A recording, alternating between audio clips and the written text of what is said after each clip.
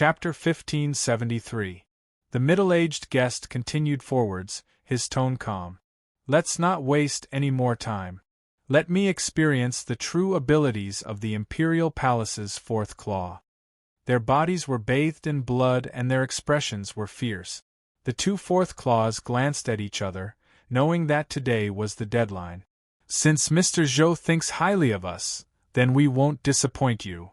Although the celestial silkworm scripture is a law formula that is cultivated by an incomplete person, we feel that there are still some merits to it. Mr. Zhou, please advise us. With a sharp cry, the python robes on the two fourth claws came to life. It was like a giant mouth that swallowed the two fourth claws. The sound of chewing was accompanied by the tearing of flesh and bone. The two claws of the fourth brother were completely devoured. Thus, the serpent on the robe really came to life. Its body fell heavily to the ground, and it stuck out its tongue and hissed. Its eyes were filled with violence as it stared at the middle-aged man. The celestial silkworm scripture cultivation method was like a silkworm eating mulberry leaves and spinning silk. It cultivated the set of clothes worn by the fourth claw. After cultivating it, this cultivation method would reach large success. With a single leap, it would become the highly respected fourth claw of the Imperial Palace. But at the same time, it would also be digging a path to death for itself.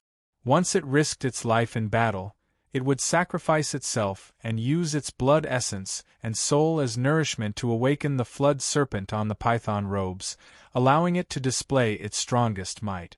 Of course, this method was a one-time use. After using it, the fourth claw would die. Its soul would scatter and it wouldn't be able to enter samsara.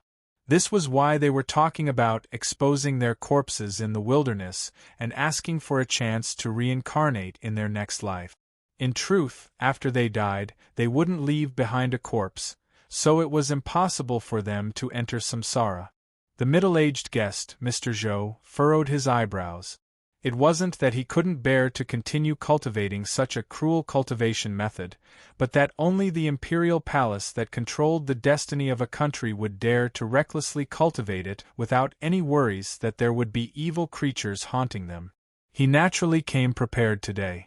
Moreover, the celestial silkworm scripture in the western wasteland imperial palace wasn't a secret to begin with. Looking at the two flood serpents roaring into the heavens, the middle-aged guest flipped his hand.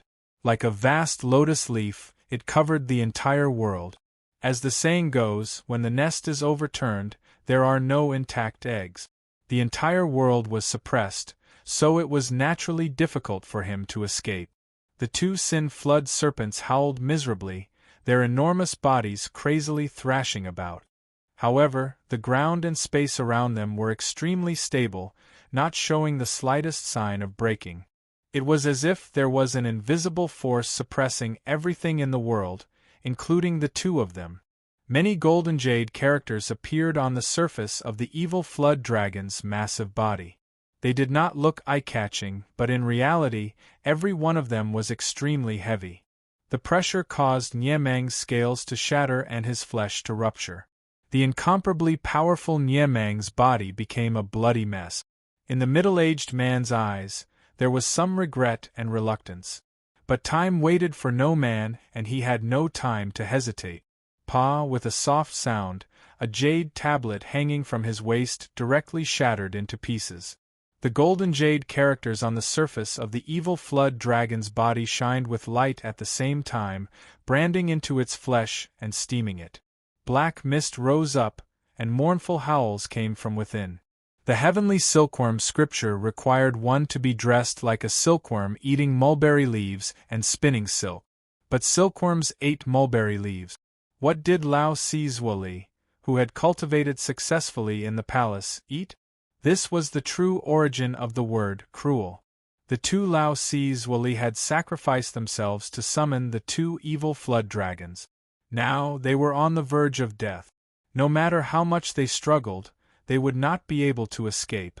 It wasn't that they weren't strong, but that the middle-aged man, Mr. Zhou, was one of the most terrifying figures in the imperial capital. Huaitsue Pavilion had been able to move him so easily because the customer had paid them enough. Secondly, they had enough connections to actually find Mr. Zhou's residence and reach an agreement with him. Presumably, His Majesty in the Imperial Palace would be surprised and even a little disappointed by this. After all, he had originally wanted to recruit this middle-aged man and add another bargaining chip to the Western Desolate.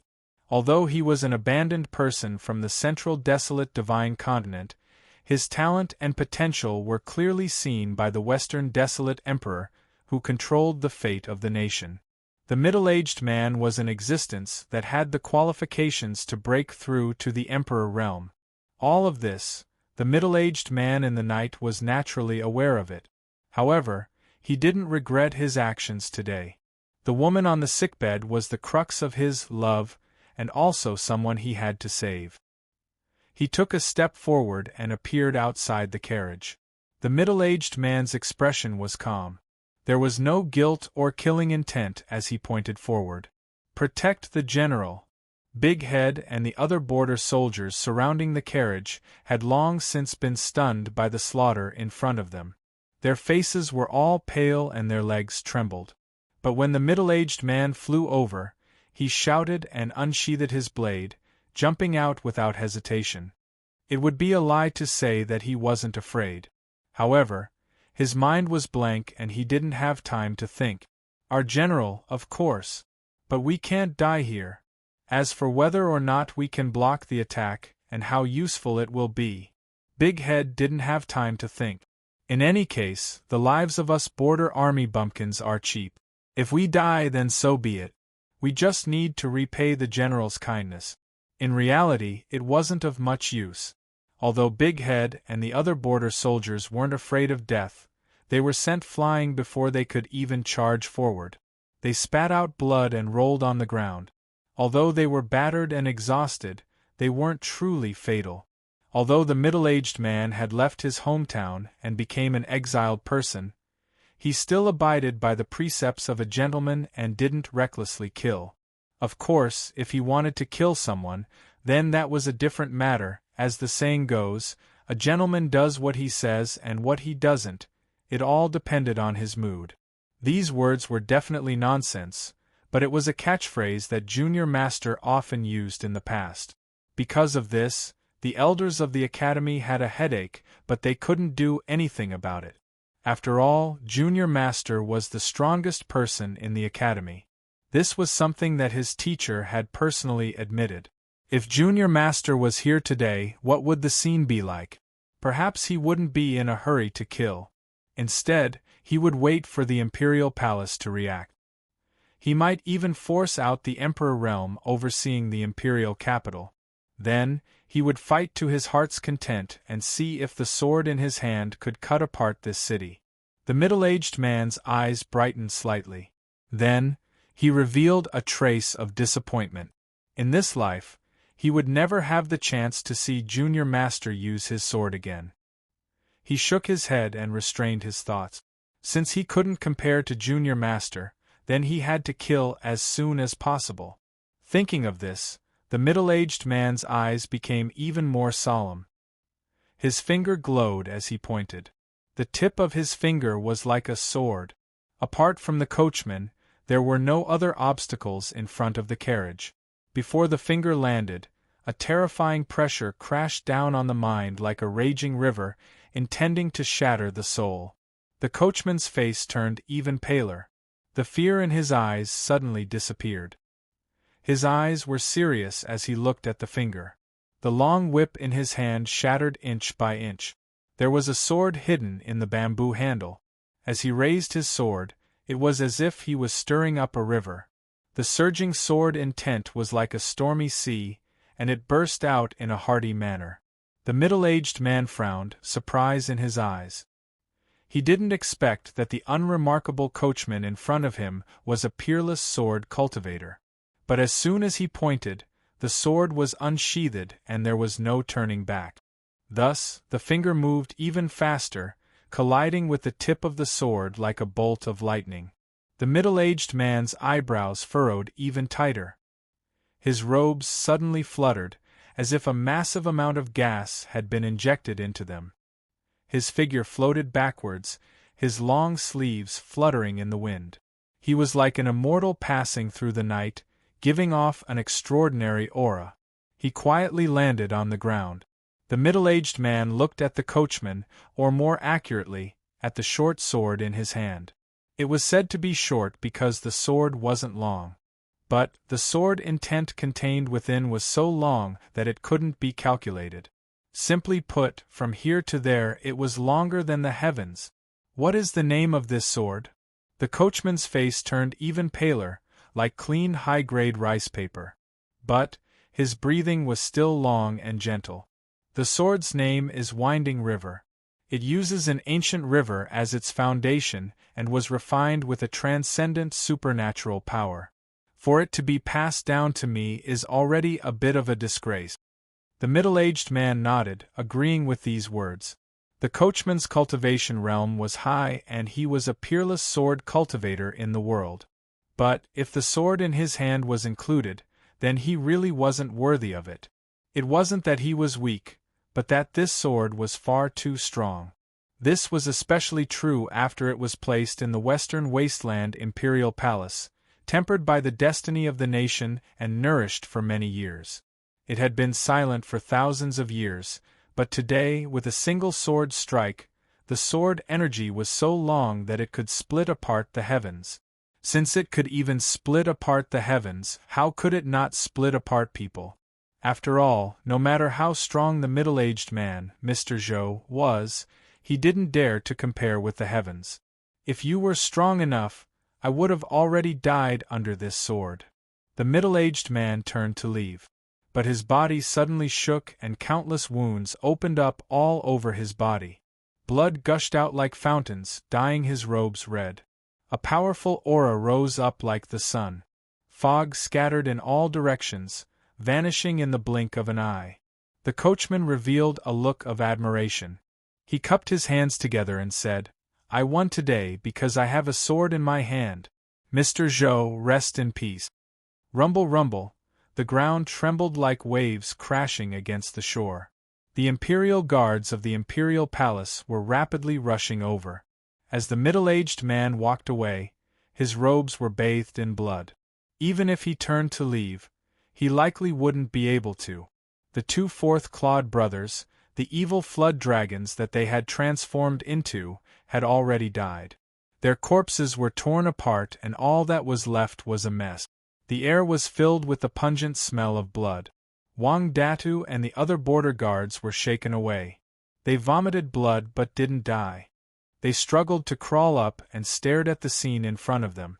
They probably didn't think that the middle-aged man who had appeared so insufferably arrogant and ridiculously strong had actually been cut to such a state with a single sword strike.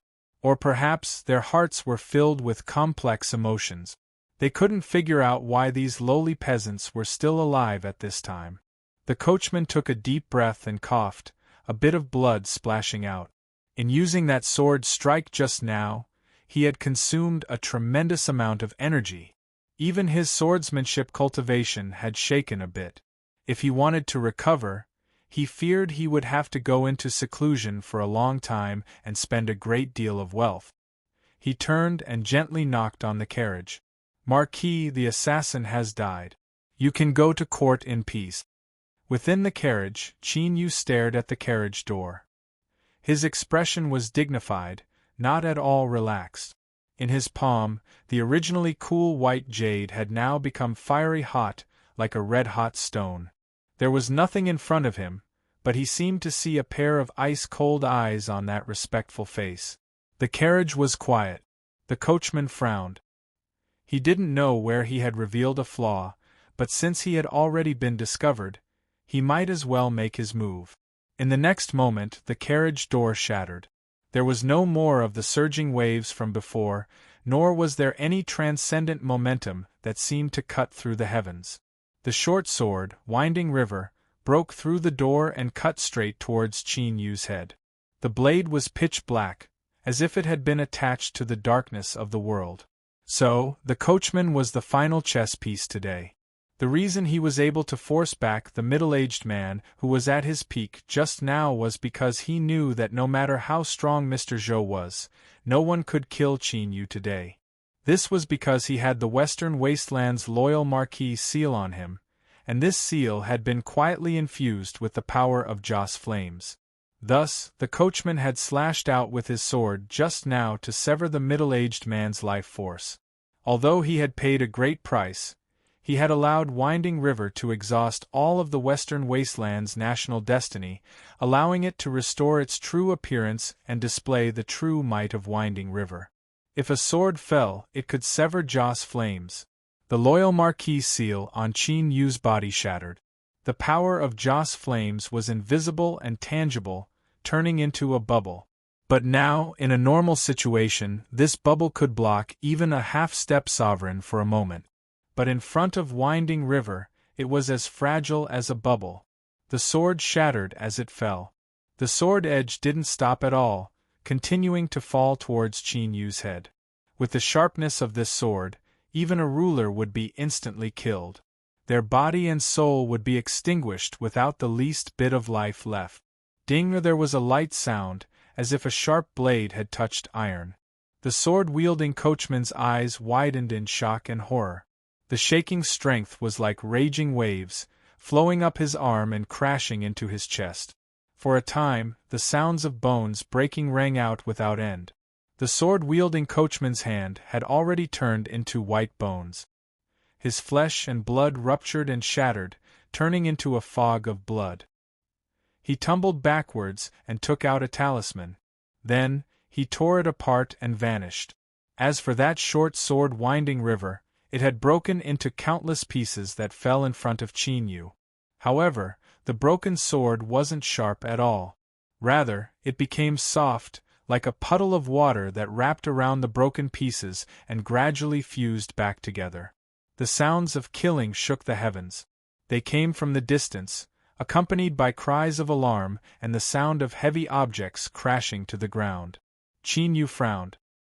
He stood atop the broken carriage.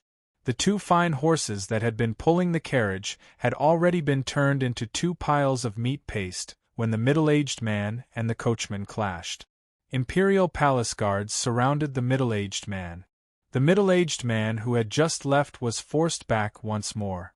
The wounds on his body gushed out like fountains and blood gushed out. After his robes were soaked in blood, they fell to the ground. Wherever he went, he would leave behind a series of bloody footprints. But the middle-aged man still didn't fall. Even though he had become a tattered leather bag that was leaking water everywhere, he still raised his hand and sent the Imperial Palace guards flying away. It was unknown whether he was dead or alive. Suddenly, the middle-aged man sighed. He looked up at Qin Yu. His eyes were tired and gloomy, but there was no fear or unwillingness in them. There was only a bit of calm helplessness. Marquis Zhongwu, I am about to die, but I promised someone that I would go back and see her. Can you let me leave in exchange for this piece of jade? He held up a piece of black jade. It was nearly soaked in blood, but it wasn't stained in the least. Qin Yu glanced at the man and nodded. All right. The Imperial Palace guard hesitated. Qin Yu lightly said, I will bear the consequences of this matter. The Imperial Guard withdrew. The middle-aged man glanced at Qin Yu, smiled, and left. As Qin Yu watched the bloodied man leave, a complex look appeared in his eyes. This person was the strongest cultivator that Qin Yu had seen with his own eyes, the one that was destined to die. Even if he hadn't entered the Emperor realm, there was likely a limit to how far he could go. Such a character was actually willing to be ordered around and die in the darkness of the night. Qin Yu took a deep breath and calmed his mind. He jumped off the carriage and walked forward, his feet treading on the blood. Chapter 1574. The loyal Marshal Marquis Ning Qin stepped into the Imperial Palace, drenched in blood and surrounded by armored guards. At this time, everyone was watching. In the depths of a wide alley, there was a brothel filled with red lights. But today, it was pitch black and quiet, similar to a haunted house. It was unknown where the girls and guests who came here to seek pleasure had gone. The middle-aged man, who was still bleeding and had an extremely pale face, left a trail of bloody footprints on the clean wooden floor of the brothel. His expression was calm. Even the unwillingness and helplessness in his eyes had faded away, leaving behind only a calm expression. The middle-aged man didn't seem surprised at all. He only silently walked forwards, clearly having found the person he was looking for. Passing through a long corridor, he reached out a hand and pushed the door open. Faint traces of light flowed out from within. The woman sitting at the round table was the owner of this brothel. But now there was no longer any charm left behind. All that was left was a calm and composed expression. At this time, she stood up and bowed. Her appearance and demeanor were like that of a noble lady, inviolable and inviolable. "Hui Chui Hall, thank you, Mr. Zhou." The middle-aged man had an indifferent expression. "I didn't care that I failed to kill you and ended up becoming a chess piece in your hands. But, according to our previous agreement, as long as I make a move, regardless of success or failure, the item must be given to me as long as I am alive." The woman revealed a look of guilt. Her expression became even more sincere and respectful. "Mr. is truly righteous. The reason I waited here was to fulfill my promise and personally deliver it to Mr." With a flip of her hand, a wooden box appeared. It was squarish, and there was not a single trace of carving on it. Not even the opening could be found. The middle-aged man had already sensed the aura hidden within the wooden box. He nodded and said, "Thank you." The woman didn't dare to accept his thanks. She moved to the side and offered the wooden box with both hands. The middle-aged man took it and turned to leave. The bloody footprints changed direction, fading into the darkness as they went further and further away. The woman with extraordinary looks and temperament widened her eyes, revealing shock and astonishment. In the next moment, a line of blood quietly appeared on her fair neck. Then, her head fell to the ground. She had taken the risk of staying in the brothel and waiting for the middle-aged man to arrive. She was indeed representing Hui Chui Hall to complete the transaction with Mr. Zhou. But, as the middle-aged man had said, everything was built on the foundation that he was still alive. In other words, after the middle-aged man died, the items in the wooden box could remain in Huizue restaurant. Of course, the woman didn't want to take it for herself. She didn't dare and couldn't do it, but as long as she kept the wooden box and obtained Mr. Zhou's head, it would be a great contribution. However, the woman did not expect that the deadly poison she had smeared on the surface of the wooden box was completely ineffective against the middle-aged man. Most importantly, he was already injured to such an extent that he could die at any moment. Yet, he still possessed the ability to kill with a single glance.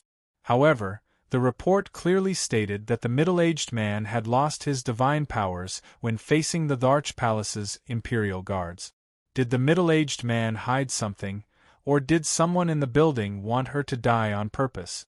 There were two possibilities, but there was no way for the woman to investigate the truth of this matter. The middle-aged man stepped out of Hui Chui restaurant and landed on the ground. His eyes became even more dim, like the last fallen leaf on a branch in late autumn, struggling and unwilling to part, rolling and struggling in the rustling autumn wind. One step up, one step down. He staggered and reached out a hand to support himself. The middle-aged man's breathing finally became chaotic. He took several deep breaths and a bitter smile appeared on his face. "Little Zhou, is that you?" The woman's weak voice sounded out, filled with anxiety. The middle-aged man took a deep breath. He lifted a finger and pointed between his eyebrows. A cool breeze surrounded his body. It was unknown what supernatural ability he used, but his horrifying injuries instantly healed without a trace.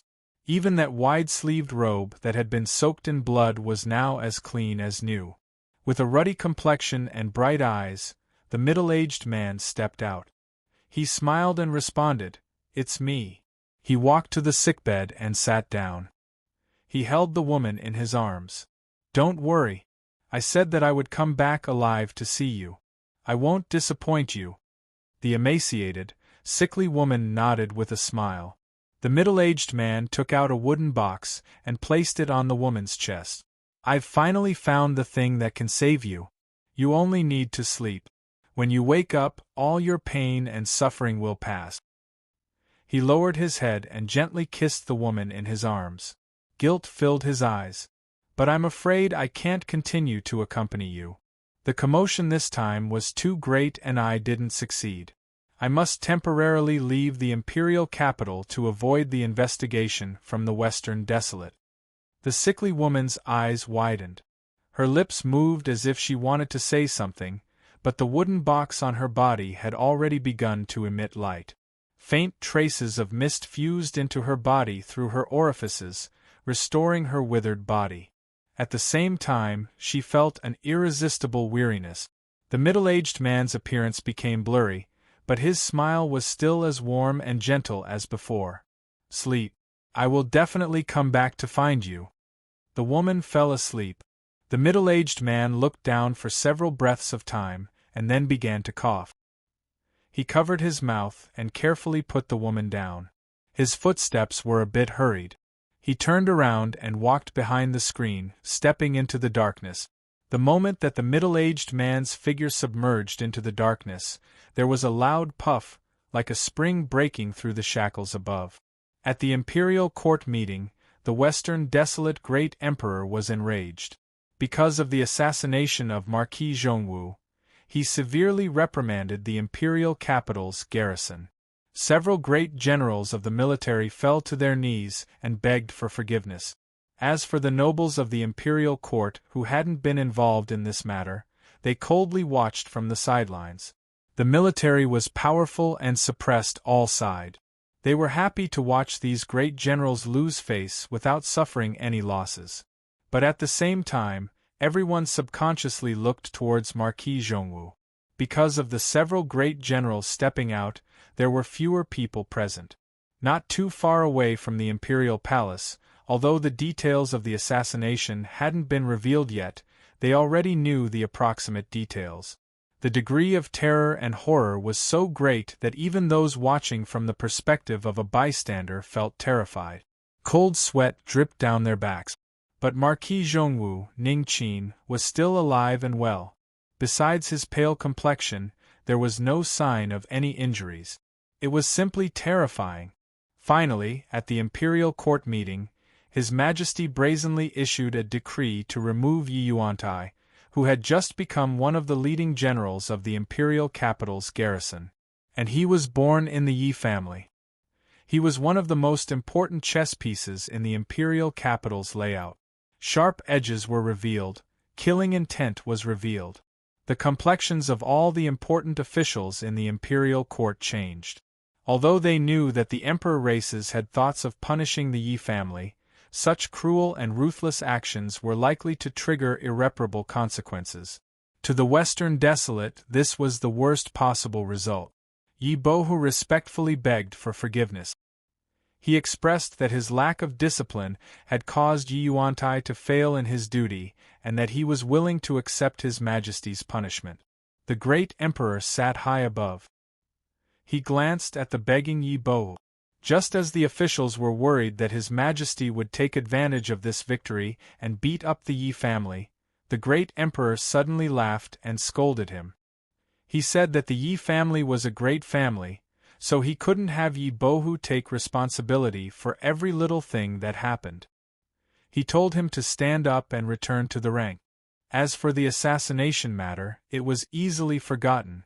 Following that, the imperial court meeting peacefully came to an end. As the great emperor stood up and left, Yi Bohu suddenly walked forwards.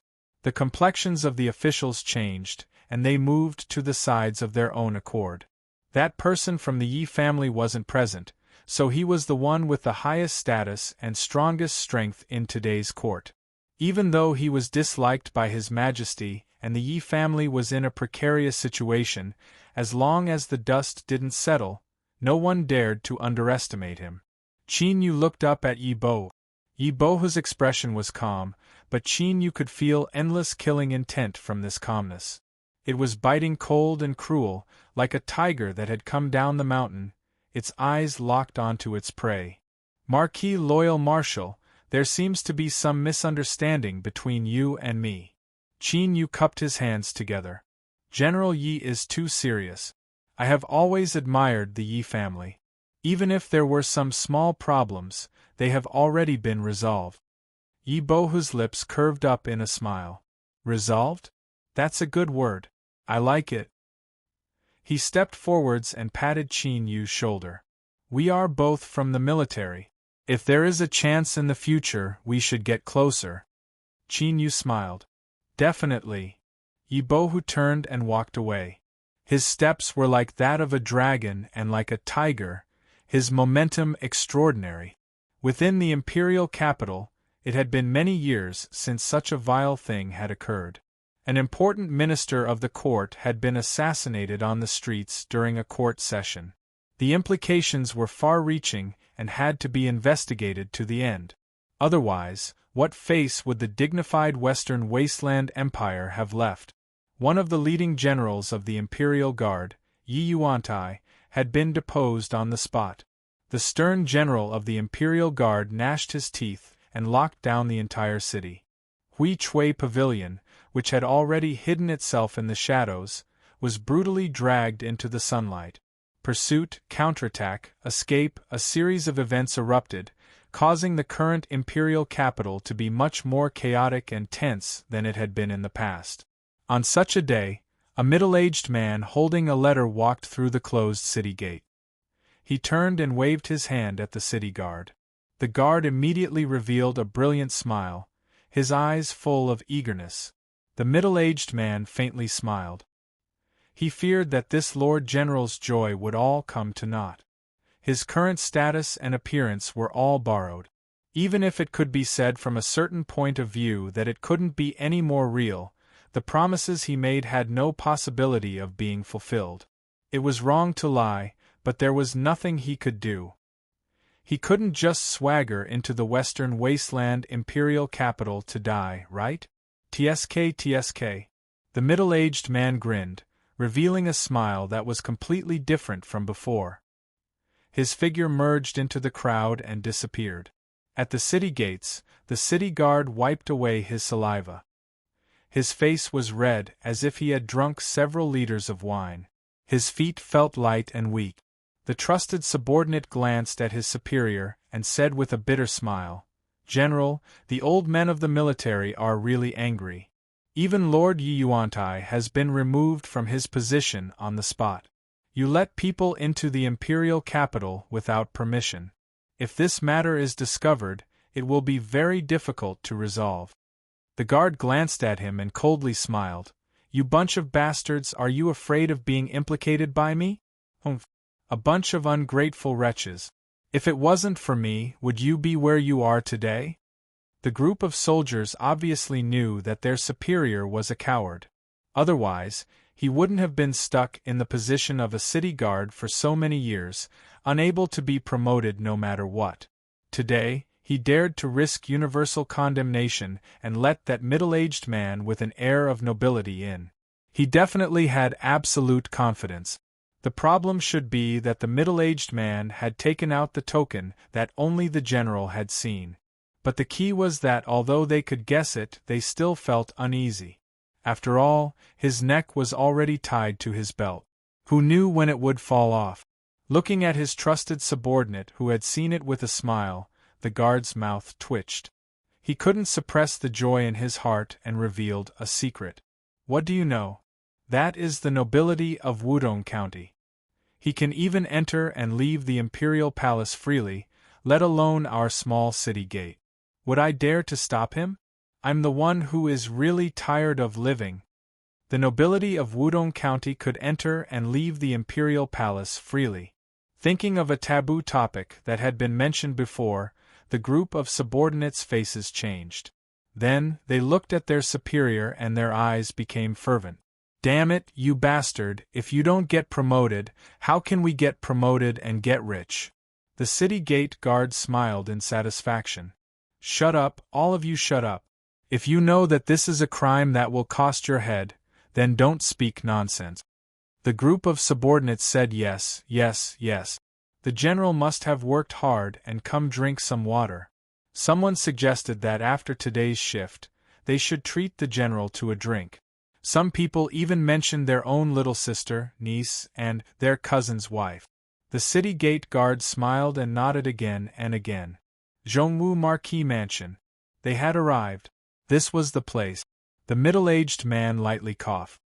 He revealed a dignified and noble aura. It couldn't be any more real. He was about to step forward and knock on the door. However, right at this moment, his body suddenly stiffened, and his eyes widened in astonishment. It was like spring water that had suddenly turned into ice under extreme cold, and was directly sealed within. Hiss! The middle-aged man sucked in a breath of cold air and turned to leave.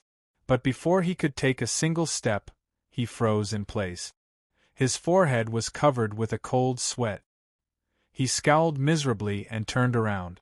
There wasn't the slightest bit of his previous aura. I'm not leaving. If you want me to stay here, I definitely won't dare to move.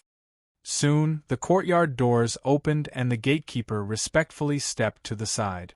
Little Meaty stepped out. She looked down at the middle-aged man and sneered. Your courage isn't small at all. Aren't you afraid of death?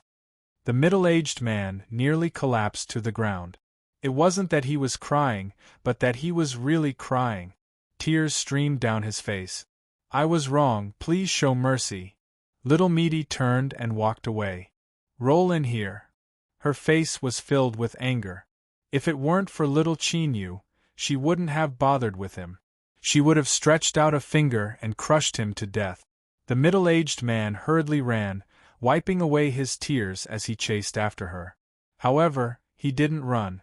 Rather, he curled up like a giant meatball. He rolled around in a smooth and natural manner, as if he had practiced this before. The gatekeeper sighed in amazement. Then, he felt admiration in his heart. He thought that this was the highest realm of being a lackey of his generation. As the middle-aged man rolled around, he suddenly became spirited. He turned around and gave the gatekeeper a look that said, You brat, you know what's good for you. If it weren't for this superb lackey divine art, how could he have lived peacefully to this day?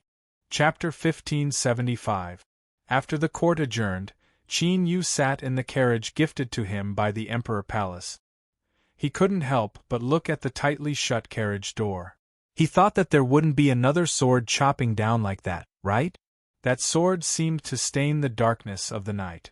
Although it didn't seem surprising, it was actually terrifying. Its true killing power was likely even greater than the sword that had forced back the middle-aged man and severed his life force. Powerful.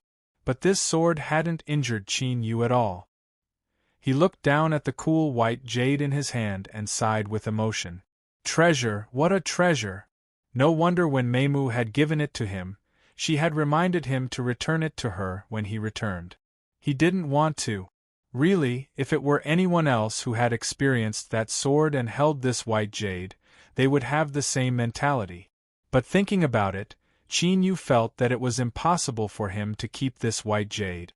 Moreover, even if Meimu really gave it to him, he might not dare to take it. Qin Yu rubbed his chin and bitterly smiled. He suppressed these thoughts for now. Then, he looked at the object in his other hand. It was a ball that was transparent like water but had a gelatinous texture.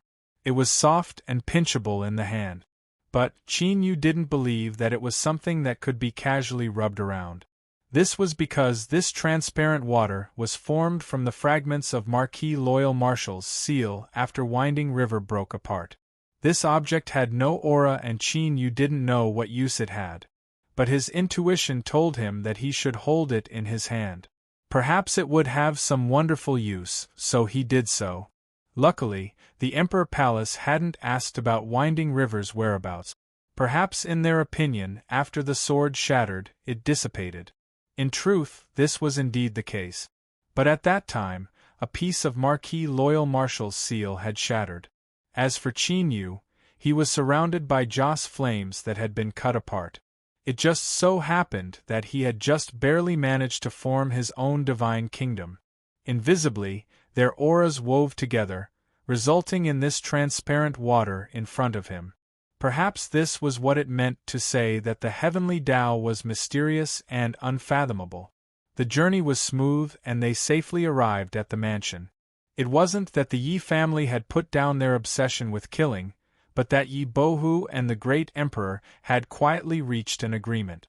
For example, in the imperial capital, one could only kill someone once. Since it was unsuccessful, one could only find another way. Otherwise, did they really think that the imperial palace wouldn't dare to completely shed all pretense of cordiality and go all out to annihilate the Empress Yi family? As he stepped off the carriage, the driver respectfully bowed. Qin Yu coughed, but his complexion was still a bit uncomfortable. This made the coachman in the imperial palace very nervous. He didn't know why the Marquis didn't like him. The gatekeeper said that there was a guest in the mansion. He looked a little strange, but the main point was that Madame had personally come out to invite him in. When he said please, the gatekeeper's expression was even weirder than when he said weird. Qin Yu frowned. He didn't have time to bother with the gatekeeper's thoughts. When Yun Qing and Little Butterfly came, they had only sent a maid over. But now they actually personally came to welcome them.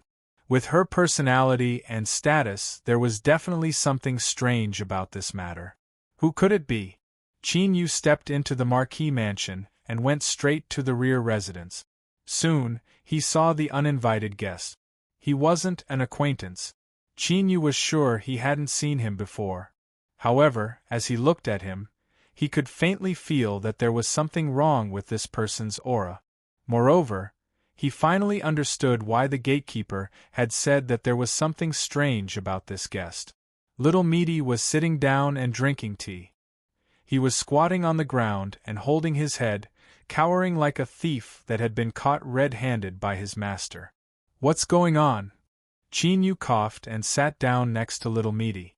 Little Meaty coldly sneered, "He's looking for you. Day after day, all this nonsense.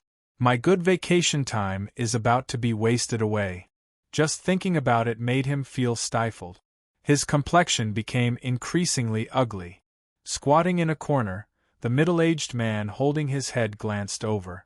When he saw Wang Xuanfeng's complexion, he was frightened and his complexion paled. He thought to himself, I'm done for. I, Wang Xianfeng, have experienced many trials and tribulations. I've lived for so many years and I've seen all sorts of situations. Am I going to die here today?" It wasn't that he was as timid as a mouse, but that the feeling Little Meaty gave him was terrifying to an unimaginable degree. Let alone doing anything, he feared he would die with just a single glance. Thus, to Wang Xianfeng, this gloomy complexion was the same as rolling thunder. He didn't know when he would be smashed to pieces by a bolt of lightning. Qin Yu looked over. He thought for a moment and asked, "Who are you? Why have you come looking for me?" Wang Xianfeng trembled. He said in a low voice, "I come from the far west. I came here for Grandmaster Prajna. I once mentioned something to you." Qin Yu suddenly remembered that before he left the Goliath race, the great shaman of Meng Mountain behind Prajna had used a disciple to ask him about a certain treatment. Could it be this person in front of him? Wang Xianfeng waved his hands again and again. He gulped. It's not me. He thought for a moment and carefully looked around. Qin Yu also knew that this matter was extremely important. He looked at Little Meaty and saw that she didn't say anything. He relaxed a little and smiled. "It's fine. It's safe here." "Humph!" Little Meaty coldly sneered. She already owed him a life-saving graciousness before, but now she had to trouble him again. No wonder her nose wasn't her nose and her face wasn't her face. Qin Yu lightly coughed. He pretended as if he didn't feel the glare from the side. Wang Xianfeng took out a jade box from his chest. There was a yellow talisman stuck to it. It was unknown whether it was because it had been stored for too long, but the yellow talisman was already charred and black, as if it had been burned by fire. He carefully offered the jade box with both hands. My lord, this is a tuft of hair. May I ask you to take a look? Little Meaty looked at the jade box. She suddenly sneered and stood up to leave. Qin Yu revealed an awkward expression. He looked at Wang Xianfeng and said, Wait here. Don't casually walk around. He took the jade box and quickly caught up. As Little Meaty walked away, Qin Yu didn't stop. He had an awkward expression on his face. He bitterly smiled, not knowing what to say. Along the way, the maids and servants that they encountered all retreated to the sides. As they saw the madam angrily running away and the marquis carefully following behind her, they couldn't help but click their tongues. In the imperial capital today, the assassination attempt that involved the marquis had caused such an uproar that everyone knew about it. Although they didn't know the significance of this assassination attempt, they could already feel the awe and fear in the eyes of the surrounding mansions. This had never happened before. Even if the marquis had been made a marquis, they would at most be a little envious. It was clear that after this assassination attempt, the marquis's status in the imperial capital was much greater than it was before. But who would have thought that after this marquis returned to his mansion, he would have to follow behind the madam and suffer the wrath of others? The maids all gave up on any hope they had. After returning to her dwelling, Little Meaty's anger still hadn't subsided. She waved everyone away and poured herself a cup of tea, drinking it clean. Qin Yu deeply sighed. With the status of the great shaman of Meng Mountain, he wouldn't easily open his mouth. Since he did, it must be a very important matter. So, I really hope that I can help him this time. After all, with my current status, I cannot fake it. He looked at Little Meaty. Not waiting for a response, his complexion darkened and he said with a bleak tone, Of course, if you don't want to, then, no matter how slowly he spoke, there would always be a time when he finished speaking and then he came to an abrupt stop. Little Meaty coldly sneered. Why aren't you speaking? I haven't heard enough yet. Qin Yu turned and sat down. I know that I am in the wrong in this matter. What do you want in order for you to agree to help me? Little Meaty was so angry that she laughed. Little Qin Yu, you are becoming increasingly disrespectful towards me. Do you really think I can't do anything to you?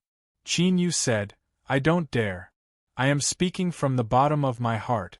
As long as you ask, I will do anything I can to satisfy you.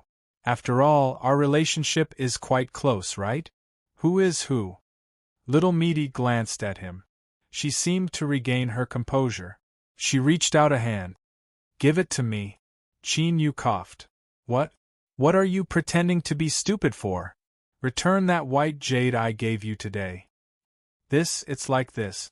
I think that the Yi family definitely won't give up. They might try to play some more tricks. Little Meaty looked at him, a cold sneer on her lips.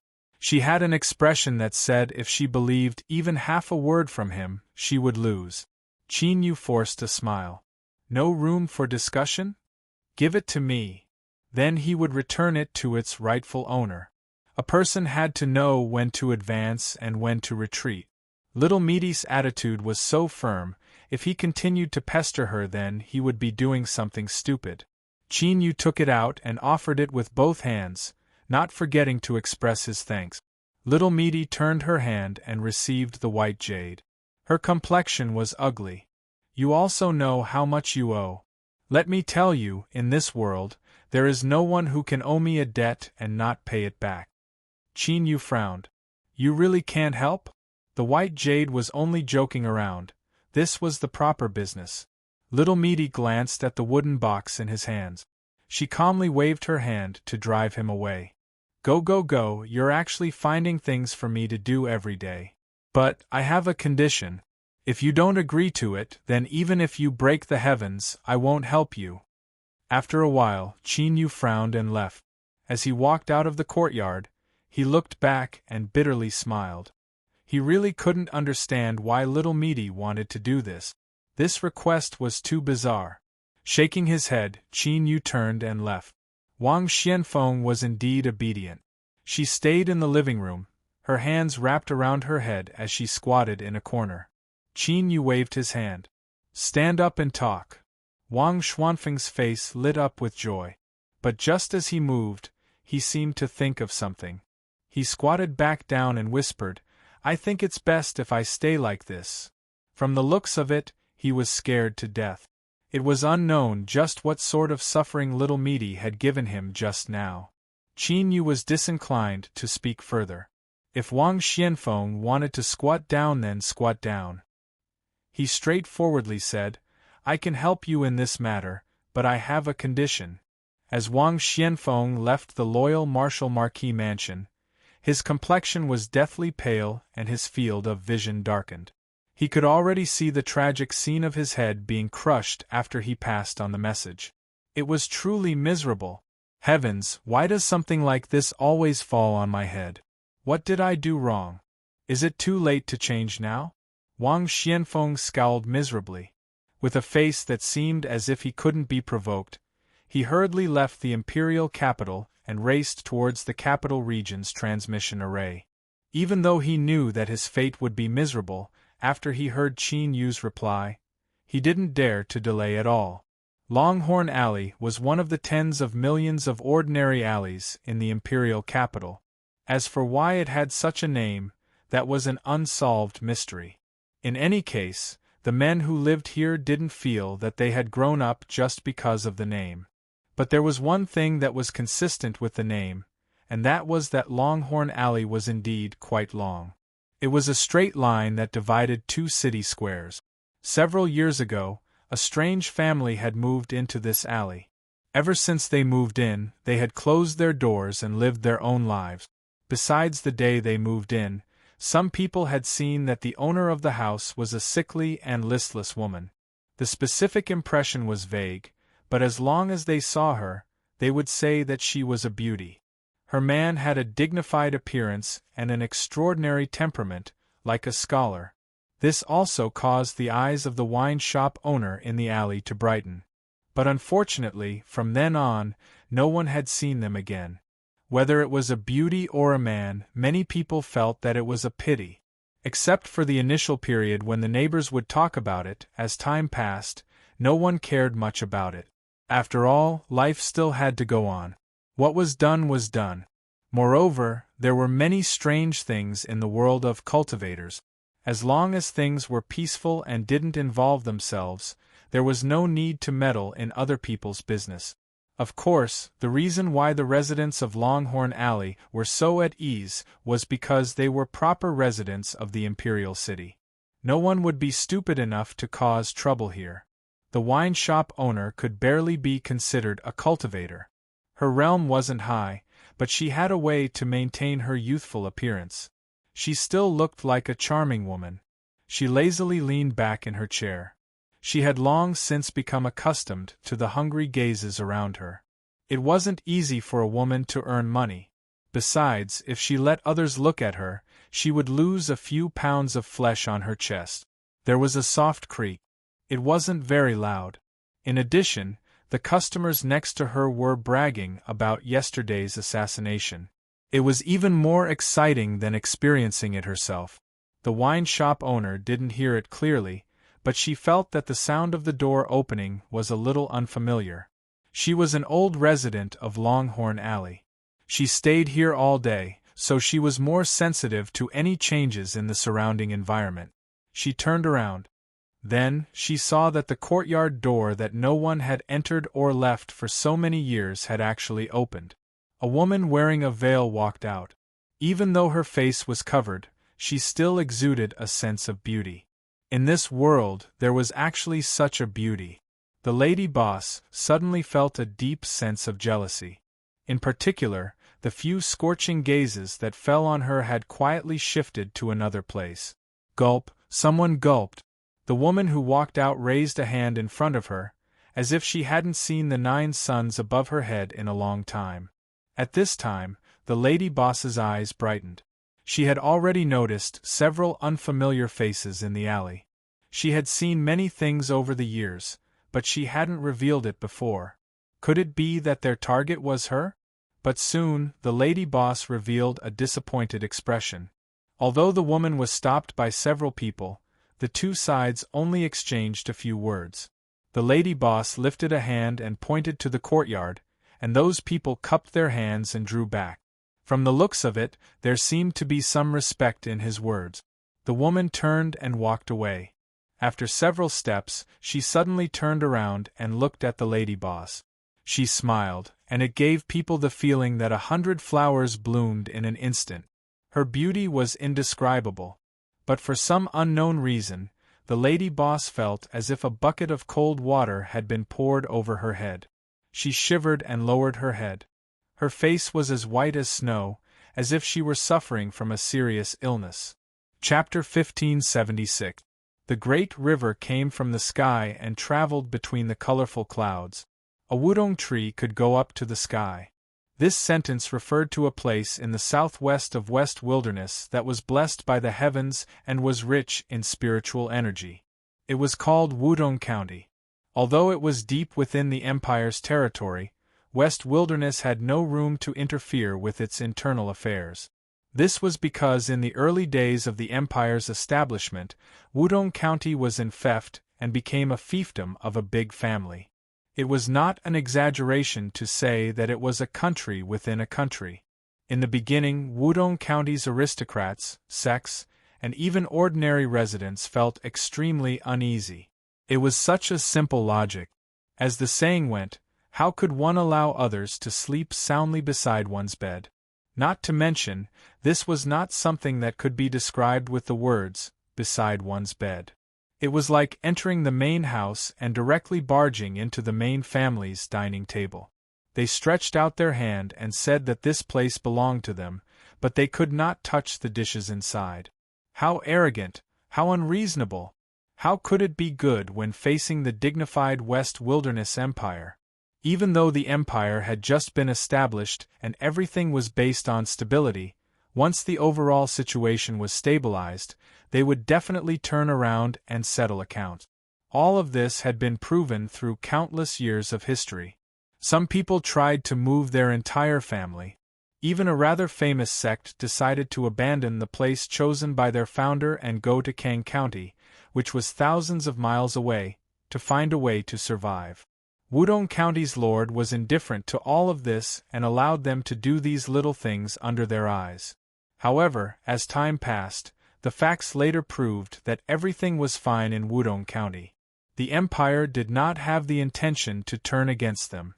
Most importantly, for some unknown reason, the Wudong tree in Wudong County's capital suddenly seemed to have been enlightened and became an immortal spiritual tree that could attract clouds and mist. Moreover, its rank was extremely high. Every day, it could attract the vast spiritual sea above the 9 heavens and condense it into a majestic river that surged into the county. Therefore, an ordinary county city became the best cultivation holy land in the world in the blink of an eye. It was not inferior to some blessed lands and grotto heavens. Along with it, the entire Wudong County's spiritual energy became abundant, causing the surrounding counties to be envious. Those who left wanted to come back, but this time, the Lord of Wudong County was not so easy to talk to. He rejected all of them without exception. There was a certain sect, relying on their own strength was not weak, their foundation was still deep, tried to do some tricks, in the end in the county city that occupied half of the city, a sword light shot up to the sky. One day later the news spread that sect's founder's ancestral hall was slashed into two. One of the most powerful supreme elders, many years of bitter cultivation went down the drain, was beaten into a cripple. At that time, the power of the sects was not as weak as it was now. There was a great disturbance, but the capital remained silent. This silence had already expressed their attitude. Wudong County did not care about it and the specific details could not be investigated. In the end, the matter was left unsettled. Since then, Wudong County had been peaceful, and no one dared to provoke it. The big mansion in the county city was even more so under the Wudong tree, half hidden in the colorful clouds, and became the world's first-class immortal place. Everyone revered it and did not dare to offend it. This was the Li family of Huangzhou. The reason why the two words, Huangzhou, were added in front of the Li family was because, as everyone knew, in the main branch of the Huangzhou imperial family who inherited the throne, everyone's name had to be crowned with the word Li. Even the current emperor, who sat high above the 9 heavens and wielded great power in the empire, was no exception. Such a Li family, so what if it was a big mansion in half the city? No one had ever felt that it had crossed the line. And today, under the long river of spiritual power, the Li family mansion that was half hidden in the colorful clouds, had 2 true distinguished guests. All of the direct descendants of the family, no matter if it was the elder who was of virtue and prestige in seclusion, or the toddler who had just turned 3 years old, were all summoned into the ancestral hall, and respectfully kowtowed to the 2 young men, 1 man and 1 woman, who were sitting on the main seat. Saying they were young was indeed referring to their appearance. The man was dressed in a long robe. His face was like jade, under his sword-like eyebrows was a pair of brilliant eyes. One could tell with one look that he was not ordinary. The woman beside him was tall and slender, her legs extremely long. Just one look at her was enough to captivate one's soul. There was no coldness or arrogance in her eyes, instead, there was a faint smile, making people feel close to her. Of course, the appearance of cultivators did not matter their age. There were many old monsters in the world who maintained a youthful appearance. However, many of the people kneeling in the ancestral hall were indeed much older than them. The man was expressionless and calmly accepted it, but the woman's face showed some helplessness. "All right, all of you get up. I haven't even left yet, but all of you are already kneeling on the ground. I feel like I'm getting old." The woman blinked and said with a smile. Everyone in the ancestral hall relaxed, and then a smile appeared on their faces. Their branch of the Li family had taken root in the western wasteland, and although it seemed like they had boundless glory, in reality, leaving the central wasteland divine prefecture was a certain degree of relegation. Facing the people from the main family, they had no confidence at all. Moreover, the 2 people before them were indeed not old, but their seniority was shockingly high. Who told their parents to think of making children after getting bored from cultivating? Of course, this also caused the 2 of them to be born with shocking talent. Although they hadn't cultivated for long, they had already surpassed countless mediocre people in this world. Well, for example, the people in the ancestral hall. Although their cultivation levels were a bit higher, if they really fought, they would be killed on the spot in just 3 to 5 exchanges. The reason was simple.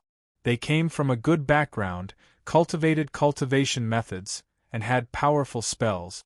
But they also had many treasures.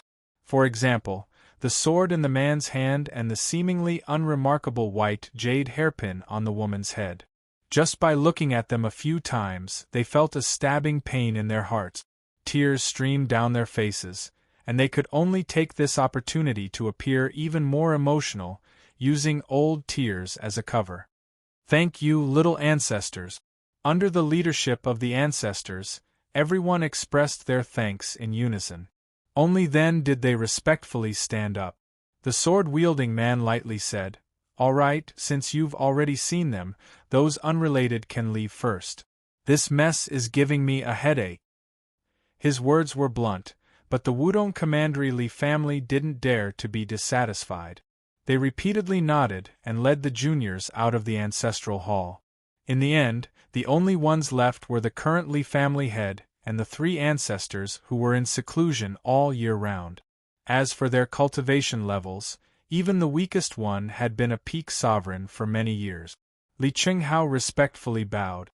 "Little ancestors, after receiving the Central Desolate main family's orders, we have already mobilized our forces to secretly investigate the Western Desolate." Before the 2 little ancestors arrived, there were indeed several discoveries. But after careful investigation, none of them matched. The sword-wielding man coldly smiled.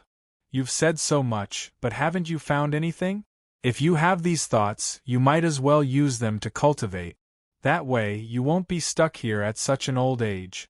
Li Qinghao was startled. He felt as if his entire body was being seen through. He couldn't help but sweat profusely. The three secluded patriarchs of the Li clan looked at Li Qinghao with displeasure and warning. The central desolate divine prefecture's main family had come. This was their grand Dao lucky chance, and there couldn't be any accidents. The Li family head, who seemed to be in control on the surface, began to sweat even more. His face paled, but his expression was still calm. The woman wearing a white jade hairpin suddenly smiled. "All right, Li Gu, don't bully others. Retract your sword intent." Humph! Li Gu closed his eyes. The invisible sword intent that enveloped Li Qinghao disappeared. He wiped the cold sweat from his forehead and bowed respectfully to the woman. "Thank you, little ancestor Ruhua." Li Ji's mouth twitched. He opened his eyes a little and looked at Li Qinghao, thinking that he had some gut. Li Ruhua smiled brightly. She looked at him and then at the grateful Li Qinghao. "My name was given by my parents. I can't do anything about it. But if I don't like it, I don't like it. Just call me Second Miss from now on." Li Qinghao had already sensed something was wrong. He sweated profusely as he wiped the sweat off his forehead. He nodded repeatedly, but he didn't understand. Ruhua was such a beautiful name, but little ancestor's actions were indeed puzzling. Li Gu suddenly opened his eyes. He coughed lightly. "Let's talk business." Li Ruhua nodded with a smile. The new barbarian emperor was born. I don't know what method he used, but he actually cut off the 13th tower's tracking and hid himself from the world. Since that's the case, it won't be easy to find him. It's normal that Patriarch Qinghao didn't find anything. On the other hand, we have to be careful if we find him. There's a high chance that it's a trap set by the barbarians. Li Qinghao nodded repeatedly. He felt that this little ancestor Ruhua was really considerate. She was a rare kind person in the main family. But he didn't know that he had almost played with fire just now. Although the 13th tower's tracking was concealed, it gave us a rough location. Li Gu waved his sleeves. Threads of sword energy surged out and interweaved into an exquisite map in the air. It was as small as mountains, rivers, and cities. He drew a circle that included a large area to the west of Western Wilderness. "So, I came here with Second Mississippi," Second Miss Li nodded. "But we can't be sure if it's a deliberate act by the person who concealed the heavenly secrets. So, there are also people rushing over from the north, east, and south. Of course, they aren't people of our Li family." An old ancestor of Wudong County's Li family slightly frowned. He respectfully said, "Two little ancestors, is this also a test?" Li Ji's face was cold. "Of course, whoever finds the new barbarian emperor first will get a chance to enter the 13th tower." Deep in his eyes there was a burning heat. "So, if you can help us find the new barbarian emperor, all your dreams will come true. I can even go back and ask the patriarch to give some of your clansmen a chance to return to the central wilderness." Li Chengtian and the three old ancestors were overjoyed. "Two little ancestors, please rest assured. The Li family will do our best." The veiled woman who left Longhorn Alley attracted many gazes. Some of them were as hot as fire, as if they wanted to skin her alive. She wasn't angry. When she was in a good mood, she would even turn around and respond with her eyes. So, the others' breathing became heavy and their eyes turned red. A pained howl suddenly sounded out from a restaurant on the side of the street. The noble young master who was sitting by the window and admiring the beautiful woman raised his hands to cover his eyes. Blood gushed out from his eyes, burning as it came into contact with the air. Crimson flames instantly wrapped around the noble young master. The complexions of the guards beside him changed. But the fire was too fierce, and its might was terrifying. Before they could even respond, the flames were extinguished. A set of white bones, like a smooth and flawless porcelain, fell to the ground with a clatter. "Young master!" The guards roared out, their eyes red.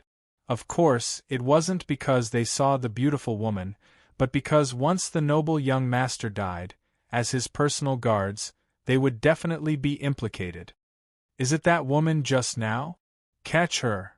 Whoosh a whoosh, with the sound of breaking air, the guards rushed out of the window and landed on the ground.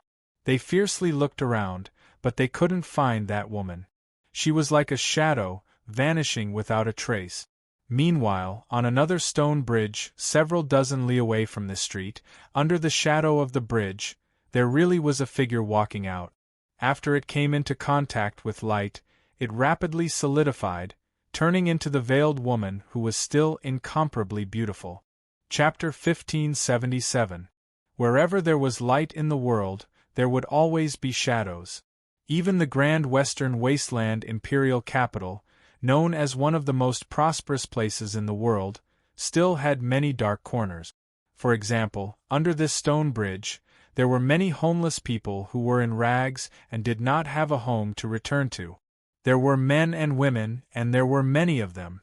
The air was filled with a disgusting stench that made one frown. The appearance of the veiled woman was like a cool breeze, instantly attracting countless gazes. The women were envious and jealous. The men were stunned for a moment. Then, after a brief moment of shock, a burning desire and greed began to emerge. His throat bobbed up and down. Suddenly, there was a gulping sound. It was unknown who swallowed a mouthful of saliva, but it was more like a signal. Someone began to stand up. First, he swept his eyes over the surrounding men.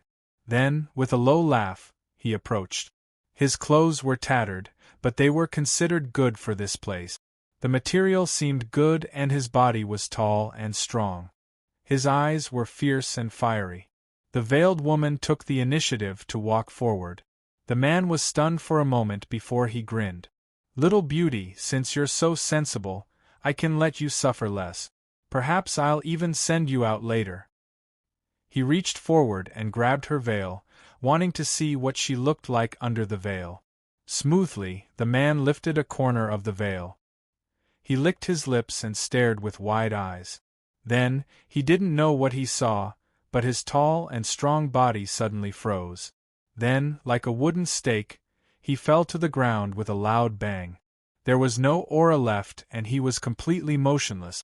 He couldn't be more dead. The veiled woman paused for a moment. She looked at the robes on the corpse, and a complex look of sorrow appeared in her eyes. Without pausing, she stepped over the man's corpse and continued to walk deeper into the bridge. This time, no one dared to look at the woman. The natives living here all desperately lowered their heads, afraid that they would make the slightest sound. When she reached the depths of the bridge, the veiled woman stopped. The smell here was even more pungent. Apart from the stench, there was also the lingering smell of decay. 7 or 8 corpses were piled up here. Some had rotted away and their flesh and bones were half separated. Some had died not long ago and there were still traces of blood. The woman reached out and pulled down the top 2 corpses. Then, she stared blankly at the corpse that appeared in front of her. Numerous wounds covered every inch of his body, starting from the top of his head down to the bottom of his feet. Not a single spot was left unscathed. Blood had already flowed out of these wounds, causing the exposed flesh to appear extremely pale. The long robe that he was wearing had been stripped away by someone, so it could be seen even more clearly. However, no matter how hard the veiled woman looked at the corpse, she couldn't see the slightest bit of elegance from the past. But she knew very well that the corpse in front of her was him. He had thought that she wouldn't be sad. She had even searched for his corpse to confirm the final outcome. But she discovered that she was wrong. Right now, within her chest, her heart was violently beating, as if it wanted to jump out and slap her a few times. Ask her if she regretted it? Dong dong, a clear heartbeat could be heard coming from the woman's chest. Her body trembled slightly. Intense heartbeats reverberated under the stone bridge.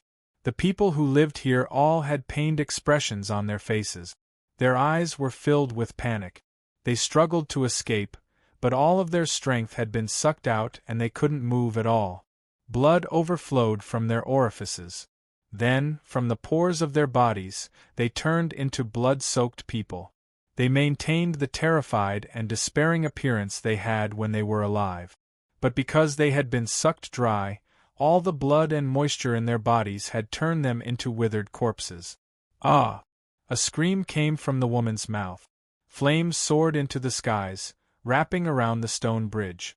The searing heat distorted space, causing the figure of the great fox that appeared to become increasingly blurry.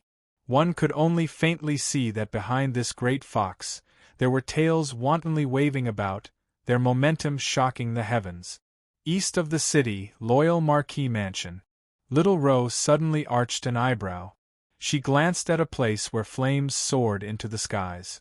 8 tails, no, he's about to advance. He hid himself quite deeply.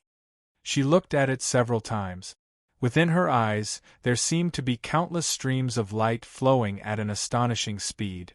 Tsk, how pitiful and laughable. Are all the demons so useless now? It was clearly an opportunity to prove one's Tao, but after completing it, they almost went crazy. She raised an eyebrow and curled her lips, full of disdain. However, the taste of the 9 tails demon cores was also superb.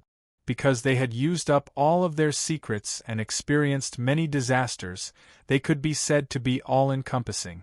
Little Ro was a little tempted, but she quickly sighed and revealed a helpless expression.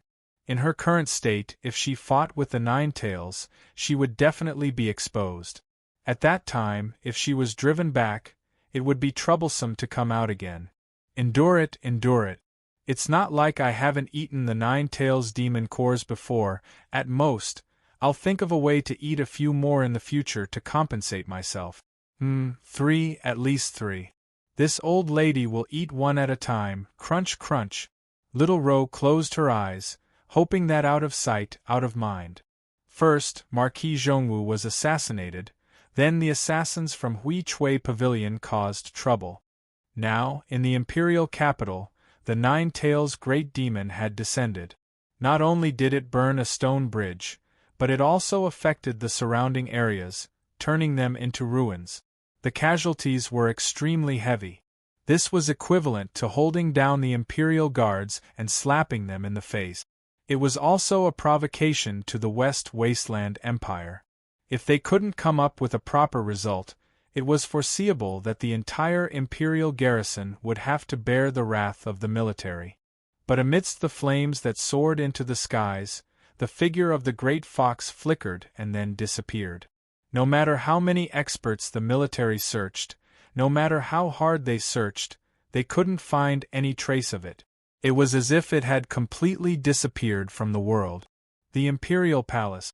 Above the 9 layers, the emperor behind the bead curtains had a serious expression.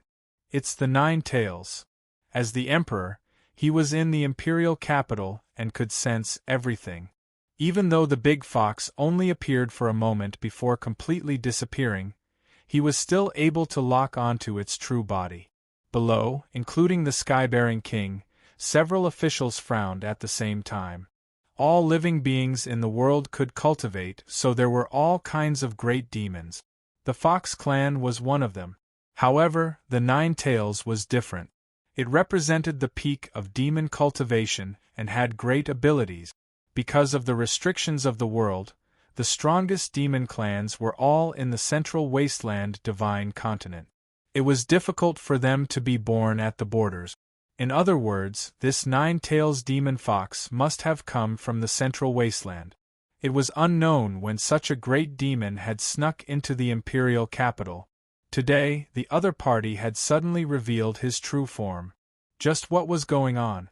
The emperor pondered for a few breaths and suddenly said, "Sky-bearing king, is there any movement in Wudong County recently?" The Li family had enjoyed peace and wealth, but from a long time ago, they had been monitored by the imperial capital. This could be seen as a form of deterrence. The Li family knew about this, but both sides didn't say it out loud, maintaining a certain tacit understanding. The sky-bearing king bowed. "Your Majesty, an urgent message was sent yesterday. All the men of the Li family of Wudong County have gathered in the ancestral hall. Our spies are unable to approach and investigate, but according to information obtained through other channels, 2 little ancestors have arrived in the Li family. If I'm not wrong, they should be people from the Central Wastelands Li family. Behind the bead curtain, the Emperor gently tapped the table. The Central Wastelands Li family had arrived in Wudong County, and then the 9-Tails demon fox had appeared. Could there be a connection? He suddenly thought of some top-secret information that had been sent to him. Recently, the Central Wastelands Holy Land's 13 towers had been acting up and the various great clans had also responded. It was just that they hadn't been able to find out what was happening. If he connected all of this together, could it be that they were interfering with each other? Investigate. Find the 9-Tails demon fox. No matter where it comes from, it must pay the price for causing trouble in my Western Wastelands imperial capital. Yes, Your Majesty. Qin Yu looked at the mass of clear water in his hand, a strange expression on his face. If his senses weren't wrong, this thing was absorbing incense. Now that he focused his mind, he could see the outline of a little person gradually appearing in the clear water. It sat cross-legged, a smile on its face. Although it was extremely blurry, he didn't know if it was an illusion or not, but when Qin Yu looked at the little person, he felt as if the little person was also looking at him. Faint traces of the power of incense poured into the little person, causing it to become increasingly clear. Qin Yu couldn't figure out what was happening. In fact, if it weren't for the fact that he had an incomplete divine kingdom, he wouldn't have been able to sense these things. His eyebrows gradually furrowed together. He looked at the Joss flame little person that appeared in the mass of clear water. Qin Yu didn't know if this was good or bad. If there was a problem he couldn't solve, he could ask Midi. But before he could stand up, a cold laugh echoed in his ears. If there's a problem, the first thing you think of is me. Little Qin Yu, should I praise you for being smart or for not knowing the difference between life and death? It was unknown where Midi came from, but she appeared in the room. She lifted a hand and pointed at herself. I am a great being hidden in space-time. My strength is unfathomably deep and my boundary is infinitely mysterious. I can descend into the infinite heavens and sign contracts with living beings to complete transactions. Qin Yu glanced at her. So, are you trying to blow your own trumpet? With her words cut off, Midi clenched her teeth. Shut up. She glared at him. Her lips moved, but she didn't say anything else. In truth, she was just a bit worried. During this period of time, she had occupied this little girl's body. When she arrived in this world, she seemed to have been contaminated with karma. But when she focused her divine sense, she couldn't sense anything at all.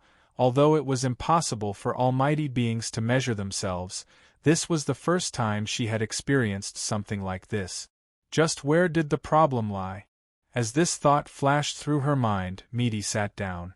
With a wave of her hand, the mass of clear water in Qin Yu's hand flew into her hand. Although I think you are rather impatient, little Qin Yu, your luck isn't bad. With a lucky chance, you were actually able to raise something like this. Midi squeezed a bit with her fingers. Then, the Joss flame little person in the mass of clear water seemed to be frightened and emitted a small scream. Shut up. The scream came to an abrupt end. The Joss flame little person clearly feared Midi. She glanced at Qin Yu, her meaning clear. You aren't as obedient as this little thing. Qin Yu had a calm expression. What is this thing? Midi said, the power of Joss flames is faith. The divine kingdom you established, it can barely be considered a half-finished product. It is still far from the true Joss flame grade Tao, so it's normal that you don't know this. This little person is called a Joss flame boy. It is a spirit that is occasionally born in the cultivation of the Joss flame great Tao. This thing can help the master absorb the power of Joss flames between the heavens and earth. It is similar to an incarnation that cultivates and can accelerate the absorption of Joss flames. Qin Yu was keenly aware that while Midi was pretending to be calm, there was a trace of abnormality in her words. Is it very precious? Meaty's lips twitched. She honestly nodded. It can be considered precious. Some cultivators that step onto the Joss Flame Great Tao are willing to pay a price for it. Of course, not all Joss Flame Boys can be sold by others. Once your boundary reaches a certain level, you will naturally learn of this. She looked at Qin Yu and tossed the mass of clear water in her hand. Do you want to make a deal? Hand over this little fellow and I can consider forgiving you a portion of your previous debt. Qin Yu looked at her, not speaking. Meaty coughed. 30%. Qin Yu still didn't speak. Meaty clenched her teeth. Half, that is the most I can offer. No matter where you go, it is impossible for anyone to offer a higher price than me. Chapter 1578. Qin Yu was a bit tempted. Although it was said that one didn't need to worry about having too many debts, the truth was that he didn't have much confidence in himself. Moreover, Meaty had mentioned that he had to pay back his debts several times. It was more like a warning. For instance, just now, the meaning was obvious. To be able to clear away half the debt in one go was certainly tempting. But the more tempting it was, the more it proved that the little person in this mass of clear water possessed an astonishing value. Thinking for a moment, Qin Yu slowly said, Can you tell me the specific uses of the Joss Flame Boy? Meaty nodded. Of course. It is still yours. She glanced at Qin Yu. Before, didn't you have thoughts of intercepting a portion of the Western Desolate's Joss Flame power? You weren't able to do it before, and even if you thought of a way to do it, it would have been the same as seeking death. But now, with the help of the Incense Boy, it's not too difficult anymore. Qin Yu's eyes brightened. By intercepting the Western Desolate's Joss Flame power and accelerating the formation of his divine kingdom, it would eventually increase his own strength. So the Joss Flame Boy could also be used to do something like harming others to benefit oneself. He looked at the mass of clear water in Meaty's hands and fell into a dilemma. He hesitated for a moment. Meaty didn't urge him. She could only remind him. If Qin Yu was smart enough, he should know what to choose. After all, there was an old saying that was extremely true. Treasures were naturally the best, and everyone wanted them. But one had to be alive in order to have the qualifications to enjoy them. Otherwise, no matter how good a treasure was, it would only be an illusion. Qin Yu looked up, his eyes brightening. I can give you the Joss Flame Boy to pay off half the debt. But don't worry. I have a proposal for this. How about you listen? Meaty nodded. Qin Yu stood up. He paced back and forth several times and then knocked his forehead. It's like this. You see, although the Joss Flame Boy tastes good, it would be far too wasteful to directly eat it. How about this? After you take it away, you can rent it to me for a period of time. As for the price, we can discuss it later. Meaty looked at him, her eyes strange. She never thought that he would come up with such a refreshing idea. If he paid off the debt and then rented it back, that would be the same as running around in circles without delaying anything. Qin Yu felt a bit uncomfortable being stared at by her. He coughed. I'm just thinking for you. No one will suffer a loss. You're the one who didn't lose out, right? Little Meaty interrupted him. Just as Qin Yu thought he would end up like that white jade and be tossed about blindly, Little Meaty lifted a hand and pointed at the mass of clear water. Ripples spread out on its surface and a faint black mark appeared within the ripples, vanishing in a flash. All right, the deal is done. Now that the Incense Boy has stamped it, it belongs to me. She glanced at it and tossed it back. He's too weak right now. Help me raise him. Little Qin Yu, I'm warning you, this thing is no longer yours. If I lose it or he dies, there will be great trouble. Qin Yu received it with both hands. He smiled and nodded. Don't worry, don't worry. I will definitely help you and serve you well. There won't be any problems. After saying this, he stared at Little Meaty, his smile becoming even more radiant. Humph! With a cold snort, Meaty raised her hand. Her 5 fingers lit up, and the image of a jade slip appeared, quickly solidifying. creating something out of nothing. Seeing this, Qin Yu's eyes brightened. He wondered just what level of powerhouse this mysterious existence hidden in space-time was at. Emperor Realm? He didn't think so. This isn't a gift for you. In order to prevent you from making a mistake and causing the incense boy to be damaged, I gave you the instructions. This jade slip is a one-time use item, and the contents cannot be divulged to others. After speaking, Little Meaty turned and left. Just like when she arrived, she vanished with a single step. Qin Yu glanced at the ball of clear water in his hand, and his smile became much more sincere. Sometimes, when he thought about it, he felt that his luck was truly good. But there was no such thing as a free lunch falling from the sky. Only then could there be a second. Qin Yu always felt that there was a reason behind Little Meaty's current attitude towards him, one that he didn't know. In fact, even Little Meaty herself wasn't sure what this reason was. He placed the jade slip between his eyebrows. It began to release light, and then, little by little, it became illusory. It was like a lit candle. As it released light, it also burned itself. The jade slip vanished. Qin Yu opened his eyes. He already knew how the incense boy stole his incense. But this wasn't easy. It required some precious supplementary materials, and it also required the right time and place. But this didn't matter. The incense boy hadn't fully taken form yet, and this itself required a certain amount of time. He could slowly think of a method. It was just that if he did this, he would have to make some changes to his plans. Before the incense boy took form, he would temporarily stay in the imperial capital. The reason was simple. The Western Wasteland's imperial capital was where the destiny of the nation gathered, and the imperial palace was where all the incense was gathered. If he stayed here, the incense boy would be able to condense faster. Imperial capital, civilian residence. This wasn't a noun, but a specific reference. The family's surname was Civilian. Their ancestors weren't too extravagant, but their luck had been good. Before the Western Wasteland established their capital, they had coincidentally bought half a street. The younger generation also knew how to cherish their blessings and enjoy their blessings. Although there were some ups and downs, they were able to preserve the foundation of their ancestors. Because of their surname, the signboard at the entrance wasn't large. It was gray and unremarkable. One shouldn't reveal their wealth. Since there wasn't a strong person in the family and there wasn't a backer behind them, the more low-key it was, the better.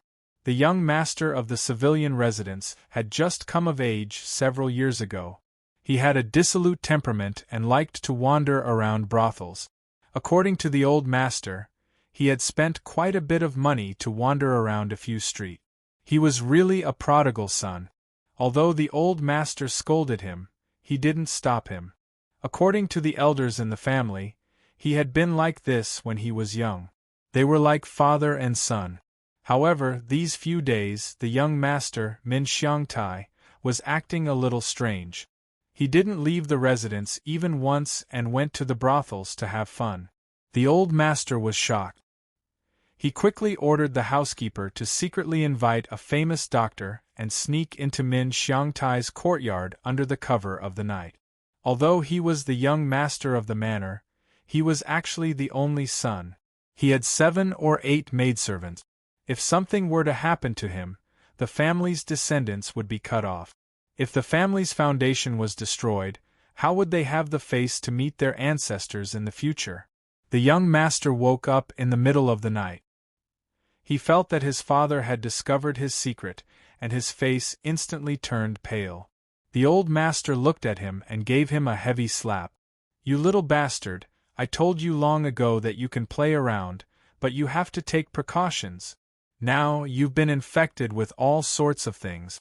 How can you pass down the legacy to this old man in the future?" After being slapped and scolded, Min Xiangtai felt relieved. He glanced at the solemn-looking old butler and the old miracle-working doctor of the medical center, whom he had once accompanied his good friend to meet. He didn't know whether to laugh or cry. "Father, I'm not sick. I'm perfectly fine. Why aren't you sleeping in the middle of the night? What are you thinking? The old master didn't believe that he had failed to coax him, so he had to examine him. Min Xiangtai's face turned red. He glanced at the direction of the study and received another slap. Don't put on an act. The 2 girls in the study were already taken by you 2 years ago. Do you really think I don't know? I'll turn a blind eye to give you some face. Hurry up and take them off. Don't dawdle, otherwise I'll do it. After some time, the old miracle doctor personally observed and discussed with the old master. After confirming that there was nothing wrong, both sides let out a long sigh of relief. Before the old master could say a few words of blessing from the ancestors, he was driven out by Min Xiangtai, who had pulled up his pants. Go, go, go. I'm going to sleep. The old master wasn't angry. Instead, he felt relieved. He laughed and thought of the new concubine in the mansion. His heart warmed up. He turned around and left. The housekeeper still had to deal with the aftermath and personally sent him away. Although there was no illness or disaster, he didn't forget to seal a thick bag of medical fees. The old miracle doctor was already experienced. He smiled and accepted it. He turned around and entered the small sedan. In the study room, the 2 maids, who were woken up by the noise, looked at the young master who rushed over. They didn't say anything, but their faces turned red. Their eyes blinked and they were moist. Min Xiangtai wasn't in the mood to fool around with them. He patiently waved his hand. I was woken up. I can't sleep today. I want to read for a while. You can all go outside and sleep. The maids' eyes were full of resentment, but they didn't dare to say anything. They bowed and left. Min Xiangtai quickly walked to the back of the study table. When he came to the familiar spot in front of the bookshelf, he found that the book that was originally placed there was actually gone. He was so shocked that he broke out in a cold sweat. He didn't bother to wipe it at all. He looked around in panic. At this moment, a light laugh sounded. Young master, what are you looking for? Min Xiangtai was overjoyed when he heard this voice. He focused and looked again. The book was actually in its original place. The voice had come from the book. Min Xiangtai tidied his clothes and bowed with cupped hands. Only then did he respectfully take it down and open it on the table. A painting of a beautiful woman appeared in front of him. Now, the beauty in the painting was blinking at him. Young master, don't hide your illness for fear of treatment. If there's a problem, it's better to treat it as soon as possible. Min Xiangtai's face turned red. He waved his hands. No, no. I'm very healthy. It's my father who made trouble out of nothing, the beauty laughed. Silly. I'm just teasing you, my young master. Min Xiangtai let out a long breath. He rubbed his head and smiled brightly. A few days ago, in order to deal with the teacher's inspection, he had pretended to flip through the book and accidentally found this fairy sister. Only then did he know that the saying that there was a beauty in the book was actually true.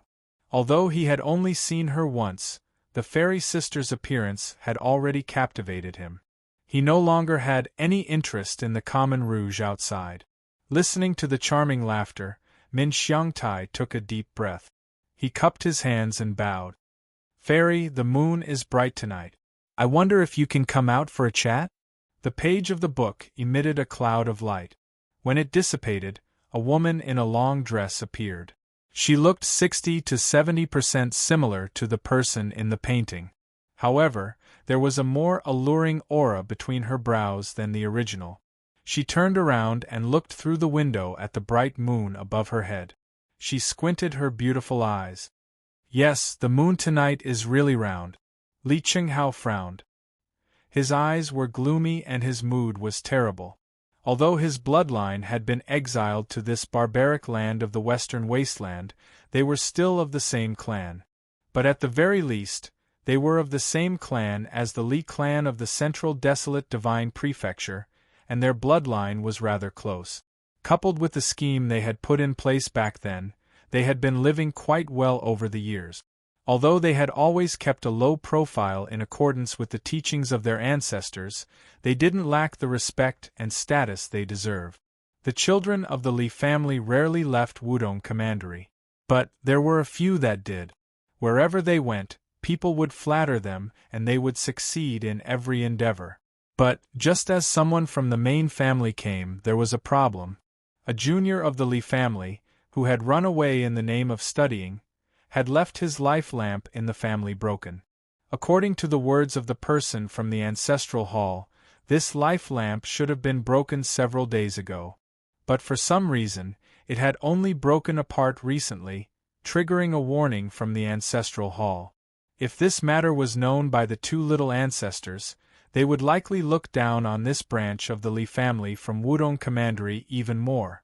Before Li Qinghao could send the person from the ancestral hall away to suppress this matter, a voice sounded out in his ears. Where was he killed? The one asking this question was the second miss of the Li family. How could Li Qinghao dare to refuse? He bitterly smiled and told her everything that had happened. Chapter 1579. Li Ruhua remained silent. Li Gu suddenly said, Guanhai City is one of the 108 main cities of West Wilderness, right?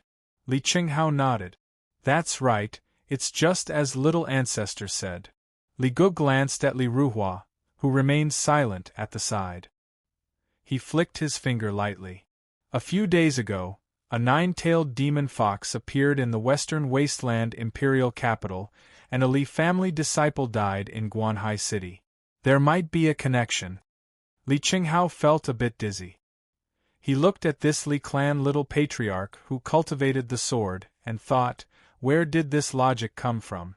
Of course, it was fine for him to criticize little ancestor in private, but since it was little ancestor who spoke, he didn't have the guts to question her. He cupped his fists and said that little ancestor was meticulous and extremely quick-witted. Li Gu looked over. How is it? Li Ruhua nodded. Although he's only a junior of the Wudong Commandery's Li clan, he's the bloodline of my Li clan after all. How can he die without knowing the reason? The two little ancestors insisted on avenging Li Tsangzhou, so the Wudong County's Li family naturally had no reason to refuse. After bowing, Li Qinghao quickly left to make arrangements for the following matters. However, after walking for a while, Li Qinghao's expression became calm again. He knew very well how important he was in front of the two little ancestors. Even if he was killed, they probably wouldn't raise their eyes. Revenge for Li Tsangzhou? Seemed like there was more to this than meets the eye. After returning to his residence, Li Gu flicked the scabbard with his finger. With a wung sound, countless tiny sword chi appeared out of thin air and surrounded the two of them. He turned around and said with a frown, Did you sense that a junior from the Li family of Wudong County was killed? Li Ruhua nodded. After a moment of hesitation, she shook her head. It's a vague feeling, but it's not very accurate. It's like the moon in the mirror. It seems like it could disappear and change at any moment. Li Ji's expression returned to calmness. Then you really should hurry up. No wonder you were in such a hurry. Even if you tried to cover it up, it would be too late. Li Ruhua said, although the Li clan of Wudong County still holds a grudge against them for being banished back then, they are not stupid and know what to do. For now, before we find the barbarian sovereign, we can trust them. Li Gu nodded. If you say it's believable, then there's no problem. He suddenly chuckled. A nine-tailed demon fox has actually appeared in the imperial city of the western wasteland. After this trip, I might have a chance to take her as my wife. In the future, I can sleep with her every night. That would be great. Li Ruhua glanced at him. Fox demons are also demons. Although the legends say that they are beautiful, as long as they are demons, they will always eat humans. On the bank of the stream, the boulder was like a millstone, its surface smooth and glossy after being washed, without the slightest trace of edges. A scholar was holding a scripture that had been flipped through to the point of being tattered, yet still held on to it. He shook his head from time to time and clicked his tongue from time to time. He was beaming with joy as if the story in the scripture was extremely interesting. All of a sudden, a deep rumble resounded, as if a clap of thunder had exploded in the depths of the earth. At the same time, it was like a giant creature that had been in hibernation for a long time. Now that it had awakened from its slumber, it could flip the world upside down. The meandering stream in front of him instantly turned into a berserk beast. Countless water pillars rushed out from the ground, turning into a river in the blink of an eye. Waves soared to the heavens, sucking in all the boulders on the bank of the stream. Some of the boulders were unstable and were sent tumbling in all directions. The boulder beneath the scholar didn't move in the slightest. After he finished reading the last page of the scripture, he rolled it up and casually placed it at his waist. He stood up and glanced at the turbid waves in front of him. The raging waves of the river rumbled through the heavens. "Stop messing around. What's the use of hiding underwater? Since I've come here, sooner or later you will be struck by my sword. Why don't you come out earlier so that you won't be late? Also, I can leave this place earlier and find a place to eat." The scholar patted his belly. "Look, it's flattened." The river tumbled even more fiercely and the waves howled. The scholar clearly understood. He faintly smiled. "Grievance? Grievance? Our academy doesn't care about such things. A tooth for a tooth, an eye for an eye. Oh, you say it has nothing to do with you, that you don't even know me. I know, but so what? All the great demons of the world are one family. Which ancient demon emperor said those words? Although I can't remember clearly, what you said makes sense. Since you're a family, I'll look for since you are one family, then I will find you." The river continued to tumble, but there was no thought coming out. Clearly, the great demon who had been cultivating for so long and had only been waiting for this day to ascend was left speechless, or perhaps so terrified that he couldn't even speak. The scholar shook his head, a helpless look on his face. "You great monsters have decent strength, but your courage is far inferior to that of your ancestors. I've read in the books that in ancient times, you nearly became the masters of this world. How glorious was that! The underwater great demon didn't move or hear anything. It had a resolute attitude, as if it couldn't hear anything and would rather miss the heavens than show itself." The scholar sighed. "If that's the case, then I'll have to spend a little more effort. But you better think about the consequences." There was no response. The scholar rose to his feet and shook his sleeves. He didn't move at all, but a sword light whistled past and sank into the roiling river. The river paused and fell into a moment of silence. In the next moment, the place where the sword light cut through was instantly split in two. The corpse of a giant fish appeared in front of the scholar.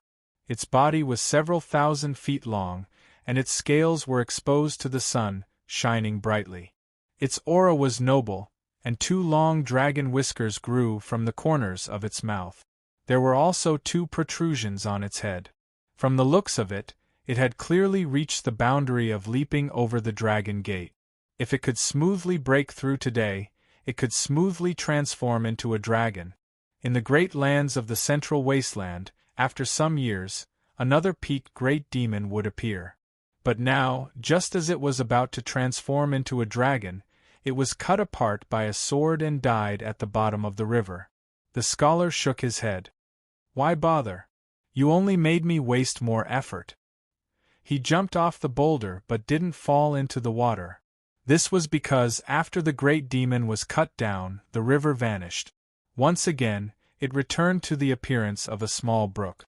A foot-long goldfish was floating on the surface of the brook. It was unknown where the scholar took out a charred black stick from. His movements were extremely skilled as he casually stabbed it into the water, piercing through the goldfish's mouth and tail. He lifted it up to take a look and laughed. "Delicious, delicious." He started a fire and roasted the fish. The oil glistened and a delicious fragrance immediately assailed the senses. Numerous covetous gazes converged over from all directions. The heavens and the earth were deathly silent, and even the gentle breeze had stopped. A shivering fear spread out from the world itself, as if it were afraid that it would be smashed to pieces in the next moment. The scholar took off the gourd hanging at his waist. He raised his head and drank a mouthful.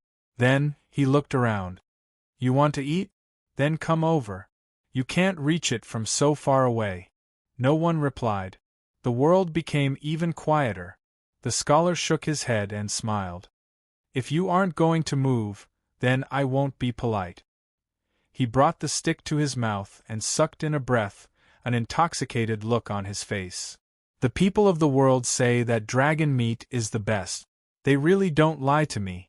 As he bit down, the juices of the meat splashed out. It was soft and delicious, and a rich fragrance flooded his mouth and nose.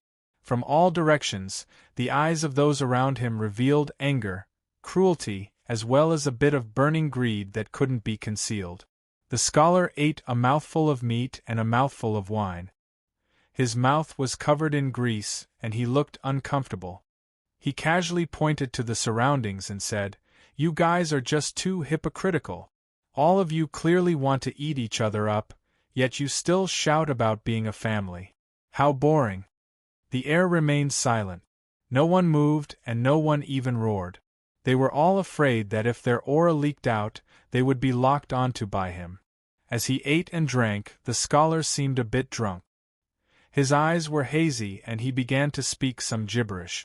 There were a lot of bits and pieces, and as he ate and drank, it was blurry and indistinct. Then, he fell silent. Those eyes that gathered on him suddenly felt danger. They left without hesitation, vanishing in the blink of an eye. The scholar sat cross-legged and used his sleeves to wipe his mouth. But no matter how sloppy he was, his robes were still as clean as new, not tainted by the slightest bit of filth. "Little Joe, I told you long ago, a monster is a monster, you can't believe it, you can't believe it. You said you knew back then, but what do you know? Otherwise, you wouldn't have fallen to such a state." After he finished the last mouthful of roasted fish, the ground suddenly shook. A miserable and mournful cry rang out in his ears. It was filled with endless despair, anger, and fear. A Dragon Gate realm goldfish was about to leap up and become a true dragon, becoming a peak great monster in the world. But now it was dead.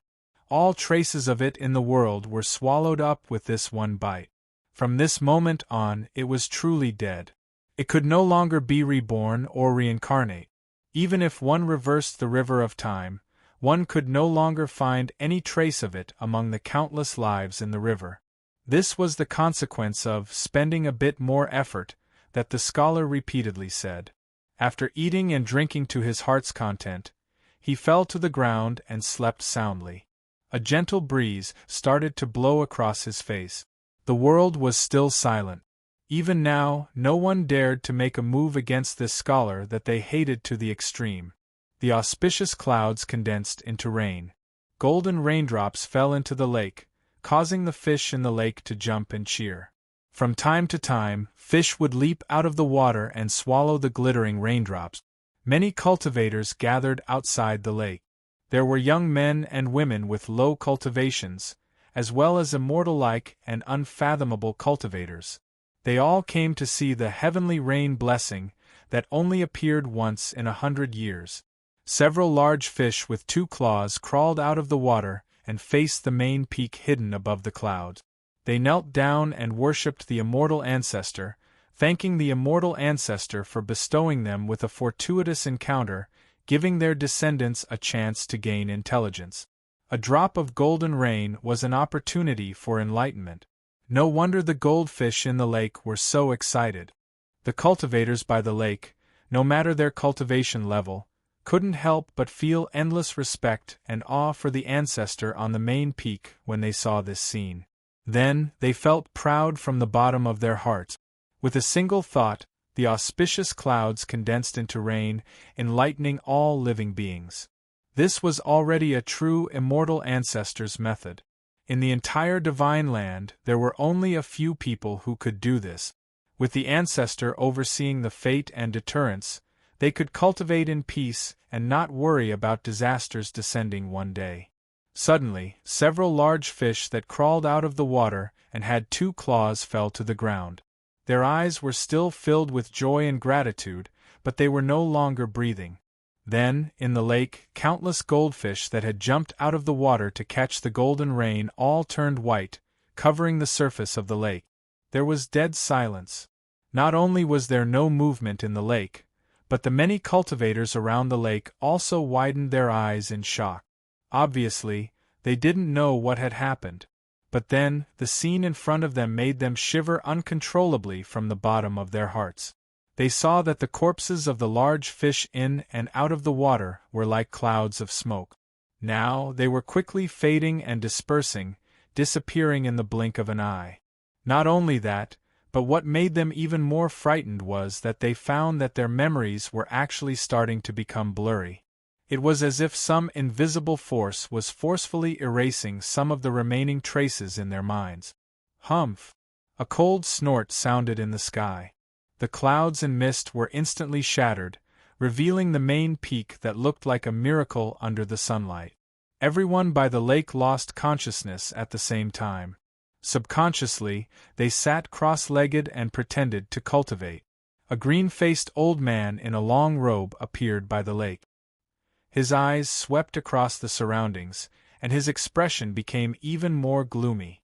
"Little lunatic from the academy, what is he doing this time? I want to see how long you can be so arrogant." A lake of goldfish was nothing. If they died, then they died. At most, he would feel a little heartache. However, if the power of the Great Path erased the memories, it would inevitably hurt the souls of his disciples, which would affect the future Great Path. This could not be tolerated. But now, although the old man was enraged, he didn't step out to find that little lunatic from the academy and demand an explanation. First, it was difficult to enter and exit that place. Second, even if he went in, he wasn't confident that he could defeat the other party. This made the old man's expression even uglier. He gritted his teeth a few times and angrily left. The moment he disappeared, the people around the lake woke up one after another. No one revealed any abnormalities. After a brief moment of confusion, they cupped their hands together and smiled before standing up and leaving. Their memories had already been quietly erased. Chapter 1580. Marquis Loyal Marshal Ning Qin entered the palace on his own initiative to ask His Majesty to bestow him several precious treasures. The reason was that his cultivation had reached a bottleneck and he wanted to borrow external help to break through. He spoke bluntly and the Western Wasteland Great Emperor agreed with a wave of his hand. However, this matter couldn't be brought out in the open. The Great Emperor didn't use the national crossbow, but instead opened his own treasury and ordered people to take him there. Qin Yu respectfully bowed, his tone filled with gratitude. In truth, he wasn't too moved by this. As the saying goes, if you want a horse to run, you must feed it grass. Since the Western Wasteland Emperor wanted to use him, it wasn't a problem for him to make a few requests. In fact, the more he did this, the more the Western Wasteland Emperor would feel at ease. The eunuch brought Qin Yu to the treasury. In the study, the great emperor sat behind a bead curtain. His eyes flashed, revealing a thoughtful look. Suddenly, he said, "What do you think of this golden general Ning Qin?" There was no one in the hall. But after the great emperor spoke, a feminine voice sounded out from the shadows in the corner. "If your majesty is willing to trust someone, then he is a good person." The great emperor smiled and shook his head. "Don't flatter me. You aren't good at this and you are far inferior to the sky-bearing monarch. Just tell me what you feel about him." The shadow fell silent for a moment. Then, the feminine voice sounded out once more. "I don't feel anything wrong. Golden General Ning Qin is extremely loyal to your majesty. However, this old servant has a feeling that there are still some secrets hidden on this person." The long river sword broke through the Joss flame barrier. Even a peak ruler wouldn't be able to withstand it. All that awaited them was death. How can Golden General Ning Qin be unharmed? This is something I can't understand. The great emperor behind the bead curtain nodded. That's right, this doesn't make sense. But I have confidence that I can control Ning Qin. I don't mind him hiding some things in the dark. After all, there are no fish in clear water. He stood up and paced back and forth. Then, he shook his head, a helpless smile on his face. You old fool, you understand me too well. I knew I couldn't hide anything from you. From the shadows, a young eunuch walked out. His skin was fair and exquisite, enough to make any woman in this world jealous. His face was soft and gentle, and his temperament was gentle. He chuckled and cupped his hands together. This old servant is willing to share your Majesty's worries. The great sovereign waved his hand. The young eunuch turned around and left. With each step, his figure disappeared. The treasury of the imperial palace was of utmost importance. Although this was the private treasury of the great emperor of the West Wilderness, the whole world belonged to him. The value of the things inside could be imagined. The eunuch who brought Qin Yu here was the one who had passed the edict. He could be considered to be acquainted with Qin Yu. But soon, he had other matters to attend to and had no choice but to hurry over. He apologetically apologized to Qin Yu, and after Qin Yu indicated that it was fine, he smiled and pointed to a young eunuch at his side. He said that this was a junior and that he would lead the Marquis into the treasury. Qin Yu glanced at the docile and quiet little official. He thought that he was quite handsome, but if he were to change into women's clothes, he might even be called a beauty that could cause the downfall of nations. Greetings, Marquis. The young eunuch bowed respectfully. Qin Yu smiled and nodded. You already know what this Marquis needs? Your Majesty, the treasury is far too large. I will have to trouble you to lead the way. The young eunuch smiled. Marquis, rest assured that before I left, eunuch already told me the location. The first item was a pitch-black piece of wood. It was the length of an adult's arm and its surface was covered with fine cracks. It looked very common-looking, like a piece of firewood that hadn't yet been thoroughly burned in a stove. But looking carefully, one could see that between the cracks on the surface of this piece of wood, there were countless tiny arcs of lightning that constantly flashed.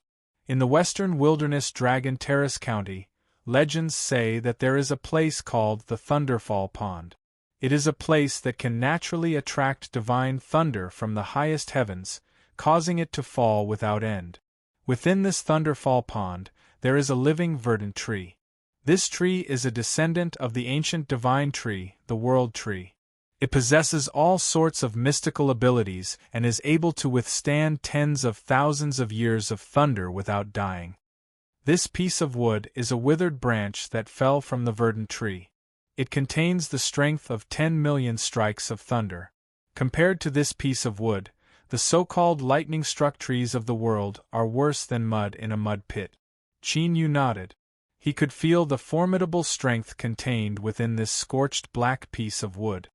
Thank you for your explanation, eunuch. This withered branch of the verdant tree does indeed meet my requirements. The young eunuch faintly smiled. He reached out a hand and gestured, Marquis, please follow me. The treasury was extremely large, and the spells around it were tyrannical. Occasionally, a trace of aura would leak out, causing even Qin Yu's heart to race. But the young eunuch in front of him had a calm expression. He didn't know if it was because he was used to this or if there was some other reason. His thoughts raced and he immediately suppressed them. The imperial palace was unfathomably deep and there were crouching tigers and hidden dragons everywhere. As long as it had nothing to do with him, it was best to ignore it to avoid any complications. The second treasure was a cicada's wing. It was as thin as silk and there was a faint halo of light flowing on its surface, like ripples in water. It was placed in a transparent bubble. The startling cicada's wings originate from a rare and wondrous object in the world. It is hidden deep underground for 3,000 years, breaks its egg at 1,000 years, grows for 1,000 years, and then emerges after 1,000 years. After breaking out of the earth, it can transform into a cicada and soar into the highest heavens, weaving between the heavens and earth. Its speed is faster than lightning and it can travel 10,000 miles in an instant. The young eunuch smiled as he explained. He lifted a hand and gently touched the bubble. The cicada's wings seemed to be startled. The halo of light on its surface brightened and then it disappeared. Several breaths of time later, the cicada's wings reappeared, but this time it was in another part of the bubble. This is the special ability of the startling cicada's wings. It can instantly conceal itself and cut off the perception of the world's aura. It can temporarily disappear from this part of the world and then appear somewhere else. This bubble is the remains of a deep-sea jellyfish that has lived for 10,000 years. The inside of it is a world of its own, thus it can imprison it within. Otherwise, if it were to disappear and reappear again, in just a few breaths of time it could travel 10,000 miles, 100,000 miles, or even 1,000,000 miles away. It could randomly appear in any corner of this world. Qin Yu looked at the startling cicada's wings. He was silent for a moment. Then, he smiled and said, "Eunuch has good insight. I admire you." The young eunuch smiled and didn't explain further. He brought Qin Yu to another part of the inner treasury. The last item is called scarlet blood. He paused and turned to look at Qin Yu. "In truth, I am a bit curious. How did Marquis Zhongwu know of its existence?" Qin Yu thought for a moment. "Can I not answer?" The young eunuch smiled and nodded. He bowed. "Of course, this is the Marquis's right. I am only a bit curious." He no longer spoke. He walked deeper into the inner treasury. Looking at his back, Qin Yu frowned for a moment before composing himself. When the two of them stopped, there was no longer a path in front of them. A lotus root appeared in front of them. It was rooted in the inner treasury. After the roots were supported by array formations and spells, the incomparably hard ground forcefully cracked open. It was as if the entire palace treasury was constantly providing it with nourishment. The few lotus leaves that grew on the lotus root were all green and glistening. The lotus flower in the middle was still in its bud state and had not yet bloomed. The young eunuch pointed a finger. "This lotus flower comes from a fragment from beyond the heavens. It crossed endless space, and when it descended, it was nearly burnt away. The terrifying heat it carried with it instantly evaporated the entire lake, turning it from a blue lake into a land of scarlet for 1,000 miles. But for some unknown reason, there is a lotus seed in this fragment from beyond the heavens that still retains its vitality. No one in the world knows the name or true function of this lotus. They only know that it was born sacred and that it can restrain all demons and ghosts in the world. Thus, it was received into the inner treasury and nourished with the power of the inner treasury's array formations to maintain its growth state. Then, with the help of this lotus flower, it sealed away that scarlet blood." The young eunuch smiled. "As for how this scarlet blood came about and what it involves, I cannot say. I ask for the Marquis's forgiveness." Qin Yu cupped his hands together. "Eunuch has already told me enough, so how could I dare to be dissatisfied? I must thank Eunuch for your honesty." His expression was calm. He looked at the young eunuch in front of him who didn't reveal his aura, but who knew how deep he was. "I wonder if Eunuch has anything I can help you with?" The young eunuch smiled and bowed. "The Marquis is an intelligent person, so I won't hide anything. What you need to do is simple. You only need to personally break off this lotus flower and bring it out of the inner treasury." Qin Yu thought for a moment and nodded. The young eunuch drew back to the side and gestured with his hand. Qin Yu strode forwards. He reached out a hand and grabbed the neck of the lotus flower. With a bit of strength, he snapped it off and turned around. "Is this enough?" The young eunuch bowed. "Marquis, it is yours now." Qin Yu turned his hand and the lotus flower vanished from sight. A moment later, the inner treasury was sealed off and the young eunuch disappeared. The eunuch that had left before ran over. "Servant Wei Ming greets the Marquis." He bowed and wiped away the cold sweat on his forehead. He looked around and didn't see that little brat. He probed. That junior just now is a newcomer to the palace. His luck is good and he was noticed by His Majesty, so he asked me to look after him. Just now, did he do things properly? If he offended the Marquis in any way, I ask for your forgiveness. In His Majesty's study, Wei Ming was the most successful and outstanding eunuch in the entire imperial palace. He also held the title of Chief Eunuch Commander of the palace. It could be said that his authority was monstrous, and many ministers of the imperial capital had to carefully smile in front of him. This attitude towards Qin Yu wasn't because he had the qualifications to know the top secrets of the Western Wasteland Empire, but because he had a deep understanding of the great emperor and was able to see how highly His Majesty regarded Marquis Zhongwu. No matter how powerful a eunuch was, he was only a dog at His Majesty's side. If he didn't know how to read the situation, sooner or later he would be slaughtered. Qin Yu smiled. Little eunuch has done very well. I am very satisfied. It seemed that even Wei Ming didn't know the depths of this person. This little eunuch should be a true confidant of the Western Wasteland Great Emperor. As he thought of the previous two that had died in battle with Mr. Zhou, Qin Yu shook his head.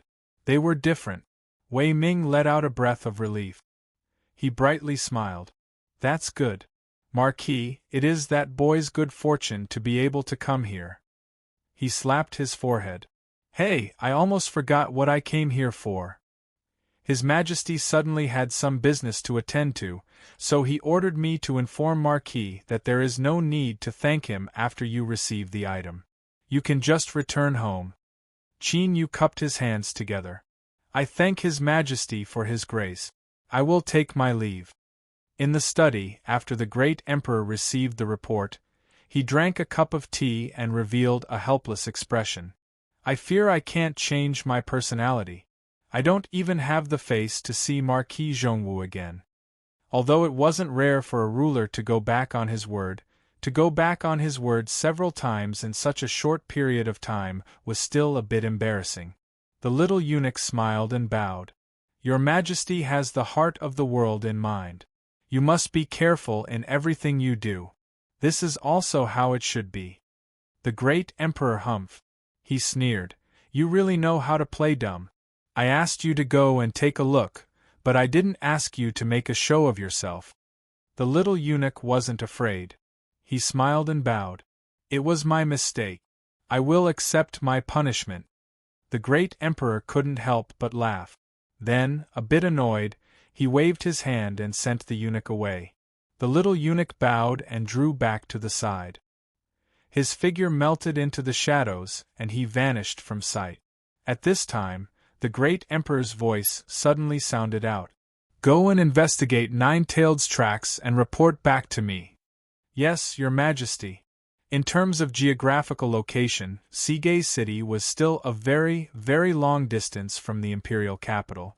Even a powerful cultivator would need to spend a great deal of time to cross such a vast territory.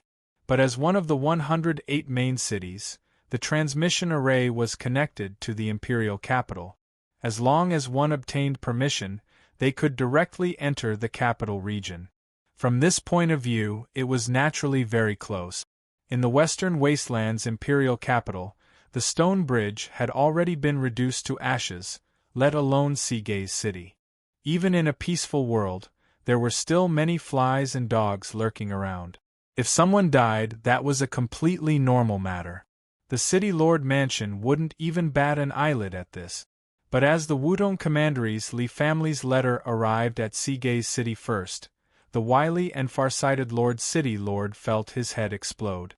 The death of someone was a small matter, but it also depended on who died. Who knew which Li Tsangzhou was? But since he could incite the Wudong Commandery's Li family to fly into a rage, this matter would be blown out of proportion. At the first moment, Chen Yuanshan reported to the imperial palace to inform His Majesty of this matter. But before the imperial palace gave a response, 3 people from the Wudong Commandery's Li family had already arrived at Sigay City. Although the family head Li Qinghao didn't come personally, The leader of the Li family was an old ancestor who had been in seclusion for many years. His aura was obscure and deep like the sea. Although Chen Yuanshan wasn't worried that the other party would attack him, beads of sweat still appeared on his forehead as he respectfully welcomed them into the City Lord mansion. City Lord Chen, although my grandson's talent is average, I watched him grow up. Now that he has been harmed by a thief, I must find the true culprit and take revenge for him. Otherwise, I will be ashamed to face his parents who have passed away long ago. Old Ancestor Li spoke slowly, his voice calm but full of pressure. Chen Yuanshan said in a low voice, "Rest assured, old ancestor. Since this happened in my Seagaze city, I will find the culprit even if I have to dig 3 feet into the ground to give you an explanation." The Chen family's group was placed in the most exquisite guest courtyard of the City Lord mansion. The doors closed. Old Ancestor Li, who was walking in front, turned around and respectfully bowed. "Two little ancestors, Zicheng has offended you." Li Gu stood up, his face expressionless. Li Ruhua smiled and waved her hand. "We already agreed on this. There's no need to mind it." She swept her eyes around. "Li Zicheng, you stay here. We're going out for a walk." "Two little ancestors, please go ahead." Li Gu lifted a hand and slashed forwards. Space quietly split open and he and Li Gu stepped inside. Space closed up and disappeared. This move left old ancestor Li sighing with emotion. In terms of cultivation, he was a bit stronger. But disregarding everything else, just this technique of breaking through the world was something he absolutely couldn't accomplish. Although the sword in little ancestor Li Ji's hand wasn't clear, its might was enough to make one's heart race. It was really enviable. Shuar in Seagaze city, outside a lake, Li Gu and Li Ruhua's figures appeared. Several small courtyards were scattered around the lakeside. It was already late and lights could be seen in the distance. Li Ruhua looked around. She frowned imperceptibly before immediately composing herself. "That's right, that person died here." Li Gu lightly said, "For better or worse, the Wudong Commandery's Li family is close to our bloodline. The spells used in the ancestral shrine should also be of the same bloodline. If the other party was able to delay for several days after killing someone before revealing this matter, then it isn't an ordinary method." Li Ruhua smiled. "We just need to be careful, but I hope that the culprit will directly jump in front of us." Li Gu didn't speak. His expression was calm. He was extremely confident in the sword in his hand. Chapter 1581. Under the willow by the lake, a cool breeze caressed her face. Li Ruhua closed her eyes, her mind sensing the remnant aura of this world. Li Gu stood there holding his sword. His expression was calm, but a bright light flashed in his eyes. All of a sudden, the cool breeze became turbulent, and then it became chaotic. Li Gu turned his head and looked over. He frowned and revealed a serious expression. After several breaths of time, Li Ruhua opened her eyes. Her face was pale and tired. She slowly said, "Li Tsangzhou did die here, but the murderer's aura was messed up by someone with a great magical ability. I tried to trace it back, but all I found was chaos." As she said this, she couldn't help but raise her hand and rub her eyebrows to reduce the soreness and discomfort. Li Ji's expression was solemn. Li Ruhua was born with a magical ability and was the focus of the family's nurturing. The two of them worked together, but they were also competitors. Thus, he had some understanding of Li Ruhua's abilities. Even she couldn't sense any clues. The person who messed up the aura must be extremely strong. Looking at each other, the two Li family little ancestors from the central wasteland divine continent could sense each other's surprise. Before, in front of Li Qinghao, they had mentioned the 9-tailed demon fox that had appeared in the imperial capital. That was just an excuse. It was hasty and crude. Thinking about it, the seemingly timid but incomparably shrewd Li family head had already sensed it.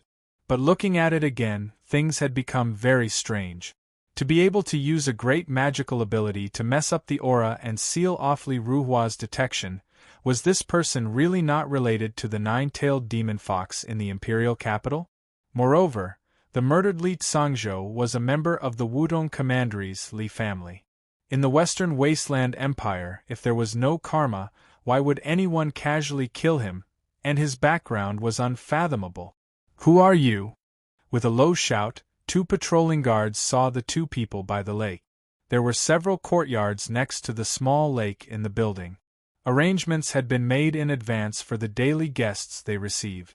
Now that 2 unfamiliar faces had appeared, the guards were naturally alarmed and angry. If they had ill intentions and came for a certain guest, they would not be able to absolve themselves from the blame if something went wrong. But soon, the 2 guards no longer had to worry about this. A sword light slashed out and 2 heads rolled off. As blood sprayed out, the 2 Li family little ancestors had already turned and left. The descending moon was instantly thrown into chaos. The steward, who had a deep background and was on friendly terms with the city lord's residents, clenched his teeth with an ashen face. On one hand, he did his best to appease the guests, while on the other, he clamored that there must be an explanation for today's matter. But the result was that nothing was done. The city lord's mansion knew of the murder in Lin Yu Tower but did nothing. This silence caused the heart of the manager of the Descending Moon Pavilion to palpitate. Following that, a great sense of unease grew within him, and he did not dare to continue making a fuss. After all, as he had said before, everyone was different. If he died, then so be it. Chen Yuanshan took a sip of tea and smiled bitterly. Although there was no evidence, Su Shun had seen the residual sword intent of killing people. So far, it was still so fierce that he felt frightened at a glance. Who else could it be? Zichen, he old ancestor said. Chen Li of the young man, he, Chen and Li said, he ancestor Li and he. Qingfeng Li.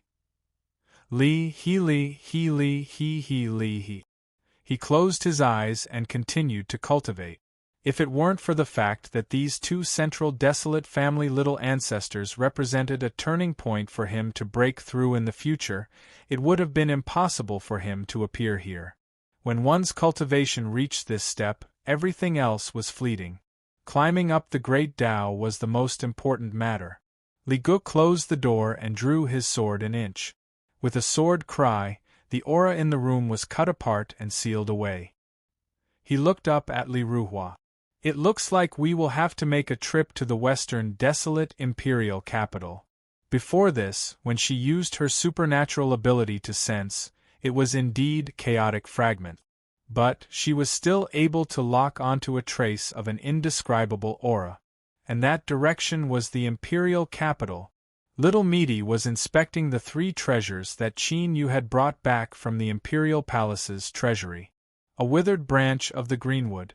It had withstood the bombardment of countless bolts of thunder. It could be considered the world's highest-level thunderstruck wood. Startling cicada wings, a wondrous object of the heavens and earth. A cicada that could soar into the highest heavens after 300 years, a wing that was left behind after being hunted. Scarlet blood, unknown origin. It was wrapped and sealed by a lotus bud. Not bad, they can all be considered good things. And besides that, there are also unexpected harvests. Little Meaty flicked the shell of the 10,000-year jellyfish. As she watched the startling cicada wings disappear, it slowly reappeared. This shell has the effect of isolating itself from the world. After refining it, you can obtain a treasure that can conceal your aura.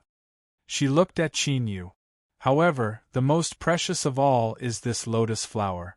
If you are willing to trade it to me, I can erase 1/3 of your remaining debt. Qin Yu thought for a moment and came to a conclusion. This lotus flower in front of him was worth 1/6 of a Joss flame child. His eyes brightened. What is its use? Little Meaty said, refine it into the divine soul, making it impervious to all evils. She tapped her fingers together and looked at the stump of the lotus bud.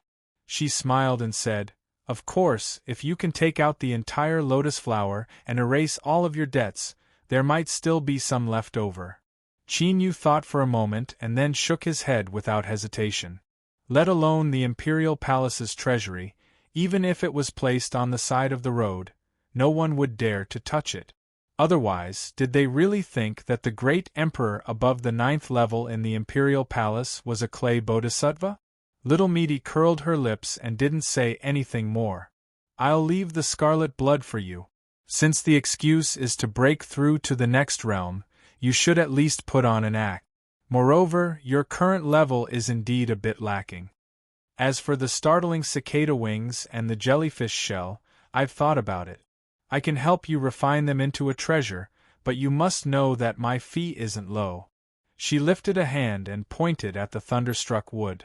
This pitch-black thing will be my reward. Qin Yu nodded without hesitation. All right. Then, I will trade the refined treasure to you in exchange for arranging the Joss Flame Child. Cough, but you must temporarily rent this treasure to me for a period of time. Don't worry, I will definitely pay an additional price. Little Meaty covered her face with her hands and let out a pained groan. She felt that the current Qin Yu was becoming less and less adorable. The strength of his shamelessness was truly changing with each passing day. It was advancing by leaps and bounds. Seawatch City urgently submitted a memorial. Wudong County's Li family old ancestor had arrived with 2 juniors to search for the murderer of the Li family's juniors. Then, just a day later, another urgent memorial was sent to the imperial palace. Old ancestor Li was bringing 2 juniors with him to the imperial capital. In the memorial, there was a helpless and bitter mention, because of old ancestor Li's insistence. His son Chen Shanglu was accompanying him. Behind the bead curtain, the great emperor laid down the memorial. A cold light flashed in his eyes. In the shadows of the study, there was a light sigh. In these past years, Chen Yuanshan hadn't been too smart. Today, he had made another bad move. There was no way out for him in the future. Humph! You old fool, don't think you can be so insolent just because I trust you. The great emperor angrily roared. A soft and feminine voice sounded out. I don't dare. Your Majesty, please calm your anger.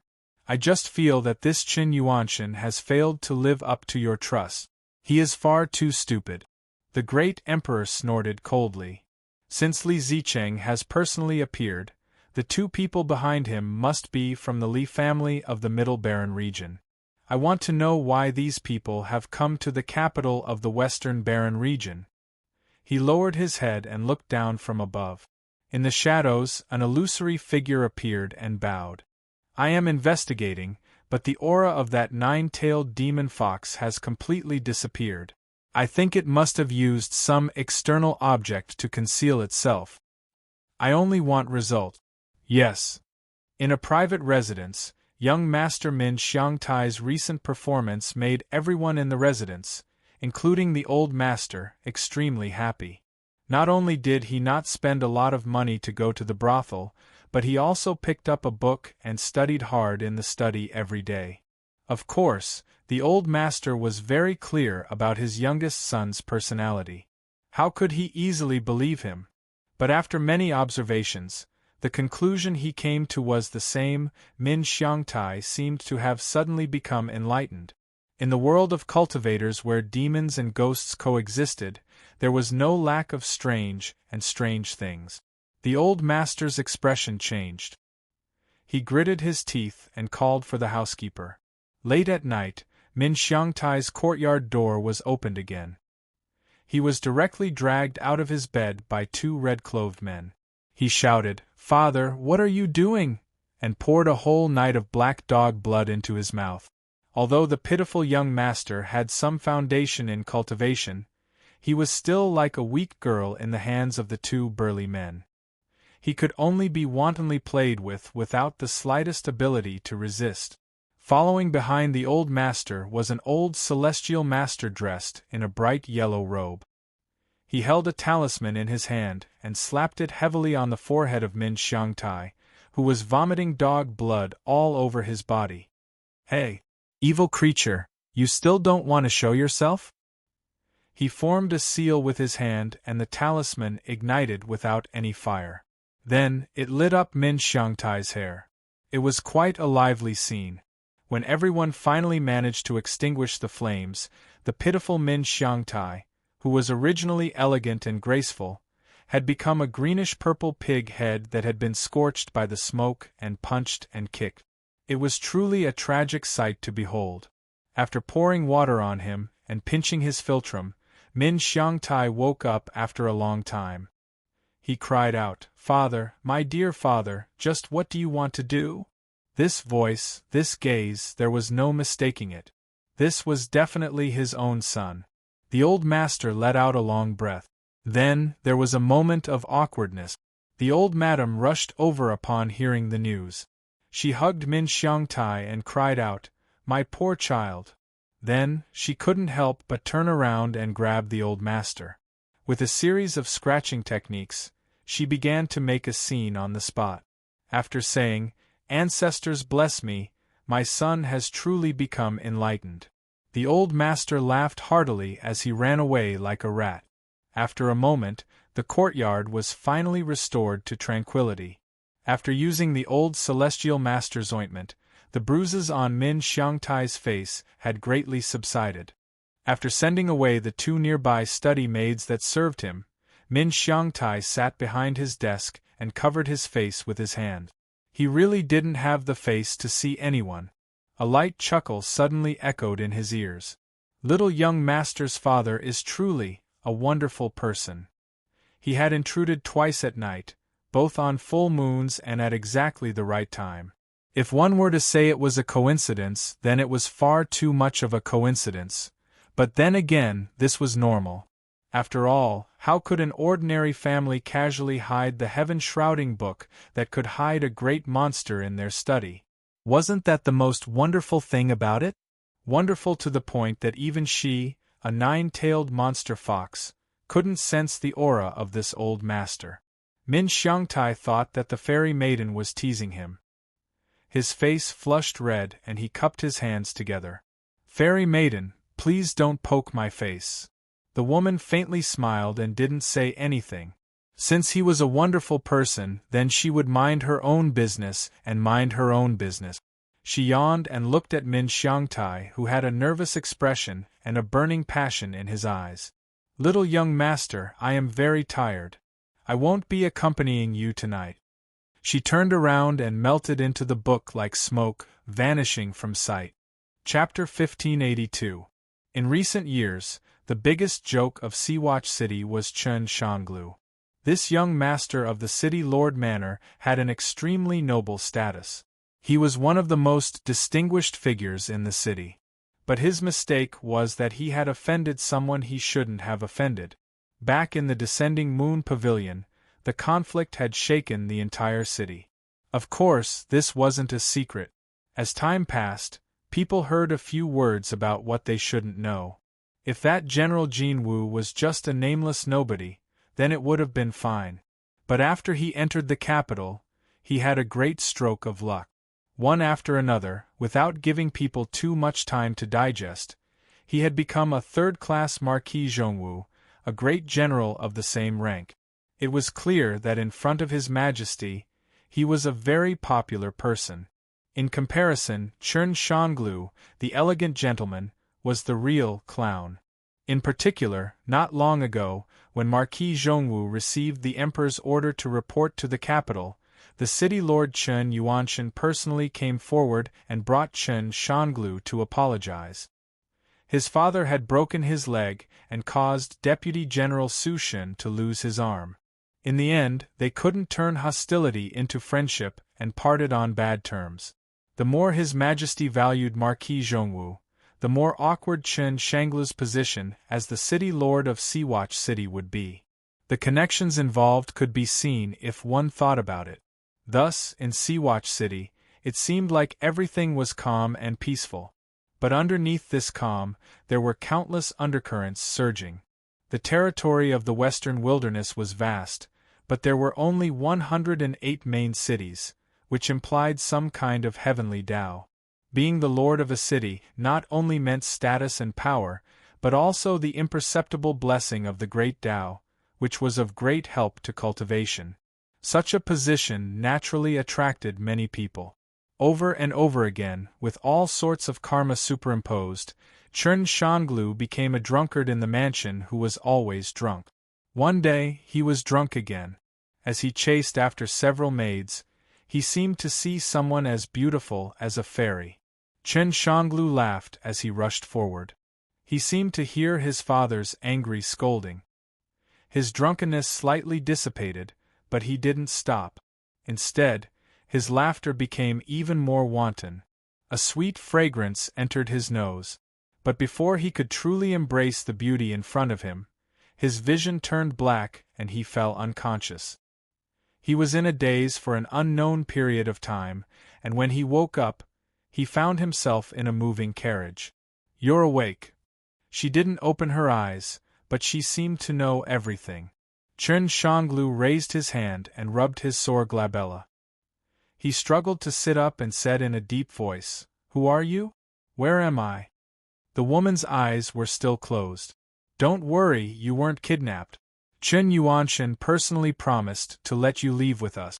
Then, this is the Western Wasteland Imperial City." Chen Shangle's pupils shrank and he seriously looked at the woman in front of him. He stood up and respectfully bowed. Chen Shangle had no intention of offending Fairy Maidenly. "I ask Fairy Maiden to forgive me." The woman let out a deep breath. She opened her eyes and looked at him, a smile on her face. "Sir Chen is truly intelligent. But as a man, if you give up on yourself after such a small setback, you are simply too weak." Chen Shanglu laughed self-deprecatingly. "Fairy is right." His eyes were a little dim. He shook his head and said, "Why did you bring me to the capital?" Li Ruhua smiled brightly. "Young master, please lead the way." She looked at Chen Shanglev in front of her, but she wasn't looking at him. She was looking at the entangled karmic aura behind him. That day at the City Lord Mansion, it was because of this that Chen Shanglev was able to live to this day. Otherwise, Li Ji's sword would have taught him that there were some women in this world that you could never touch. However, Li Gu wasn't here and there were only her and Chen Shanglev in the carriage. It was hard to say what this meant. Chen Shanglev hesitated for a moment. He cupped his hands together and said, "It's good that I can help Fairy Maiden." He sat down cross-legged and closed his eyes to rest. Li Ruhua was startled. Then, she smiled and looked at him with a bit more interest in her eyes. She looked away and closed her eyes once more, a smile on her face. He had clearly come from the broken world of the southwest desolate region. Not long after entering the desolate region, he had met with fate and obtained his current status. This was even more interesting. A moment later, the carriage stopped. Li Ruhua reached out and lifted the curtains, looking outside. Qin Yu, who was addicted to renting, was chased out by Little Meaty. When this fellow became slippery, his skin was truly thick. But she couldn't help but admit that this could be considered an unorthodox path. If she closed one eye, there was indeed room for manipulation. After all, in the countless years she had lived, she had never done this with anyone. Most of the time, it was a one-time deal. This was because the vast majority of those who traded with her only had a single chance. Of course, the premise of all of this was that Meaty was willing. Otherwise, would it be anyone else who tried it? Humph humph, did they really think that their jade-like hands couldn't be clasped between two fingers? So that their brains would splatter everywhere? But she still had to put on an act. Otherwise, little Qin Yu would definitely reach for a yard after taking an inch. If he really touched her bottom line one day, should she kill him or not? So, intermittently giving him a bit of warning was good for both herself and the other. And at this time, Meaty was using the jellyfish shell and startling cicada wings as materials to refine a very interesting treasure. She flicked her fingers and layers of fluctuations splashed out in the void. As these fluctuations collided with each other, they drew out the phantom of a great furnace. The jellyfish shell and startling cicada wings floated in this great furnace phantom, already in a half-melted state. Faint traces of mysterious energy flowed around them. She could casually forge an ordinary artifact. However, firstly, the materials used were pretty good. Secondly, once this artifact was forged, even if it was hers, although she felt a little strange, little Meaty still felt that she should forge this artifact to perfection. Thus, she had used a little trick to borrow this furnace from someone. Although it was only a shadow and didn't even have a tenth of the true body's strength, it was more than enough to refine these two items. At this time, Meaty suddenly frowned. She looked up, a cold chill surging in the depths of her eyes. Someone was using the path of karma to investigate matters involving Qin Yu. Her first thought was that the cover-up she had made before had already been seen through. If this was true, then there would surely be a great battle. Even she would find herself in great trouble. But soon, Meaty's complexion relaxed a little. Although someone had indeed come looking for her, things weren't as bad as they seemed. She looked at the great furnace phantom in front of her that was refining something. Her lips curved up in a smile and she lifted a hand. The cauldron trembled slightly, and a faint buzzing sound came from within. It was as if a child was hitting the cauldron with a stick, causing it to tremble. With a stuffy cough, Li Ruhua paled and shock filled her eyes. She ignored Chun Shangov and said, "Let's go." The carriage sped away. As they left the street, Li Ruhua spat out a mouthful of blood, but her complexion actually improved. She was indeed fierce. Outside the loyal Marshal Marquis mansion, she had used supernatural abilities to trace back karma. But before she could make any harvests, she had been forced back by the loud sound of a bell. If it weren't for the fact that the loud sound had only forced her to retreat and had no intention of pursuing the matter, the consequences wouldn't have been as simple as spitting out a mouthful of blood. Li Ruhua wiped the blood from the corners of her lips and turned around. She looked in the direction of the loyal Marshal Marquis mansion, and a sharp light flashed in her eyes. Chun Shangov suddenly said, "Fairy maiden, did you come here because it involves the loyal Marshal Marquis Ningqin?" Li Ruhua glanced at him. She shouldn't have said these things to a mere traveler, but at this time her thoughts stirred. She smiled and nodded, "Yes." Chun Shangov cupped his hands together. "If there is anything I can help you with, Fairy maiden, please feel free to ask." He didn't conceal his resentment towards the loyal Marshal Marquis. Li Ruhua smiled. "All right." She looked away. She spread out her fingers and looked at a red spot on her palm. Space trembled and fluctuated. The furnace phantom appeared. At this time, it let out a light sigh. "Sir, I am willing to lend you a furnace projection to help you refine something. But, I didn't want to be infected with such great karma." A voice sounded out in the room. Little Meaty had a calm expression. It was clear she had already expected this. She giggled. "We are old friends, so don't be so stingy. If I had a choice, I would rather not have my friendship with you." Her voice was calm, but there was a trace of sorrow and loneliness. After a brief silence, she continued to say, "After this, the final favor I owed you in the past will be written off. There will no longer be any connection between us." Little Meaty nodded. "Whatever you say. Thank you." The furnace phantom returned to silence. The loyal Marshal Marquis Ningqin had announced to the outside world that he would be going into seclusion. But this wasn't just an excuse. He was truly beginning to cultivate. Since he already had the opportunity to openly enter the imperial palace treasury, wouldn't he be mocking the great emperor's intelligence if he didn't hurry up and go into seclusion? It was obvious that there was a huge problem. Moreover, Qin Yu's current boundary had indeed reached a bottleneck. It was time to take another step forwards. Otherwise, in today's social circle, everyone was a big shot. Although there was meat behind them, at the end of the day, they had to be strong themselves to be truly worry-free. What was scarlet blood? Little Meaty did not explain, and the little eunuchs of the imperial palace also said that they could not speak of it. No matter how he thought about it, Little Meat didn't have any motive to harm him. "Then let's eat."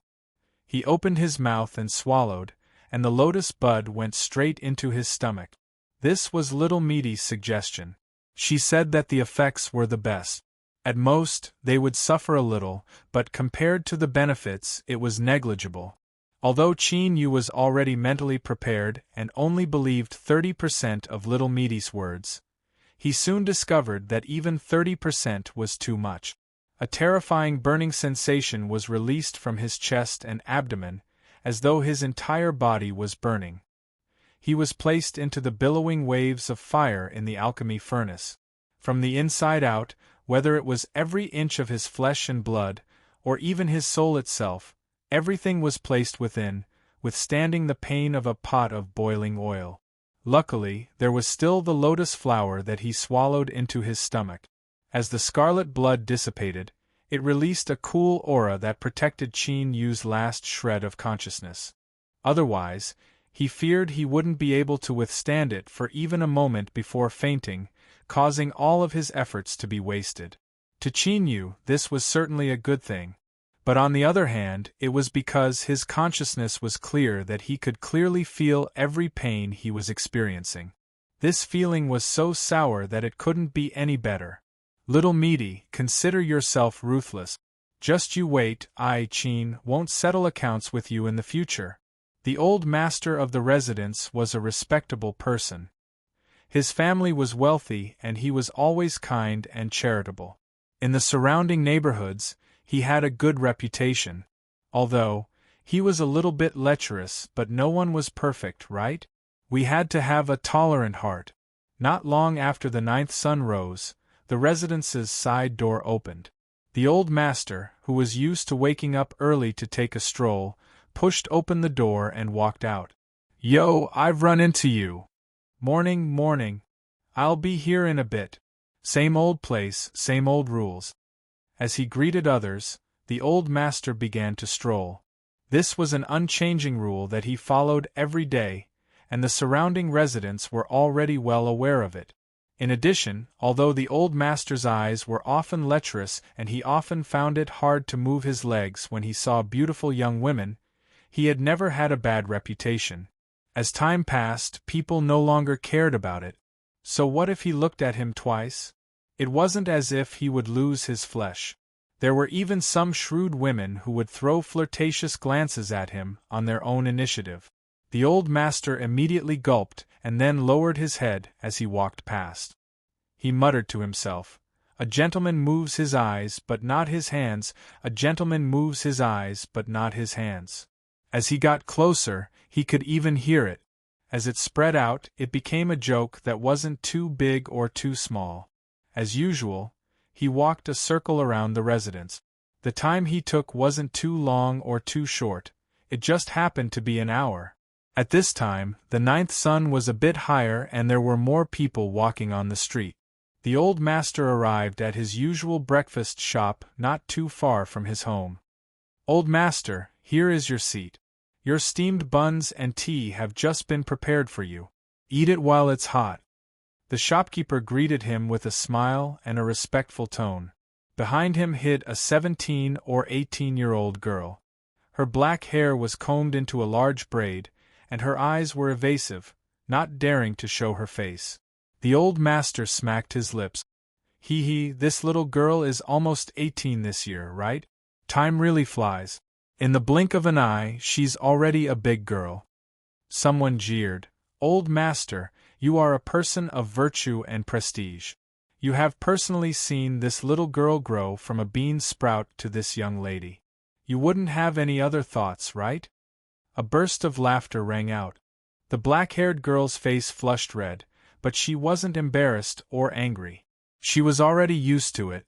Especially in these past 2 years, after her body was fully developed, the old master's eyes would linger for a bit. He would do this almost every day. The shopkeeper laughed as he watched, not angry at all. It was as if the old master asked, he would really let his daughter enter the mansion and become a concubine. The old master laughed and scolded, "Such delicious steamed buns can't even stuff your mouth." Another burst of laughter rang out. But today there was something strange. The old master, who had only eaten half of his breakfast, suddenly stood up and left in a hurry. "What is it?" Could it be that the old master really has some thoughts, but now that we've seen through him, you don't have the face to stay? A man laughed, but this time, he didn't receive any response. The customers in the breakfast shop all looked at him, their gazes not gentle at all. The smile on the man's face slowly faded away, replaced by a dark and vicious expression. The shopkeeper walked over and placed down a basket of steamed buns. "This is for the customer. This meal is on me." But the following words caused the man's slightly relaxed expression to turn incomparably ugly. "This lowly one's family once encountered a calamity. Thanks to the old master's rescue, we were able to live peacefully until today. So, please don't come here again in the future. I have truly troubled you." The man fiercely slammed the table. But at this time, a chill rose from the depths of his heart. He looked at the old shopkeeper in front of him, who had a kind smile and was slightly bowing. He clenched his teeth and used the last of his courage to throw down a silver coin. "I'll pay the bill." He stood up and left, his back in a distressed state. Where did this poor fellow come from? Why didn't he ask around? Do you think our old master's reputation is something that he can mock? We were joking around because of our many years of friendship. No one took it seriously, but this man is really annoying. Boss, you did well. If he had dared to cause trouble just now, my son would have taken up a position in the imperial garrison and made him suffer the consequences. The shopkeeper laughed as he listened. He returned to the back of the stall and continued to make steamed buns. Mist rose up and covered his face, completely concealing the worry in his eyes as he looked at the old master's house. Chapter 1583. The general guarding the city gates, Yuan Iba, was drunk from drinking last night. He was supported by his subordinates and brought back to his own courtyard. In the middle of the night there was a creaking sound as the door opened. There was a rustling sound as a soft body slid in from his blankets. In his sleep, he muttered some gibberish that could not be heard clearly. General Yuan turned around and explored the valley with his hands. Then, he flipped himself up and felt extremely happy. It was as if he was galloping on the battlefield. His life was very satisfying and complete. Galloping and galloping, the bed creaked through the night. When the sky brightened and the room began to brighten, Yuan Iba looked at the woman in his arms and his mouth twitched. Oh no, drinking will ruin me. He stood up and put on his clothes. No matter how loud the shouts from behind him, he didn't even turn his head. Just as he opened the courtyard doors and took a few steps, someone chased after him. It was one of his trusted aides. He smiled and gave him a thumbs up. General is as vigorous as a dragon and as fierce as a tiger. Even this lowly one couldn't sleep for half a night. You are truly amazing. Yuan Iba was embarrassed at first, but then he became extremely annoyed. He turned around with a smile on his face. In 2 days, I will give you a prescription to strengthen your foundation. After you drink it, you will also be as vigorous as you are now. With a smiling face, he cursed in his heart. What a traitor! This general thought that you wanted to let me have a taste of that charming little wife of his, but who would have thought that you would actually take advantage of the darkness of the night to send your own little sister over? Why don't you take a piss and look at yourself in the mirror? If I knew it was your little sister, I would have turned around and left. Whoever came was just a bastard. After sending this brat away, Yuan Iba quickly walked away as he thought about how he would deal with this bastard in the future. This was the so-called playing to someone's liking, but instead kicking the horse's leg. This should be it. As he turned a corner, the light of the 9 suns shined on his face. Yuan Iba subconsciously narrowed his eyes, feeling a bit dizzy. After a moment, his body shivered and Yuan Iba regained his composure. His eyes widened and he looked around in panic. On the long street there were many people coming and going. However, there were several pedestrians that were attracted by his movements, revealing puzzled expressions. Yuan Iba walked away with his head lowered. After he was far away, Yuan Ibo raised his hand and wiped the cold sweat off his forehead.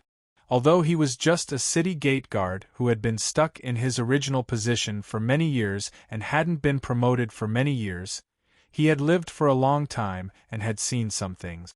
Just now, everything seemed normal, but he felt that there was another story hidden in that daze.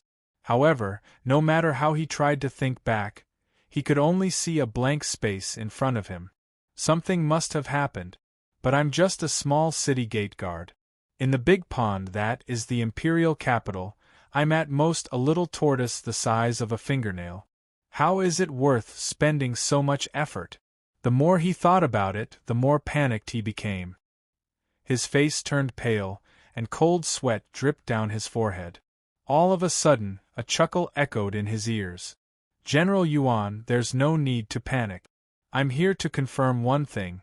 Next, I might need your cooperation. I advise you to tell me the truth, otherwise there will be trouble. With a thud, Yuan Ibo squatted on the ground and stared at the shadow beneath his feet. That's right, it was the one who had spoken just now, but its voice was that of a woman's, sweet and sweet. Gulp, Yuan Ibo swallowed a mouthful of saliva as he felt his ears ringing and his vision turning black. They found the city gate guard Yuan Ibo as a breakthrough point. In addition, that person didn't intentionally hide his whereabouts. Soon, they were able to follow the clues and lock onto Zhongwu Marquis Manor. It really was that place. Li Ruhua narrowed her eyes. She waved her hand for everyone to leave. Although the central wasteland divine continent was high and lofty, they still had to make arrangements in advance for the surrounding empires. As one of the top families in the central wasteland, the Li family naturally had some preparations. Now that they had used it a little, it was more than enough to investigate some information. When they heard that Li Tsangzhou had been killed, they were moved. When they arrived at Sea Viewing City, they discovered the karma on Chen Shanglu's body. When they spied on Zhongwu Marquis Manor, they were forced to retreat with a warning. In addition, after confirming that Li Tsangzhou had died, someone had borrowed his body and taken him to Zhongwu Marquis Manor. Connecting all of this together, all of the clues pointed towards Zhongwu Marquis Ningqin. Li Gu was expressionless. His eyes were solemn. He slowly said, I feel that things are going a bit too smoothly. After a brief pause, he glanced at her. I don't doubt your judgment, but things are indeed as they are. Li Ruhua nodded. I know what you mean. We need to be cautious lest we fall into a trap. When the new barbarian sovereign was born, for some unknown reason, his aura was isolated.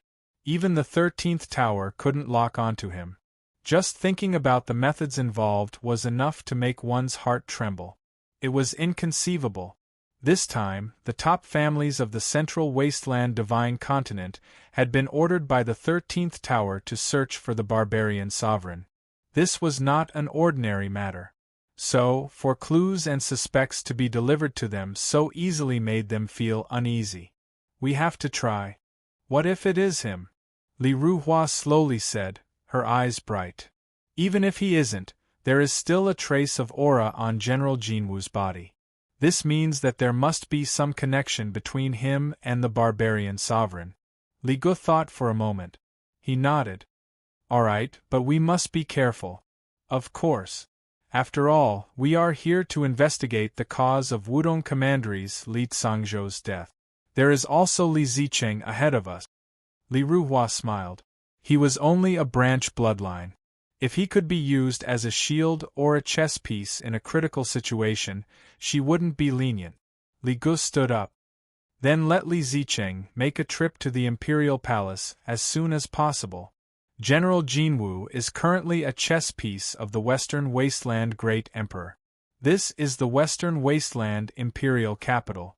We cannot be too rude to the Great Emperor of a country. Trouble hadn't completely left. Without evidence, one could only rely on intuition.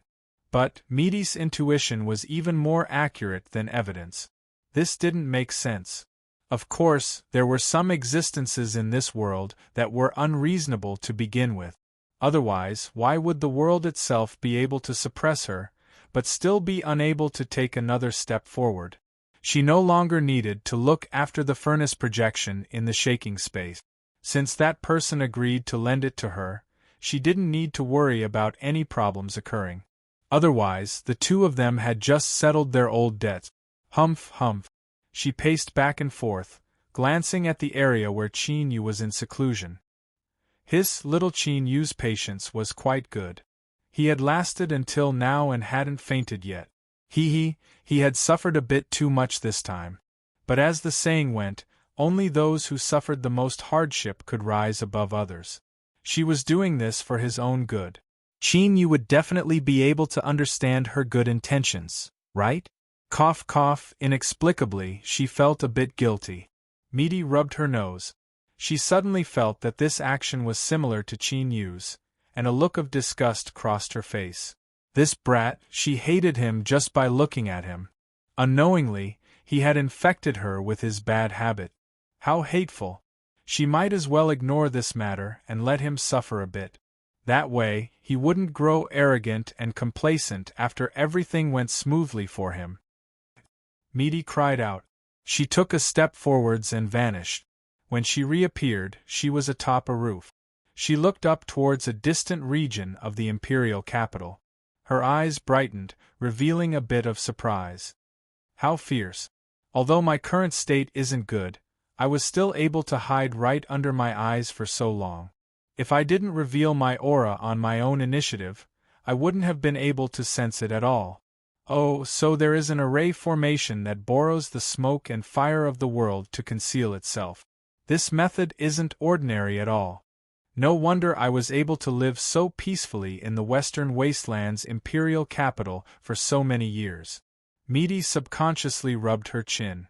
But at this time, she didn't realize that this action was also very familiar. Perhaps she could use this to make a fuss. If she handled it properly, not only would this trouble be solved, but she could even further clear Qin Yu's name. Otherwise, if her identity was really discovered, then once those idiots on the 13th floor went crazy, it would be very troublesome. As her thoughts raced, Midi revealed a faint smile. But soon, this smile froze at the corners of her lips. I am an extremely mysterious almighty being that hides within space and time. My might is unfathomable. I trade with all living beings and earn their lives and even their souls. From the start, it has always been me standing on a divine altar, looking down upon those pitiful worms that are struggling. When did I become like this? This just why? Midi felt a sense of loss. She began to become listless and listless. She sat on the eaves, leaning back and basking in the warm sunlight. She gently tapped her fingers against the tiles. After a while, her fingers froze. She grabbed her head with both hands and rolled back and forth with an anguished wail.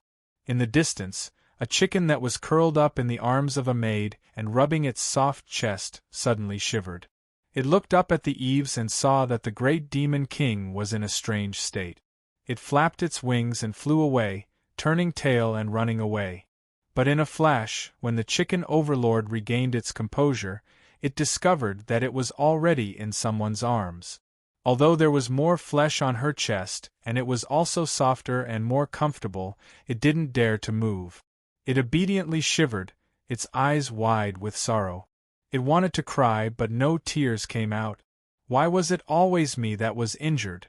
I was just taking a stroll, and yet I encountered the great demon king going crazy. Moreover, if you don't feel well, then go look for that fellow Qin Yu.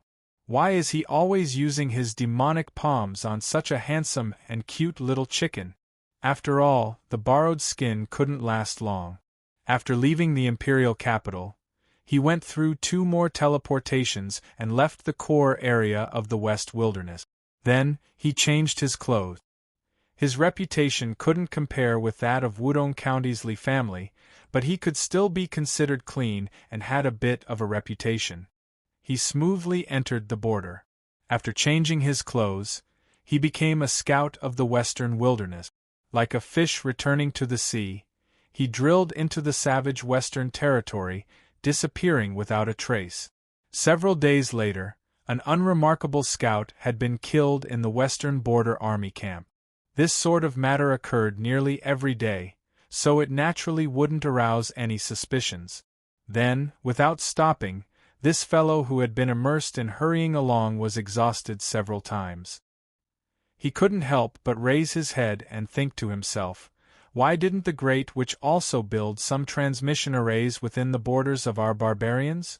Hurrying along is just too difficult. Just as this thought appeared, the space around him twisted and a boundless grasping force wrapped around him. Ah! Great Witch, I was wrong, please don't lower yourself to my level. There was a series of distortions. When his field of vision stabilized, cold winds howled in the air, sweeping up countless snowflakes. Chapter 1584. The bone-chilling cold really pierced into his bones. The guy who had been running all the way didn't even have time to make a sound. He fell into the snow and screamed, rolling on the ground. Great Shaman, spare me, spare me! In front of him was a particularly eye-catching black temple amidst the white snow. A calm voice came from the temple, with a hint of helplessness. Don't pretend. This little bit of cold power can't take your life. The rolling figure thought for a moment and felt that it was indeed a bit too much. Wasn't this just playing tricks on the great shaman? He was startled and quickly got up. He respectfully said, Yes. Iron Thread, you have caused a big trouble this time. If you are safe, then that's fine. Otherwise, I'm afraid I will have to kill you with my own hands. The middle-aged man called Iron Thread, who came from an extraordinary background, widened his eyes, a look of confusion on his face. I haven't even seen that person. How did I cause trouble? The great shaman of Meng Mountain didn't explain further. Go. Tell her to hurry to the Western Wasteland's capital as fast as possible. Space suddenly twisted, wrapping around Iron Thread. He disappeared in a flash. The mountain returned to silence. Only the wind and snow could be heard. Within the Black Temple there was a light sigh. A storm was brewing. He could only hope that His Majesty could smoothly pass. Otherwise, he could only risk his life to block the 13th floor. Min Xiangtai woke up in the morning. He felt extremely sleepy, as if he had been fooling around the entire night. After enduring for a long time, he finally fell asleep on the table with a plop sound. The two maids in the study, the scholar and the chess attendant, also fell to the ground as if they were infected. With a creaking sound, the door was pushed open.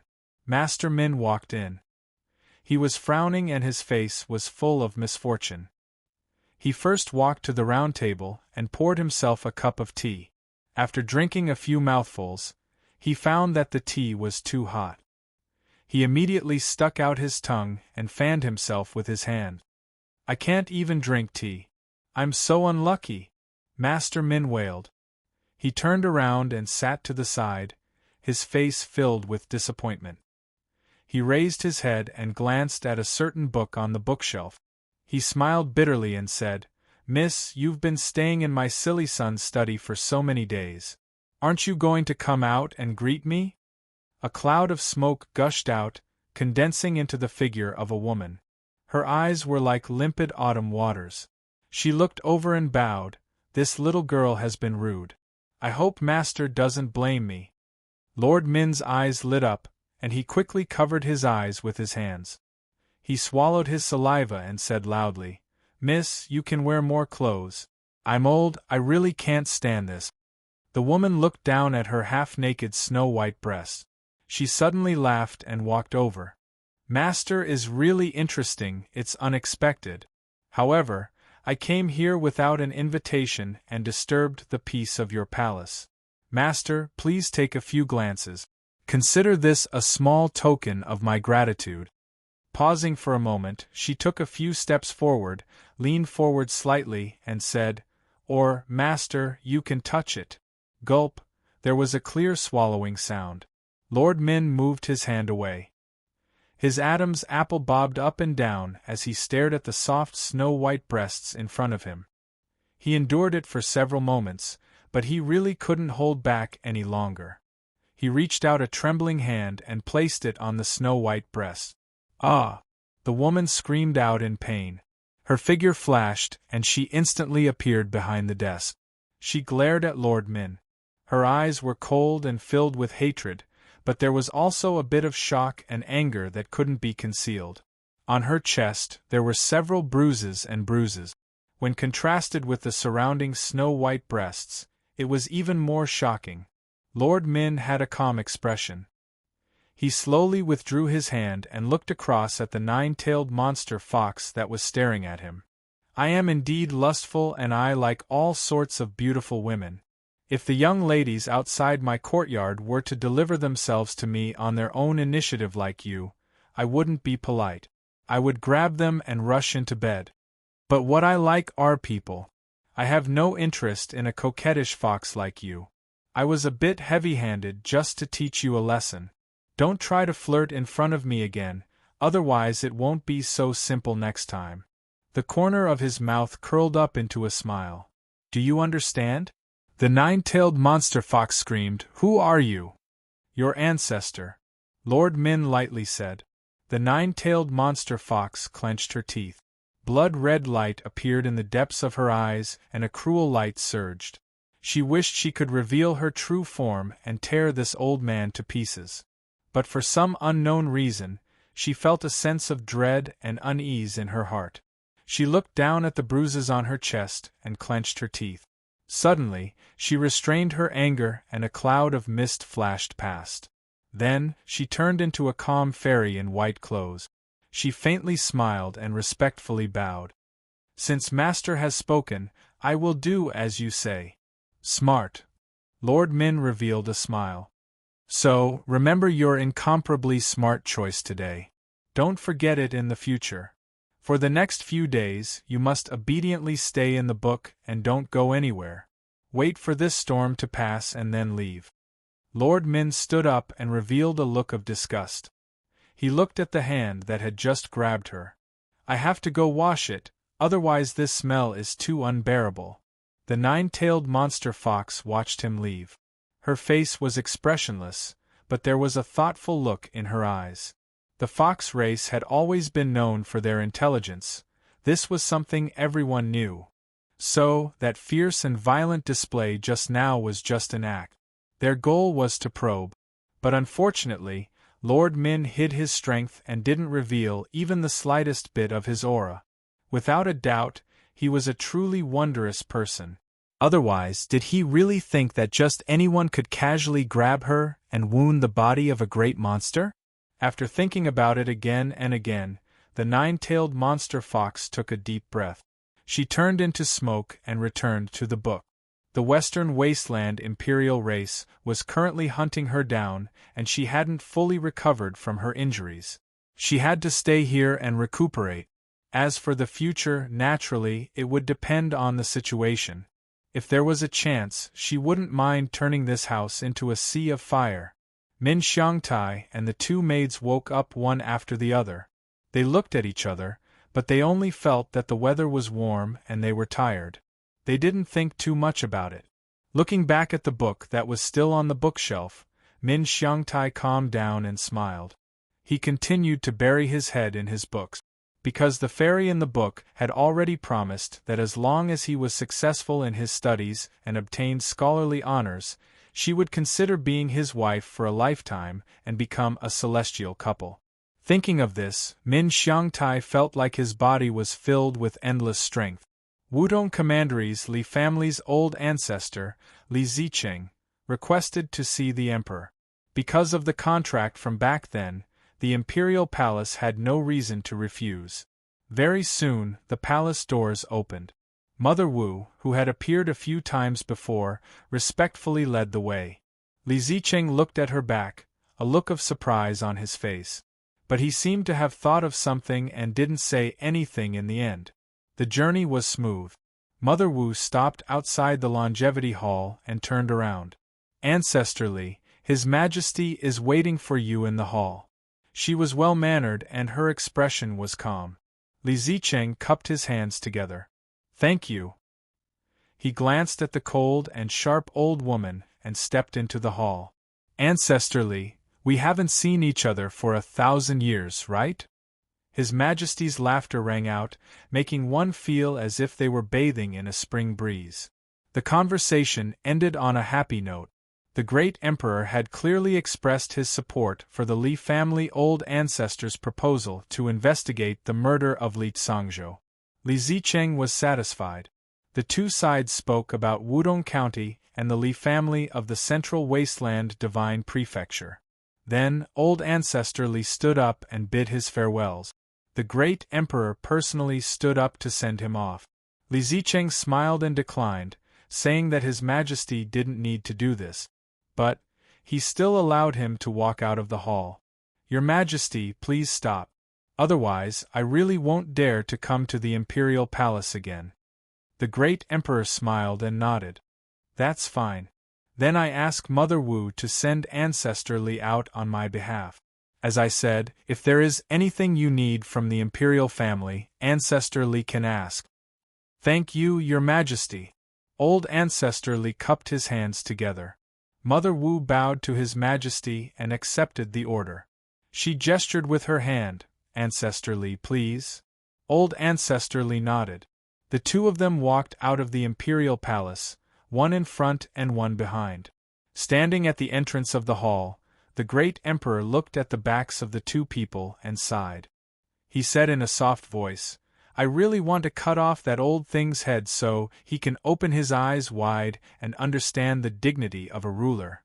Behind him, a young eunuch slowly walked out. He said in a soft voice, Your Majesty, please bear with it. Wudong County's Li family isn't much, but they are still a chess piece for others. If you touch them, there will be trouble. That's right, so I have to bear with it. The Western Wasteland Great Emperor looked up at the imperial palace. A cold smile appeared on his face. In your own home, if you have to bear with outsiders, then you simply aren't strong enough.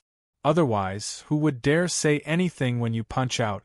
I want to be the first person in Huangzhou to punch out, but there are mountains on my back, and there is a stinking swamp under my feet. I don't know when I can clean up the situation. The young eunuch was silent for a moment. He said, As long as Your Majesty has the heart and works hard, there will be a day when your wish will be achieved. The great emperor turned around and pointed at the young eunuch. He laughed and scolded, You old thing, you said that not long after I ascended the throne, and you still say it now. But I am no longer the young man in the past. I don't have so much patience and time. The great emperor waved his hand as if to sweep away the depression and dissatisfaction in his heart. He took the initiative to change the topic. How is the investigation going? The young eunuch said, It has been investigated. Li Zhangzhou entered the imperial capital from Xuanzhen sect and then went directly to Zhongwu Ho Mansion. This matter has been revealed by Yuan Yibo, the defending general. The great emperor frowned. This name sounds familiar. The young eunuch said, He is one of the candidates chosen by Your Majesty in the early years of your ascension to the throne. But because of an accident, he has been useless since then. The great emperor's expression was calm. He said lightly, As expected, even I have times where I make mistakes. So, when you have the chance, you might as well take a look. As for things like faith and trust, they are the things that the great emperor should not have. The young eunuch was convinced. He bowed and said, Your Majesty is right. Outside the imperial palace, Li Zicheng wanted to say something but stopped. Mother Wu said lightly, Ancestor Li, take care. She turned and left. Looking at her back, Li Zicheng's eyes showed a trace of complexity. He sighed and left. Without any warning, the murder of the Wudong County's Li clan's disciple was like a large stone that smashed into the deep pool that was the imperial capital. It shocked countless bastards, big and small, and they all opened their eyes, thinking about what mysteries were behind this matter. After all, Li Zicheng came to the imperial capital personally. This alone was enough to show that this matter was not ordinary. Everyone was waiting for the follow-up news to come. So, when Xuanzhen sect's General Yuan Yibo was taken away by the Ministry of Justice for questioning, the matter of his death being taken over by a magpie's nest and entering the imperial capital was confirmed. Soon, a heavy piece of news followed. Li Zhangzhou, who was taken over by the magpie's nest, entered the imperial capital and only went to one place in the city. Then he quickly left the imperial capital. The follow-up traces were still being investigated. But now, no one had too much time to pay attention to it, because the place Li Zhangzhou went to was the Zhongwu Marquis' mansion. In recent years, the most prominent and eye-catching person in the Western Wasteland Empire was undoubtedly this newly promoted marquis. Not to mention the shocking speed of his rise, he quickly became an important general of the empire's military. Even a rumor in the imperial capital spread the reputation of General Jin Wu Ning far and wide. More and more people dared to provoke him. The dignified Yi family, one of the two mountains in the military, was despised and suppressed by the emperor clans. This was the root cause. For a moment, countless eyes gathered, waiting for the next development of the matter. The Wudong County's Li family's background, heritage, and strength might be shrouded in fog, but the nobles in the court were well aware of it. If the Zhongwu Marquis was really involved in the matter of killing the Li family's Li family, then this matter would become even more lively. Chapter 1585. Li Zicheng once again entered the palace to meet with the emperor. He said that this matter involved a general of the Western Desolation Army, and that he needed the emperor's permission before he could go deeper. Disregarding everything else, the great emperor still enjoyed this superficial attitude. He immediately declared, "Ancestor Li, rest assured that I will immediately order for General Jinwu Ningqin to come to the imperial palace." But soon, news came back that Marquis Zhongwu Ningqin had gone into seclusion a few days ago and had yet to come out. The great emperor patted his forehead and smiled. "I was confused. A few days ago, Marquis Zhongwu came to the imperial palace and asked me for a few treasures. He said that he had reached a bottleneck in his cultivation and would try to use external forces to break through his current realm. I think that's it." Li Zicheng frowned slightly. He thought for a moment and said, "Your Majesty, this old man naturally believes you. But this old man earnestly requests that Your Majesty allow me to personally make a trip to the loyal Marshal Marquis estate. I guarantee that I won't do anything drastic, or I'm willing to accept His Majesty's thunderous punishment." The great emperor smiled and waved his hand. "I trust Ancestor Li. If you want to go, then go." "Thank you, Your Majesty." Li Zicheng bid farewell and left. The Li family of Wudong County is indeed extraordinary. You said that you trust me, but you still want to take a look, and you want me to personally agree. The great emperor said softly, his eyes deep. A feminine voice sounded, "Why don't I make a trip and accompany Ancestor Li to the loyal Marquis estate?"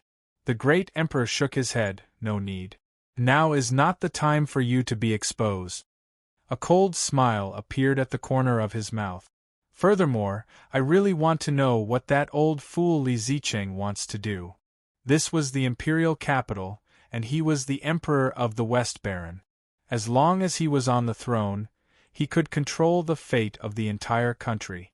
It was one thing for them to be fine, but if they really broke the rules, did they really think that he, the emperor of the world, would not dare to kill them? Li Zicheng was very efficient. He left the Darch Palace and boarded the carriage. He ordered indifferently, to the loyal Marshal Marquis Manor. He turned around and the carriage behind him followed. In the carriage, Li Guo held his sword with both hands and sat upright, as if he did not care about his surroundings at all. In the opposite corner, Chen Shanglu's face was pale. He clenched his fists tightly within his robe sleeves and coughed from time to time with his head lowered. Li Ruhua opened her eyes. "Li Guo." Her eyes were bright, revealing a faint majesty. Li Guo frowned slightly. He still did not open his eyes, but the formless sword intent around him slowly disappeared. Chen Shanglu let out a deep breath and cupped his hands together. "Immortal Master Li's swordsmanship is divine. I truly admire you." Li Guo did not respond at all. Chen Shanglu was not annoyed either. He cupped his fists at Li Ruhua to express his gratitude. Li Ruhua smiled, glanced at him, and did not speak again. The carriage fell into silence once again. Fortunately, the imperial palace wasn't far from the eastern city where the vermilion flowers gathered. The carriage soon stopped. Li Gu opened his eyes and was the first to push the door open. Li Ruhua took 2 steps and turned around. Chen Shanglu, do you want to come with us? Chen Shanglu shook his head. Without the slightest hesitation, he said, I will be in the carriage waiting for a mortal master and fairy maiden to return. Li Ruhua looked at him with admiration. She nodded and got out of the car. Li Gu stood outside the car, not afraid that Chen Shanglu would hear him. You should know your place. Don't have any thoughts that you shouldn't have. Li Ruhua smiled brightly. What did you say? I don't understand. It's best if you don't understand.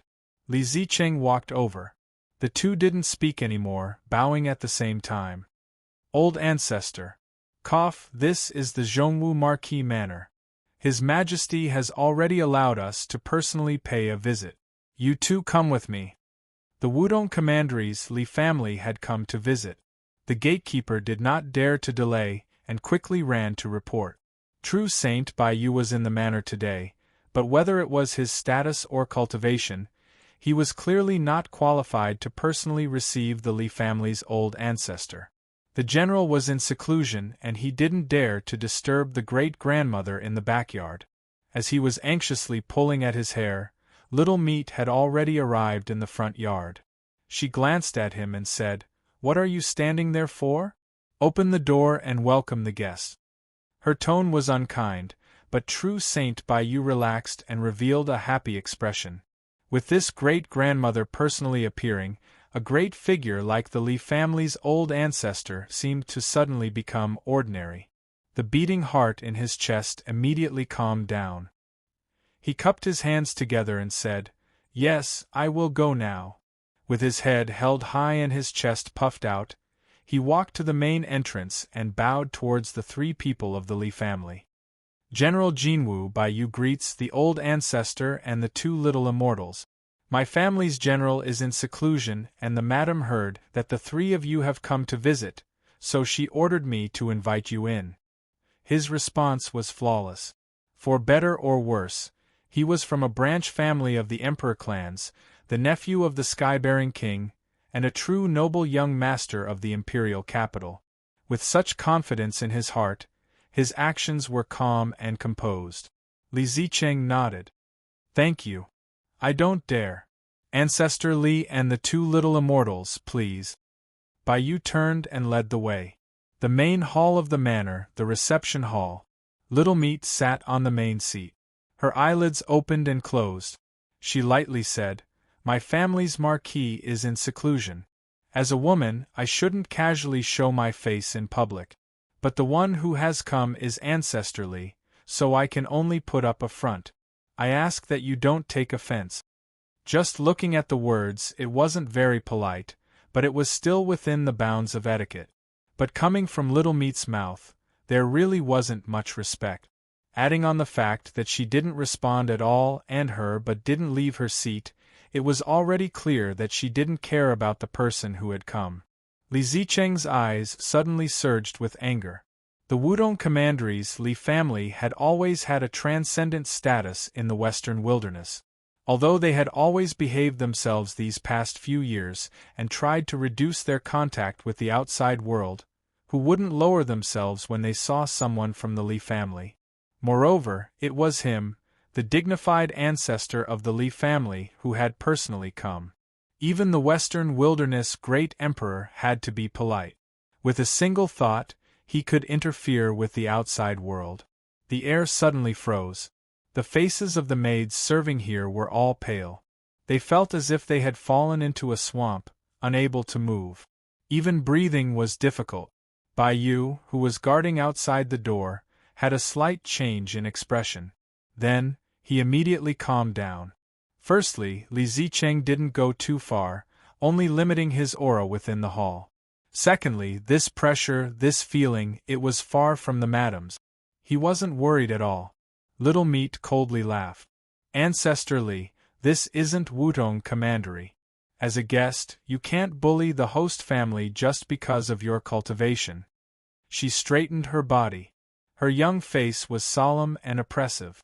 Before you came, you should have heard that the Marquis of my family is cultivating in seclusion. Apart from this, I won't hide it from you. There is an artifact that is being refined in the cauldron. If my Marquis's cultivation is affected because of you, or if that artifact is damaged ancestrally, are you sure you can bear the corresponding consequences? When she opened her mouth and said the first sentence, the pressure that enveloped the hall was swept away. At this moment, her gaze covered Li Zicheng. It actually caused this old monster with unfathomable cultivation to feel uneasy from the bottom of her heart. Li Ruhua suddenly took a step forward and cupped her hands. The Wudong Commandery's Li family has indeed been disrespectful. I hope Madame doesn't take offense. Little Meat glanced at her. Her eyes were calm, but it caused her heart to palpitate. She suddenly felt a strong sense of unease. 2 days ago, the one who was spying on us from outside the manor should have been you. Alarm bells sounded in Li Ruhua's heart. But her expression remained calm. She smiled and said, "It was indeed me. Madame's methods are excellent. This junior admires you to the extreme." Little Meat waved her hand. "Don't call yourself junior. Between the two of us, it isn't certain who is older." Of course, this was purely referring to the age of this mortal body. But Little Meat spoke with confidence and confidence. It was clear that she had successfully misled them. Li Ruhua's eyes flashed, revealing a thoughtful look. Without waiting for her to think further, Little Meat said, "Our manor knows about the murder. But no matter whether you believe it or not, this matter has nothing to do with the Marquis." Li Ruhua said in a soft voice, "We are willing to believe, madam, but everything needs evidence. It isn't good to make empty promises." "That's right. Then let's stop here for today. When my Marquis comes out of seclusion, you can come again." Little Meat ordered them to leave. Li Zicheng's expression became uglier. Little Meat glanced at him. "You're already so old and yet you still can't understand your own position. Look at this little girl. She hasn't even expressed anything." As she spoke, she looked at the silent Li Gu. "The sword in your hand is indeed good, but I have seen even better swords. Moreover, sword cultivators ultimately cultivate themselves. There is no future for them to rely on external strength." Shuao Li Gu fiercely looked up, a divine light surging in his eyes. It was like invisible swords were circling around him, ready to howl out at any moment. Little Meat seemed interested. Her lips curled up in a smile. "Not convinced? You can try. I will sit here without moving. If you can harm me in the least, consider yourself fierce." "Li Gu!" Li Ruhua frowned and shouted out loud. Li Gu took a deep breath. He closed his eyes and opened them again. The sword intent around him was completely restrained. He turned and left. Li Ruhua revealed a smile. "Madam, we will disturb you again in the future." While it couldn't be considered a tense confrontation, it was certain that they would part on bad terms. True Saint Bai Tu saw the 3 people from the Li family leave. His back became even straighter. He didn't think that there was anything wrong with his madam's actions. "You people said that you came to pay a visit, but this matter has already spread throughout the imperial capital. You said that our general killed a junior of your Li family. Wasn't this clearly making us enemies?" Of course there was no need to be polite. Moreover, the madam was indeed fierce. Even though the Li family had an old ancestor and 2 extraordinary little immortal masters, she still held the upper hand, suppressing them from start to finish. "Ancestor Li, little immortal masters, take care." Bai Tu cupped his hands together, neither servile nor overbearing. "Humph!" Li Zicheng coldly coughed and stepped onto the carriage first. Li Gu and Li Ruhua entered the carriage behind and left. "Is it her?" Li Gu suddenly asked. Li Ruhua thought for a moment and shook her head. "I cannot be sure, but I cannot see through this madam." She paused, a dignified look on her face. "In fact, if she wasn't in front of me, I wouldn't be able to confirm that she was sitting there. Li Gu said in a low voice, my sword can't lock onto her at all. The two youths who came from the central wasteland divine continent, who had pushed through realms and looked down on everyone, felt a sense of dread from the bottom of their hearts. The insignia General Ning Qin had even more secrets hidden on his body. His madam was actually such an unfathomable character. But like this, the possibility that he was the new king of the barbarians was greatly reduced. The reason was simple. If General Jinwu really was the new king of the barbarians, he wouldn't have dared to act so recklessly. They didn't believe that Little Meat's actions today were all her own decision. She must have communicated with General Jinwu ahead of time. The carriage fell silent. The two young Li family powerhouses fell into deep thought. Chen Shangov suddenly said, Immortal Master, Fairy Maiden, although I don't know what you are doing, now that things have come to this, I fear it will not be easy to retreat. Humph! Li Gu coldly sneered. Chen Shangov spat out a mouthful of blood, his face pale. Put away your thoughts, or I will kill you right now. Li Ruhua had a calm expression. Li Gu, Chen Shangov is right. Although you and I hid our identities and came to Wudong County's Li family, I fear this matter cannot be hidden from the Western Wasteland. We don't care about Wudong County's face, but you and I cannot lose face for our family, otherwise there will be trouble. Li Gu said, if it weren't for this, he would already be dead. Li Ruhua smiled. Interesting. I haven't seen him yet, but I am a little curious about Marquis Ning Qin. Even if he isn't the person you and I are looking for, I still feel that there must be some relationship between the two of us. This isn't a supernatural ability, but my intuition, believe me, sometimes a woman's intuition, especially one that hasn't left home yet, is so accurate that it makes one sigh in admiration. She glanced at Chen Shangov. He had his head lowered, coughing nonstop. Drops of blood seeped out from the corners of his mouth. Marquis Zhongwu Manor. After sending away a group of maids who looked at her with starry eyes, Little Meat coldly sneered. You two little things want to play tricks with me? You are far too lacking. Comparing intuition? Biting onto something and not letting go? No matter, let's continue. The main event hasn't arrived yet. She took a step forward and her figure vanished from sight. Chapter 1586. Master Min let out a long sigh, his face was gloomy. These 2 days, he did not even have the energy to enter the residence's new concubine's door.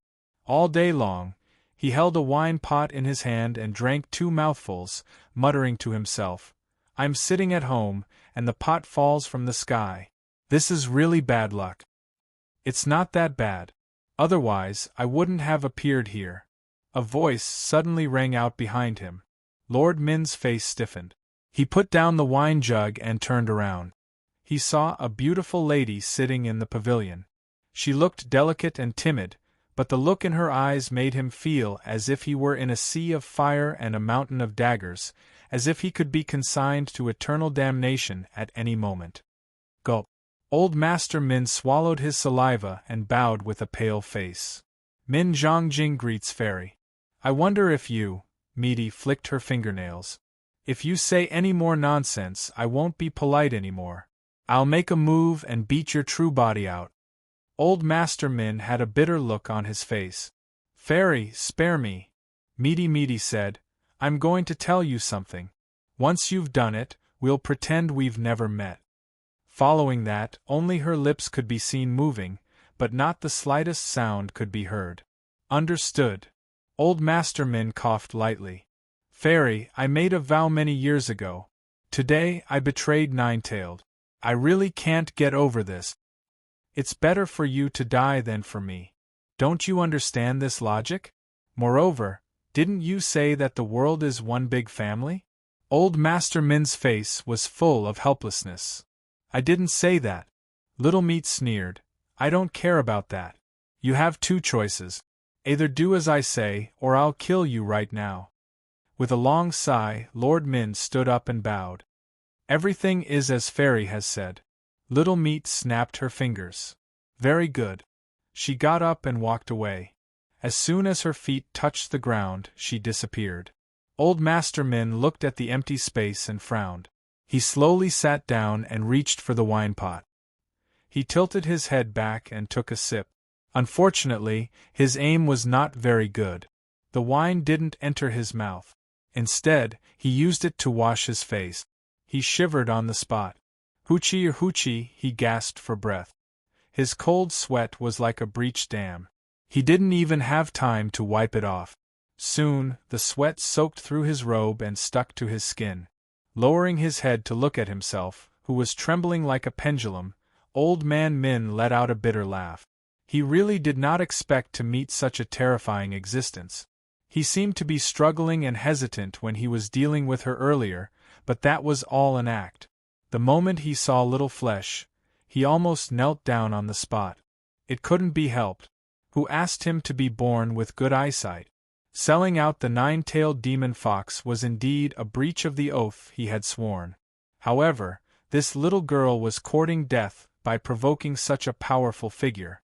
It was better for her to be killed as soon as possible. Otherwise, there was no telling when the entire demon race would be wiped out. That was definitely the right word to use.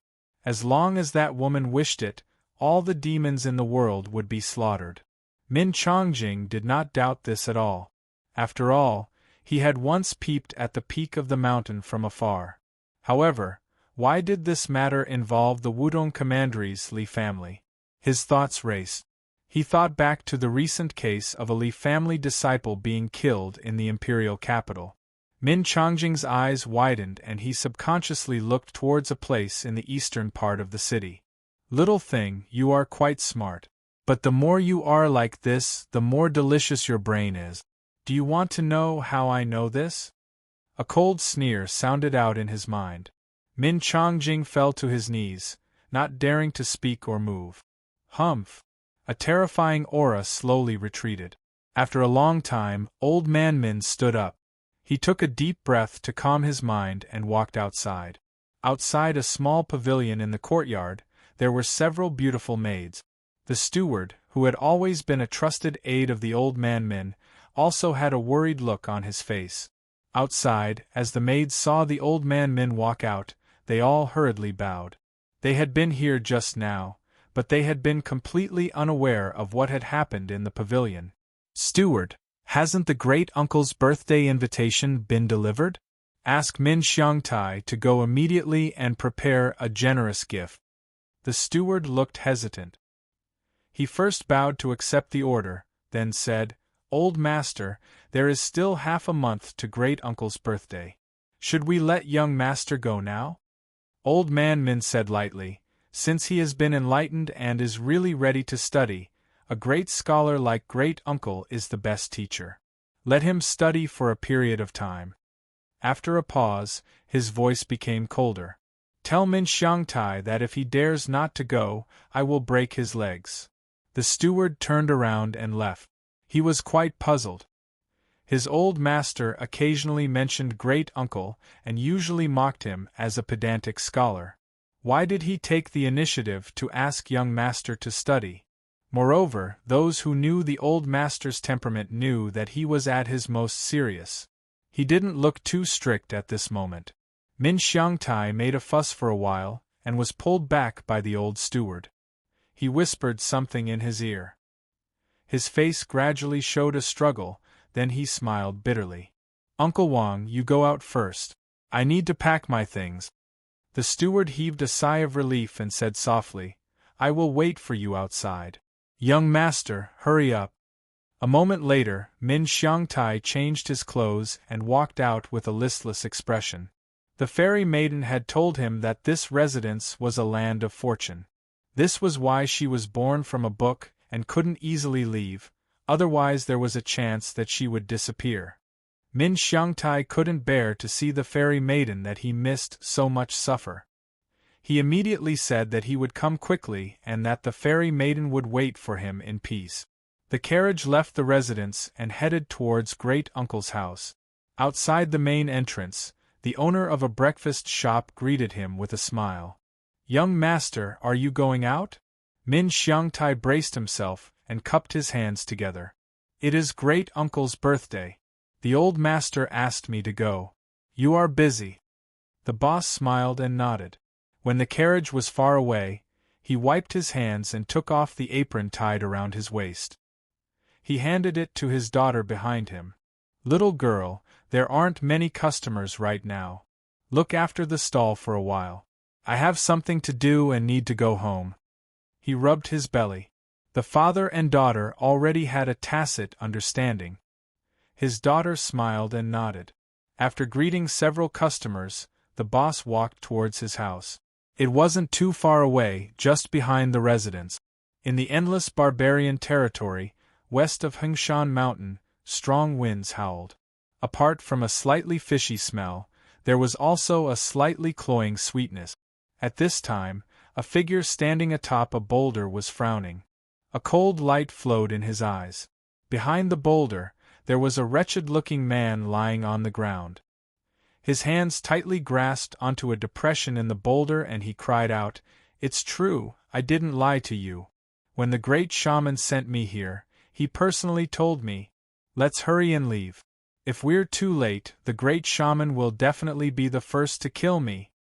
Without waiting for a response, the man cried out even louder, "Mother, your son is about to die.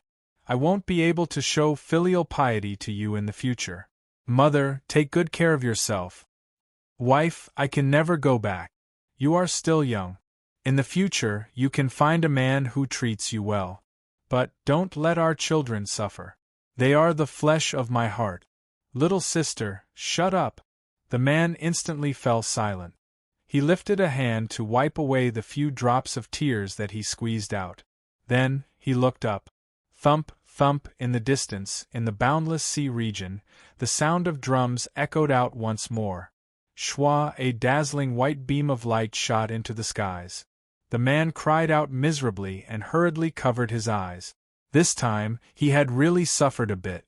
It wasn't too much nor too little. Now, his eyes had turned blood-red. Tears tumbled down, mixing with the faint color of blood. In the next moment, the man was lifted up. A strong wind blew against him, causing his face to tremble. "Can he really save me?" "Woo woo woo woo woo woo woo woo woo woo woo," the man cried out, but before he could say a single word, his voice was forced back into his stomach by the wind. The person who had transformed into a sword shadow actually understood what he was saying. He sneered. "If he can save me, then what does it matter if I agree to his conditions? But if he is playing a joke on me, then he's dead." The man held his head in his hands and curled up into a ball.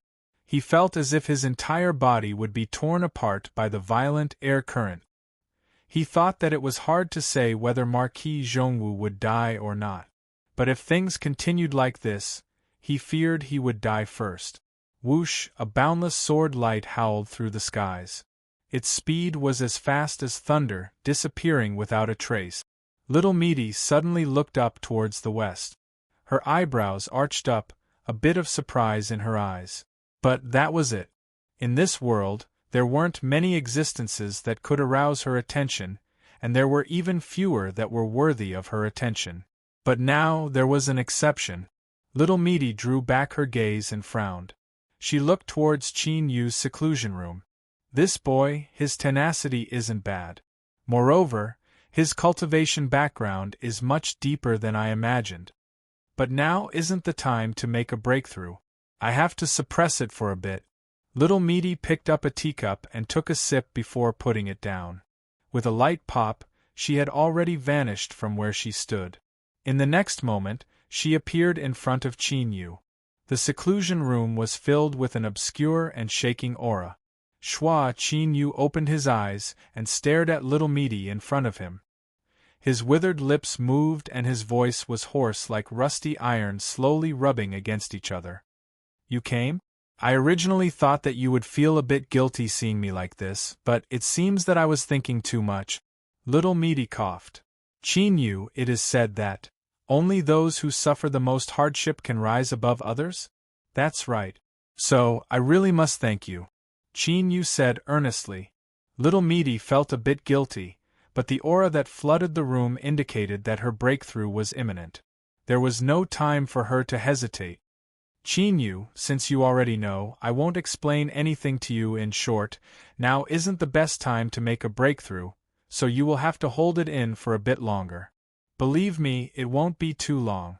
At most, you will experience a little more tempering, but your own safety won't be a problem. So let's agree on this. She stepped forwards and placed a finger between Qin-Yu's eyebrows. Like a pot of boiling water, she sealed off the only outlet. In the blink of an eye, Qin-Yu's face flushed red. His eyes widened as he looked at little Meaty. He wanted to speak, but as soon as he opened his mouth, he let out a pitiful scream. She understood Qin-Yu's temperament and knew just what it would feel like to make him scream on the spot. Little Meaty felt a bit uncomfortable as he stared at her with his bloodshot eyes. She coughed and ran away. Hold on for a bit longer. Cough, cough, then I'll leave first. Schwa, she turned and vanished. Little Meaty, ah! Qin-Yu's suppressed roars echoed out from his seclusion chamber. Hiss, he sat back down in his chair and picked up a cup of tea, drinking it all in one gulp. He didn't seem to quench his thirst, so he picked up the teapot and gulped it down, not caring at all that the tea was scalding hot. This time, was Qin-Yu really angry? Thinking about it, anyone who had suffered the pain of being skinned alive and had just managed to free themselves would be kicked back into a pot of boiling oil. They would likely gnash their teeth in hatred. But this old lady was really doing this for your own good. If you make a breakthrough now, you won't be able to obtain those benefits in the future. Little Meaty had a helpless expression. She rubbed her temples, cursing inwardly. This was really a dog biting Lu Dongbin. On the other side, she was also annoyed at her current state. Qin-Yu, just who the hell are you? Chapter 1587. Within Min Xiangtai's study, the two maids were dismissed. Min Chongjing sat down and drank tea. Wisps of mist flew out from the heaven-shrouding book. The nine-tailed monster fox wore a white dress and bowed. This little monster greets master. May I ask why you have come today? Her expression was calm and her eyes were filled with confusion. But underneath that expression was fear and vigilance. Min Chongjing sighed and put down the teacup. There has been a change in the situation. I sent Min Xiangtai away to explain things to you. The nine-tailed monster fox didn't say anything. Master, please speak. Min Chongjing said, You can't continue hiding in my house. The Western Wasteland has already detected some traces of this heaven-shrouding book. The nine-tailed monster fox frowned. She looked up and a cold smile appeared on her face.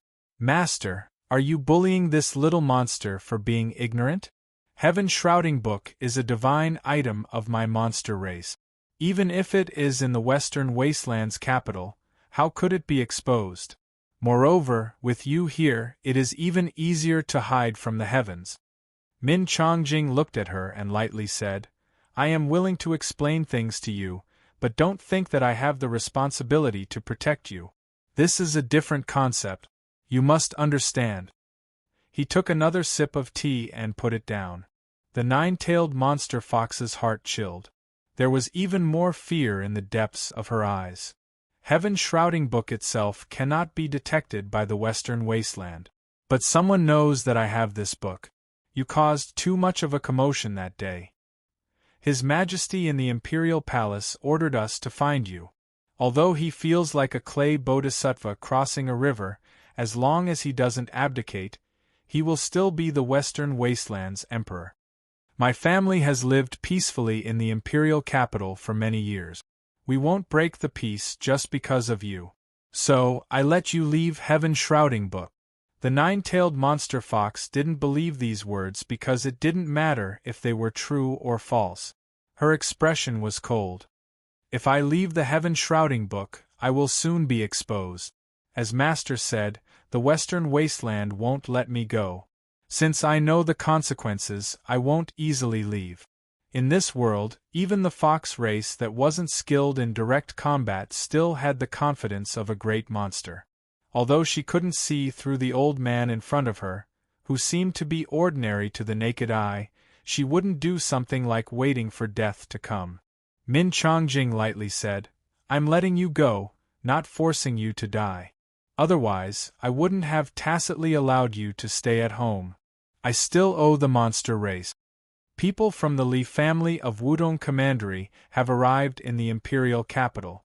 Although you are hiding in Shrouding Heaven, the essence Qi of Shu and Qi has been consumed by you. You should know about these things." Min Zhongjing glanced at her and continued in an indifferent tone, "Of course, this is just a small matter. It's normal for demons to eat humans, so I'm not angry about it. To put it simply, those two juniors of the Wudong County's Li clan are from the Li clan of the Central Desolate Divine Prefecture." The nine-tailed fox's eyes lit up. Min Chongjing said, "Do you understand what I mean? As long as you secretly obtain the protection of the Li family, you will naturally be able to leave the Western Wasteland safely. You might even be able to obtain another fortune." The nine-tailed fox thought for a moment and respectfully bowed. "Thank you, Master, but I need to confirm something. So, please allow me to use this Shrouding Heaven manual for 2 days." Min Chongjing coldly sneered. "Fox, it seems that I was too easy to talk to today, causing you to lose your sense of propriety. The Shrouding Heaven manual is mine, and you can't take it away. At most, I can lend you a shadow that can protect you for 2 days. If you don't agree, then think of a way yourself." The nine-tailed fox lightly smiled and bowed. "Then we will do as Master says." Soon, a white shadow flashed in the residence. The nine-tailed fox revealed her true form and disappeared into the distance. This was because the shadow of the Shrouding Heaven manual had covered it up. It concealed itself within, isolating its own aura. Master Min stood outside the study, holding the Shrouding Heaven manual. It seemed to be much more worn down than before. He looked down and revealed a cold smile. Then, he immediately calmed down. "Your Majesty, Zhongwu Marquis Manor has sent a secret letter." Eunuch Wei Ming knelt on the ground and respectfully presented the jade slip with both hands. Behind the bead curtains, the great emperor's eyes flashed. "Bring it here." "Yes." Wei Ming carefully walked up from the side and placed the jade slip on the table. He stood up and bowed once more. Then, he left the study. The great emperor picked up the jade slip and probed it with his divine sense. In the next moment, his eyes brightened and a sharp light surged within them. The jade slip shattered. A faintly discernible shadow appeared in the great emperor's hand. His eyes became increasingly cold. "That clan?" In the hall, a surprised voice sounded out. The young eunuch walked out from the shadows. The great emperor lightly said, "It was sent from Zhongwu Marquis Manor. It is said that they captured a trace of aura from the dead Li Tsangzhou." The young eunuch thought for a moment. "Your Majesty cannot easily believe this." The great emperor narrowed his eyes. "I can choose not to believe it, but the aura of that clan cannot be faked. Things are becoming more and more interesting." Although he said it was interesting, his words were filled with boiling, killing intent. He thought of Wudong Commandery's Li family, and even the Central Desolate Divine Continent's Li family, as well as the nine-tailed fox that appeared in the imperial capital. He always felt that there were some secrets hidden within. And whether it was that clan or the Li family, it wasn't easy to move against them right now. The only breakthrough point was that nine-tailed fox. The great emperor took a deep breath. "Li Zhouqing, I will give you 3 more days. You must find the whereabouts of that nine-tailed fox." The young eunuch hadn't been called by his true name for many years. He furrowed his eyebrows and pain flashed in his eyes, but he soon composed himself. He bowed and said, "Yes, Your Majesty." Wudong Commandery's Li family lived in their fiefdom all year round and rarely sent their clansmen out. But, in the imperial capital, they also had a luxurious residence that was comparable to a noble lord's. Li Zicheng arrived at the imperial capital and naturally moved in. This residence that had been cold for many years suddenly became lively. Although there weren't any ministers of the court that openly expressed their closeness, the number of people that came in from the back door of the residence and left after placing down their gifts was truly astonishing. After all, this was the Li family before the nation's surname. The Li family had been in harmony with each other for so many years, and the meaning behind this was profound. It indeed had the qualifications for people to place their bets on them. It wasn't that they needed to obtain something now, but that they needed to leave behind some kinship so that they could negotiate in the future. Young ancestors, that woman from the Zhongwu Marquis Manor is truly despicable. I will immediately send word to Wudong Commandery and have the other 2 clansmen of the same realm come over. She must pay the price. Li Ziqing said lowly, his voice cold. Li Gu was expressionless. After leaving the Zhongwu Marquis Manor, he had been frowning, as if thinking about something. Li Ruhua smiled faintly and waved her hand. No need to trouble yourself. That woman is not to be trifled with. We won't clash with her. She's a tough nut to crack, and we can leave it to the western wilderness. Li Ziqing bowed. Young ancestors are magnanimous. After saying a few more words, he stood up and bid farewell. When he left the courtyard the 2 were in, his expression returned to normal. Old monsters that had lived for countless years, even if they were from the Wudong Commandery's Li family, to be able to cultivate to the peak of the ruler realm and be only half a step away from the emperor realm meant that they were intelligent people. How could they be so frivolous because of such a small matter? Making a big fuss was more of a show for the 2 youths of the family to express their attitude. As for that woman from the Zhongwu Marquis Manor, she was absolutely unfathomable. It would be best if they didn't clash with her. Li Gu glanced in the direction that Li Ziqing left in. Old thing, if we really let him fight, he will be the first to retreat. Li Ruhua smiled. He is just taking the opportunity to express his stance in front of us. It's not a big deal to leave a good impression. She looked over, still smiling, but her eyes were serious. You, on the other hand, don't seem to be in a good state right now. It's just a few words, why would your sword heart waver? Li Gu furrowed his eyebrows. After a moment of silence, he said, I'm fine. Li Ruhua nodded, that's good. Go back and rest well. Li Gu stood up and left. Li Ruhua's expression wasn't relaxed as she looked at his back. She lowered her head and spread out her fingers, looking at the red spot on her palm. Go, investigate that madam from the Zhongwu Marquis Manor. I want all information about her. When he returned to his dwelling, there was the cry of a sword.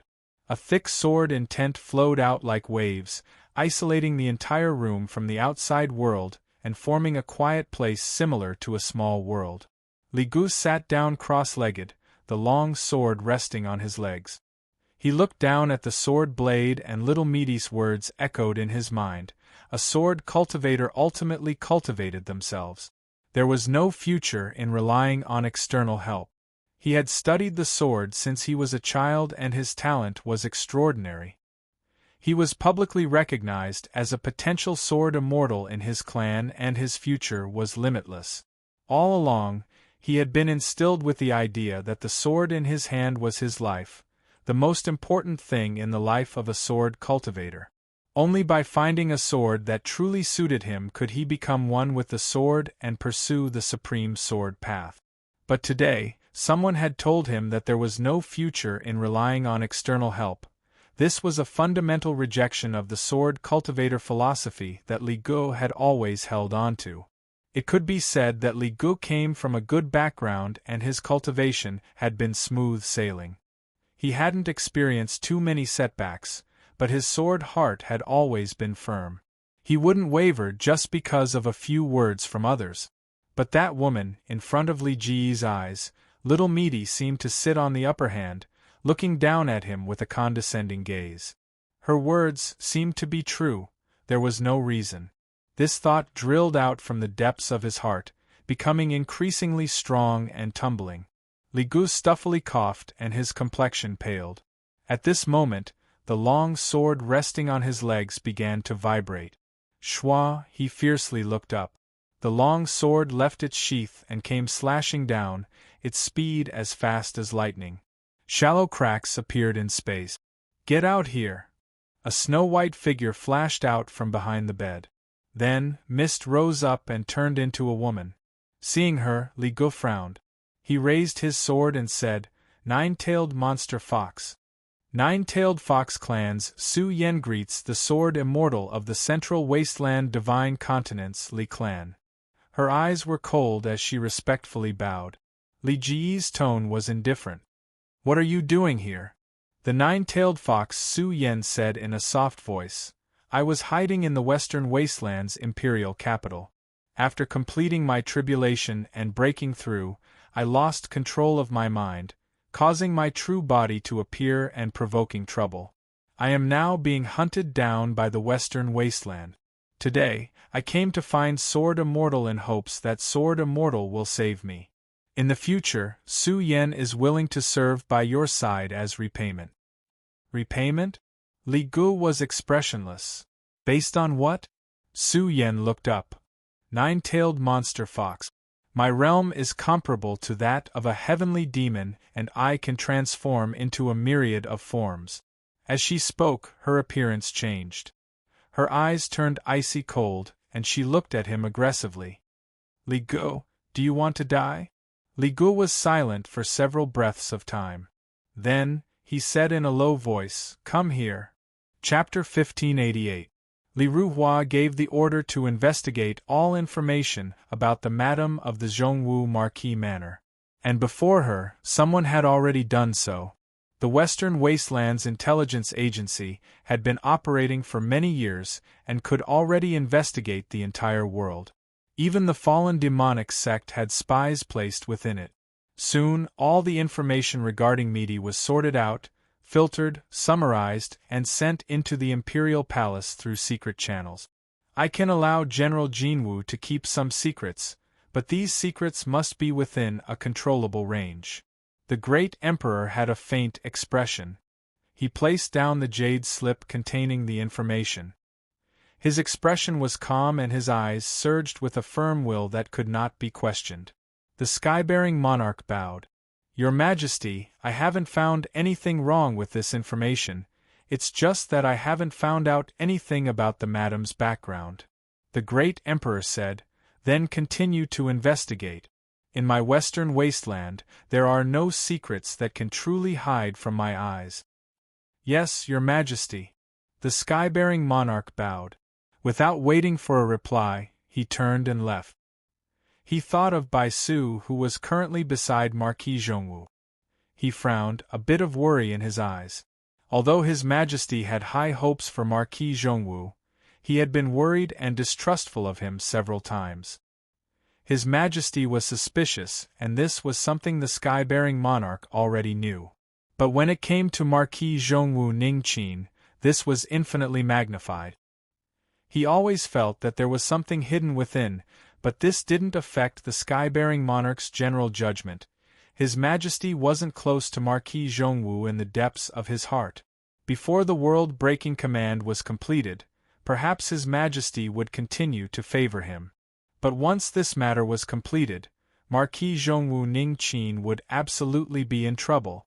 It seemed that arranging for Bai Su to be close to Marquis Zhongwu was a bit rash, but His Majesty clearly knew this, and yet he didn't stop it.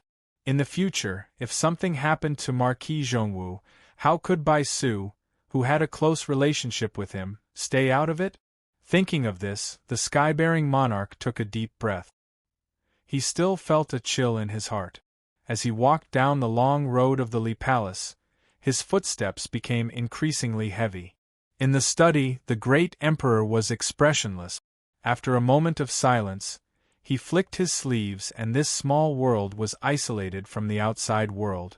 It wasn't just the great Emperor's own cultivation, but also the circulation of the palace's aura with a single thought.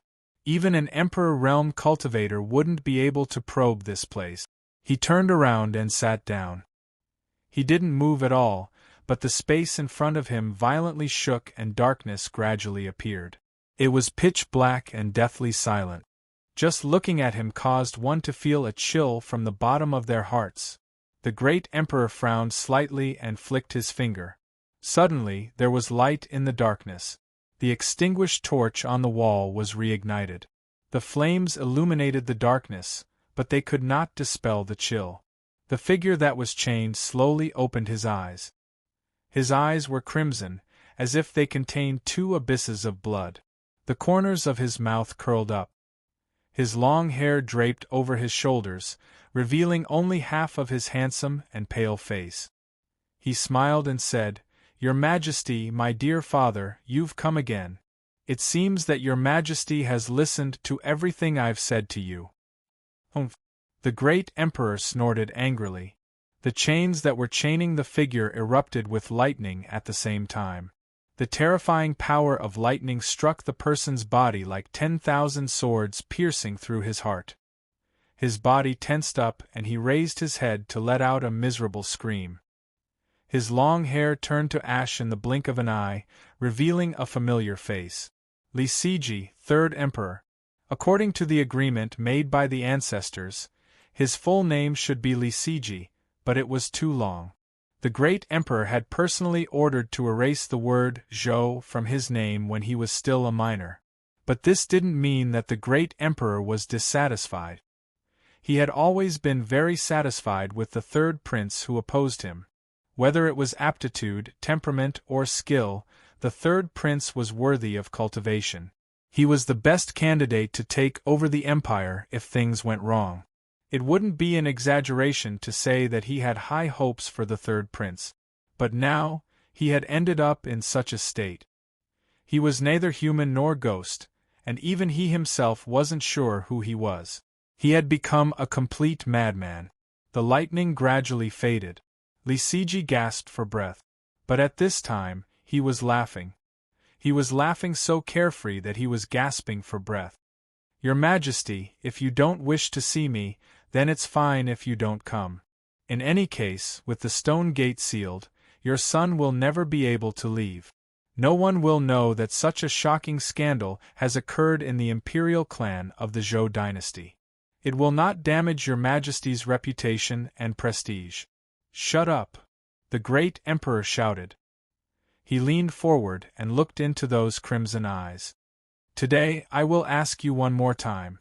Regarding the golden general Ning Qin." Halfway through his words, he was interrupted by laughter. Li Siji had a strange expression and his lips curled up in a mocking smile. "Your Majesty, in truth, you know this the best. Since you came here and wasted your time with a sinful person like me, you have already expressed the attitude in your heart. You are the great emperor of the Western Wasteland, one of the most powerful people in the world. Why can't you face your heart? Why do you always find excuses for yourself?"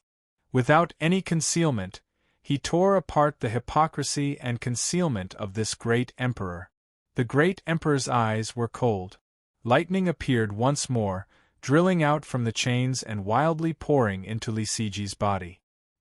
He screamed in pain as his body was covered in lightning. The spatial shaking was restored. The projection of the great emperor dispersed. The figure that struggled and screamed beneath the lightning suddenly calmed down. Li Siji looked up. His twisted face revealed a strange smile. Then, he opened his mouth and ruthlessly swallowed. All of the raging lightning power let out a mournful wail before shattering inch by inch and being swallowed into his stomach. The imprisoned area was restored to tranquility. Li Siji looked at the burning torches on the stone walls.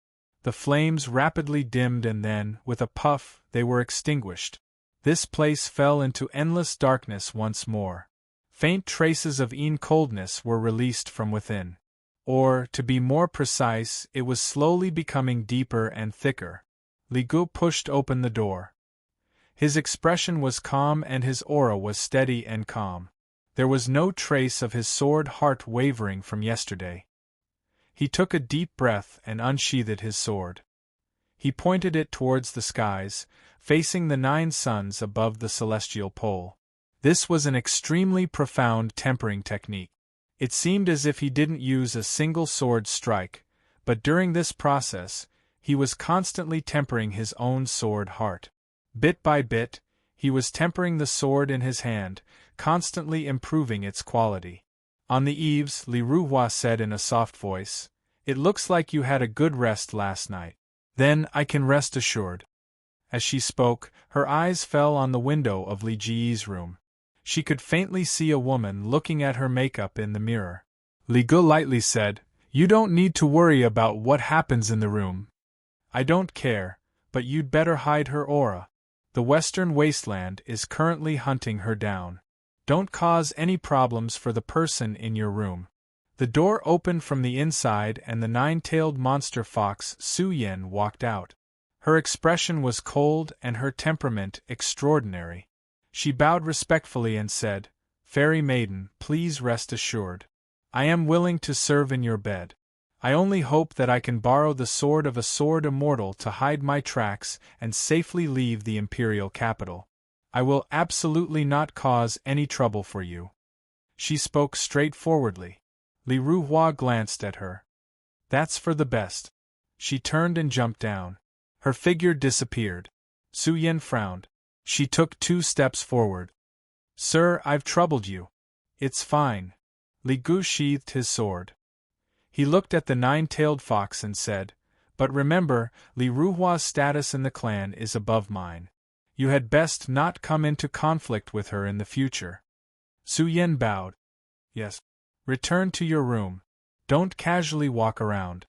When I leave the imperial capital, I will naturally bring you out of this cage." Residential residence. Old Master Jing was eating breakfast at the same old place outside the mansion. There were steamed buns and tea that hadn't changed for many years.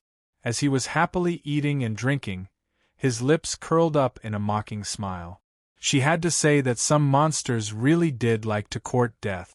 Of all the things they could do, they just had to change into her appearance to seduce others. Hee, what do you mean by the fox race being intelligent? In his opinion, they were just a bunch of clever fools that harmed others and themselves. An honest-looking and smiling boss came over and poured a spoonful of tea. "Old Master, the ingredients for these steamed buns have been improved. There is a hint of spiciness to them. What do you think?" Old Master Jing gave him a thumbs up. "Not bad, not bad, the taste is wonderful." The boss's smile became even brighter. He was clumsy and didn't know what to say. He rubbed his apron, hesitation on his face. A neighbor who had been here for many years laughed and joked.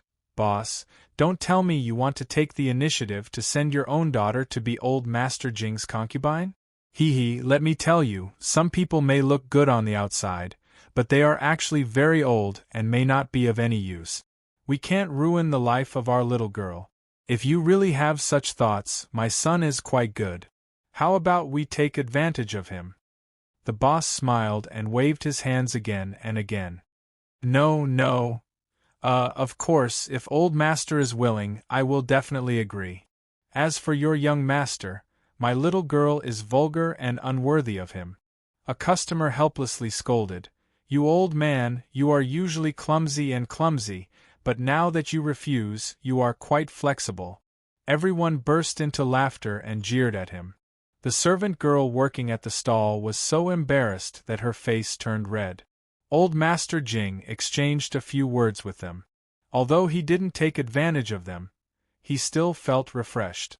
This was what life should be like. He waved his hand, indicating that he didn't want to lower himself to their level.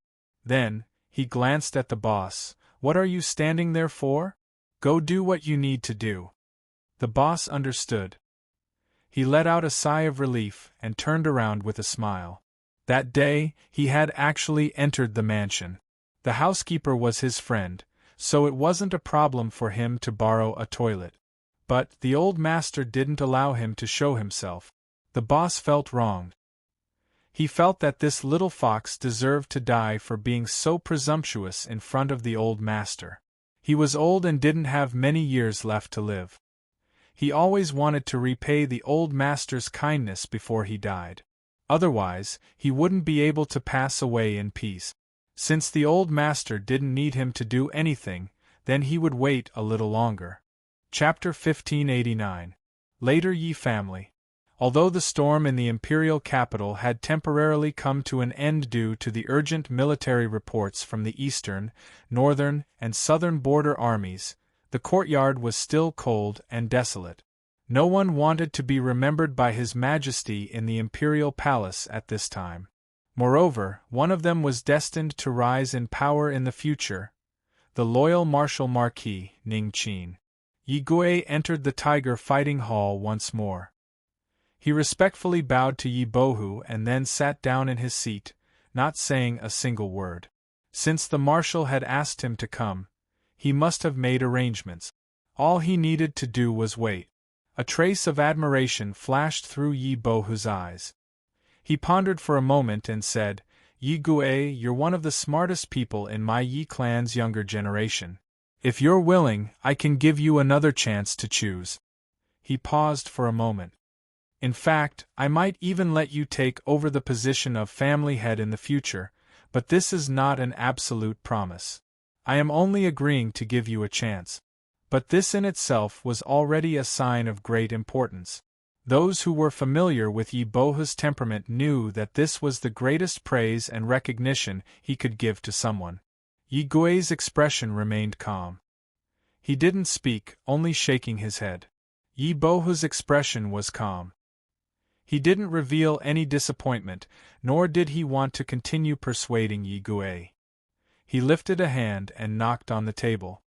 "Since you've already made up your mind, I will use you as a chess piece." Yi Gui cupped his hands together. "I await the marshal's instructions. There will surely be a storm between the Wudong County's Li family and the loyal Marshal Marquis Ningqin. I want you to act as my driver." Yi Bohu glanced at him, his voice becoming increasingly cold. "Remember, we have already reached an agreement with His Majesty that we will not act within the imperial capital. So, no matter what, this matter cannot have anything to do with us. Marshal, rest assured." Yi Gui stood up and walked down the hall. He knelt down and bowed. "Farewell, Marshal." He kowtowed, stood up, and left. Within the Tiger Fighting Hall there was a light sigh. But this emotion was quickly suppressed. Yi Gui had wholeheartedly sought death. He had lived all this time for this day. He had sought benevolence and died a worthy death. A serious look appeared in Yi Bohu's eyes. He also wanted to know what kind of secret that little girl from the devil sect was hiding. In the imperial palace, the suspicious emperor chose to stand by and watch without worrying that the chess pieces in his hands would die. In addition, although His Majesty was suspicious, he had always been a man of great talent and bold vision. He was the true ruler of the world. Anyone who passed the test would be trusted for a period of time. Even if there was a test, it would be a matter for the future. After passing the test, he would be favored even more. Otherwise, he would be reduced to dust. For example, in Guanhai City, that idiot Chen Yuanshan. Thus, Yi Bohu couldn't figure out why His Majesty would repeatedly probe Golden General Ningqin. There had to be a problem. Yi Bohu couldn't help but feel a little strange. Even if the person the Yi family wanted to kill didn't die now, he would definitely die in the future. Unfortunately, time waits for no man. The Yi family could not wait for that time. Although there were 108 main cities in the capital of the western desolate continent that were connected to each other, it was not easy for anyone to enter. Although one's background was only one of the factors, it was the most important. Those with unknown backgrounds simply had no chance of stepping into the main city's transmission array. This was an extremely strict examination. It was because of this that Taisien had no choice but to borrow several sets of clothes when he entered the western wasteland. One of those clothes was the unlucky Li Tsangzhou. To say that he was unlucky was true.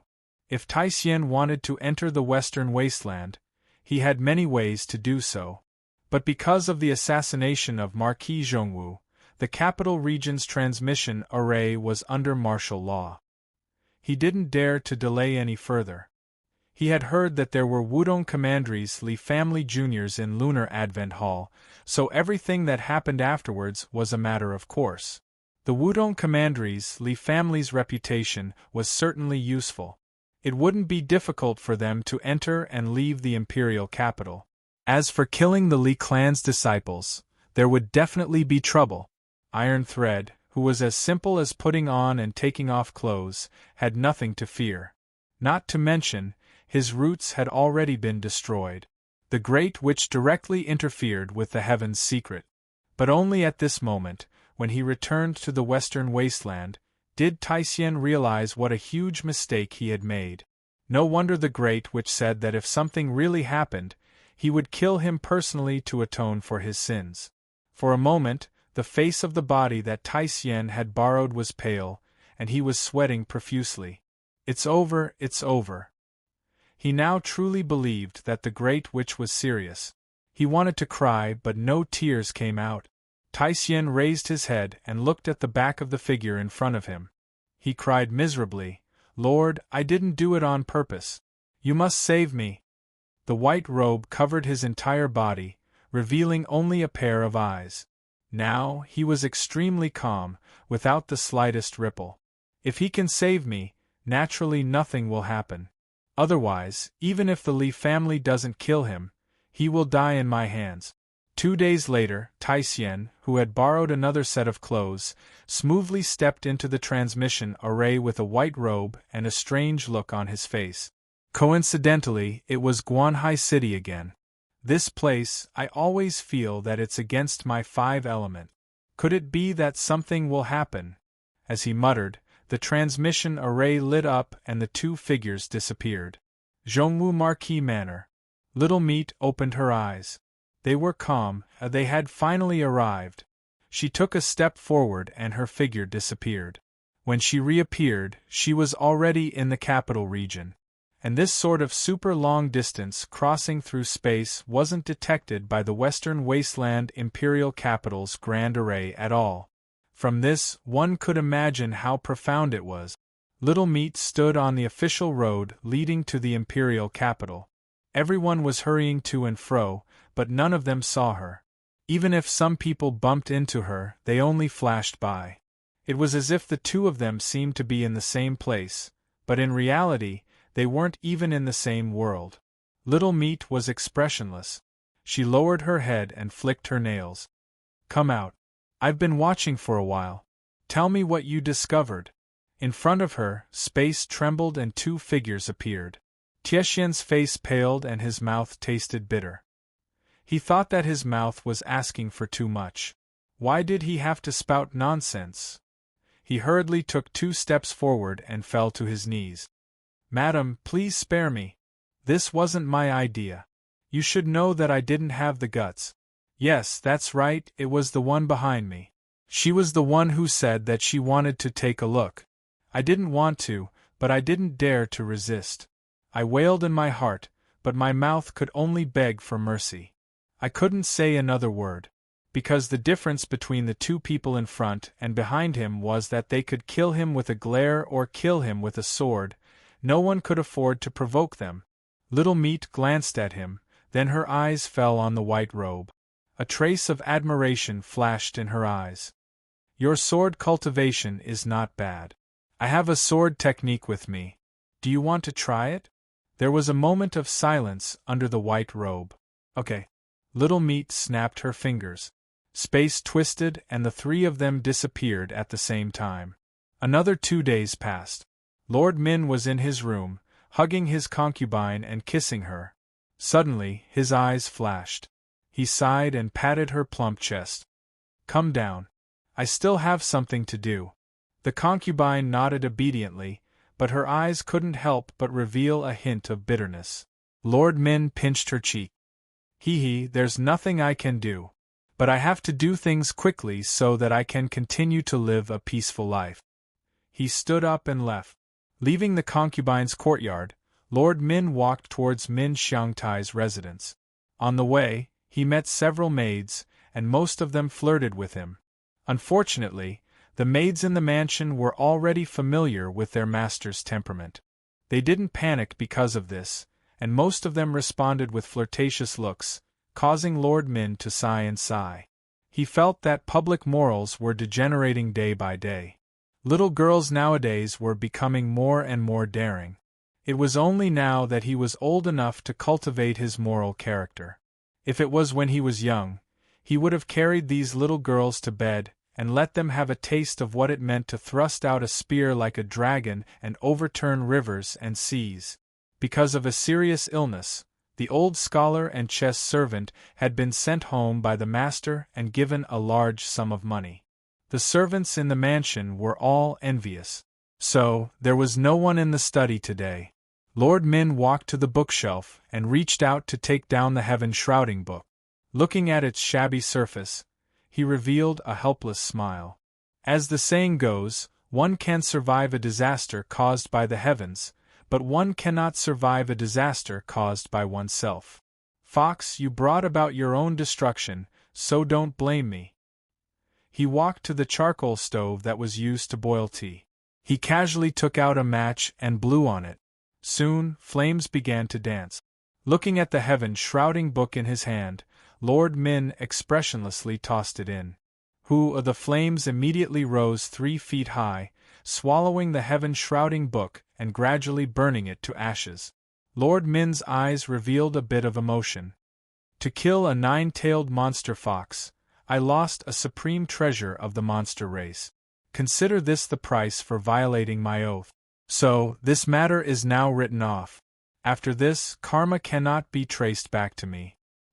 He spoke to himself, but with just a few words, he had sealed the coffin of this matter and truly severed the entanglement of karma. Mysterious and mysterious, the great Tao unfathomable. Soon, the complacent expression on Lord Min's face turned into a bitter smile. He was able to separate himself from this matter. But that person in the loyal Marshal Marquis manner would not forget him. As long as that person was here, he could not truly stay out of this matter. He could only hope that the madam would keep her word, otherwise it would truly be troublesome. Imperial Capital, Li Residence. In Li Ji's room, the demon fox Su Yan was sitting behind a desk, flipping through a book. Suddenly, her complexion changed. Without warning, her heart palpitated. The intuition of a great monster told her that a calamity was about to befall her. It was as if the heavens and earth were collapsing and all things were falling. She was trapped within, struggling with all her might to no avail. Li Go, save me! Before her scream fell, flames appeared out of thin air, wrapping around Su Yan. But what was strange was that these flames were like shadows, not leaking any heat. Even the book next to her was within range of the flames and was unharmed. But in the end, it was not a shadow. At least to the demon fox Su Yan, its might surpassed all flames in the world. This was because the flames came from a sky-shrouding book. It was the absolute demonic fire that was ignited at the cost of its own destruction. When it was in perfect condition, the sky-shrouding book was a sacred item of the monster race. It could help any monster in the world conceal their own aura and hide from the heavenly secrets. But once it was ignited, the flames formed could also burn any great monster in the world to death. Their body and soul would be completely destroyed. This was the origin of the absolute demonic fire. In the flames, the cold fairy in a white dress rotted in the blink of an eye, turning into a wretched appearance like that of an evil ghost. Then, she could not even maintain her human form and revealed her true form of the 9-tailed demon fox. With a roll, the earth shook and the small courtyard Li Gu was in was smashed into pieces. The absolute demonic fire was like maggots in one's bones. Once infected, it would not rest until one died. Even if the 9-tailed demon fox revealed its true form and expanded its body by a few hundred times, it was still burned by the flames and could not break free. The 9-tailed demon fox's huge body in the flames instantly attracted a lot of attention. For example, during this period of time, because of the continuous changes, the imperial capital garrison was under great pressure. There was also the little eunuch in the imperial palace who had received orders from the emperor to hunt down the nine-tailed demon fox. He walked out of the shadows and looked up at the depths of the Li family's residence. He saw the nine-tailed demon fox that had suddenly appeared and the absolute demonic fire that shot into the sky. His eyes revealed a serious expression. The nine-tailed demon fox was actually hiding in the Li family. Could it be that His Majesty's previous guess was true? No, all of this was too much of a coincidence. Also, where did the nine-tailed demon fox get its absolute demonic fire? The Li family? They obviously would not destroy an extremely precious sacred item of the monster race just to do something for the Western Wasteland Empire. After all, such an item, even in the divine continent of the Central Wasteland, would be coveted by everyone. It was qualified to take it out to make a big deal with the monster race. That was, someone had killed the nine-tailed demon fox and forced it to reveal itself. This plan was really big. There must be a plot behind it. It did not seem like it was only targeted at Wudong County. Could it be that it was targeting the Li family of the Central Wasteland? Chapter 1590. The little eunuch sensed something and turned around to salute respectfully, "Your Majesty." The Western Wilderness Emperor's expression was indifferent as he sneered. "I didn't expect the imperial capital to be so lively. Don't show yourself, just stay here and watch the show with me." His eyes grew colder as he looked at the Li residence, at the absolute demon flame that soared into the sky, and at the nine-tailed demon fox that was howling in pain and struggling within. "Yes, Your Majesty." The eunuch took a step back, half of his body hidden in the shadows. He looked at His Majesty's back and could feel the cold, murderous intent. His Majesty was really angry. There must be an explanation for what happened today. The nine-tailed fox, the Li clan, and the person who summoned the demon-extinguishing flame. None of them would be able to escape. The imperial garrison, who had been pressed down and slapped violently, had lost all face. They surrounded the Li residence as quickly as possible, not allowing anyone to enter or leave. The doors to the courtyard opened and Li Zicheng stepped out. He said in a deep voice, "This old man will give His Majesty an explanation for this matter. None of you are allowed to take a single step in." Amidst the hesitation, the crowd suddenly parted to two sides. The sky-bearing monarch walked over with an expressionless face. "Ancestor Li, this is the imperial capital." As the atmosphere outside the mansion grew tense, the nine-tailed monster fox within the absolute demonic flame could clearly feel the aura of death approaching. Large patches of its snow-white fur were charred and falling off, revealing sinister rotting flesh. Its howls became even more mournful. "Li Go! Li Go! Save me, and you promise to take me away from the Western Wilderness imperial capital." Not far away, Li Gu stood with his sword in his arms. His eyebrows twitched, but he soon calmed down. Li Ruhua's face was expressionless and her eyes were cold. "I've reminded you not to complicate matters," Li Gu said indifferently. "Under the absolute demonic flame, the nine-tailed demon fox will die. West Wilderness knows our identities and will not force us. At most, let the Li family of Wudong County pay some price, and then the matter will be over." Li Ruhua glanced at him. That better be the case. But now, there was a red spot on her palm that was constantly heating up. This made her feel uneasy. Of course, she knew about the existence of the Heaven Shrouding Book. The other party was willing to pay any price, so how could he let them pass so easily? Today's matter was probably targeted at the two of them from the very beginning. Li Ruhua seemed to have thought of something, and her expression became even more solemn. At this moment, the nine-tailed demonic fox, who was being burned by the absolute demonic flame, also realized Li Ji's attitude. Hatred appeared in its eyes. If the Li family of the Middle Wilderness intervened, perhaps they would have a chance to live. Otherwise, what awaited them today was death. "Li Go!" The nine-tailed demon fox howled mournfully. She could not understand why that old thing would suddenly turn hostile and attack. But that was not important. If she didn't want to die, she could only drag more people into the mire. They would either die with her or live with her. Everyone knew that fox demons were the most sentimental. They used their own emotional tribulations as an opportunity to cultivate and break through. But other than that, once a fox demon falls in love, it will form a knot in the heart known as the heart. This knot of heart consumed a fox demon's cultivation. The higher one's realm was, the greater the losses. So, Li Gu never imagined that the nine-tailed demon fox Su Yen would unhesitatingly damage her own realm on the first night and secretly create a knot of heart between the two of them. As the saying goes, husband and wife form a knot of heart. This could be regarded as a gift that a fox demon gave to its loved one. It was greatly beneficial to one's cultivation, so Li Ji's unstable sword heart symptoms naturally disappeared after a night. But if love gave birth to hate, then the knot of heart would become a shackle that bound the two together. They would live and die together. An invisible flame suddenly appeared. It wrapped around Li Gu. He looked up, shock and anger in his eyes. Schwar, he unsheathed his sword. Boundless sword intent broke out from his body, covering his entire body and temporarily isolating the absolute demonic flame outside. But his complexion still paled at a speed visible to the naked eye. Beads of sweat covered his forehead. Li Gu could use the sword in his hand to temporarily block the absolute demonic flame, but he couldn't cut through it.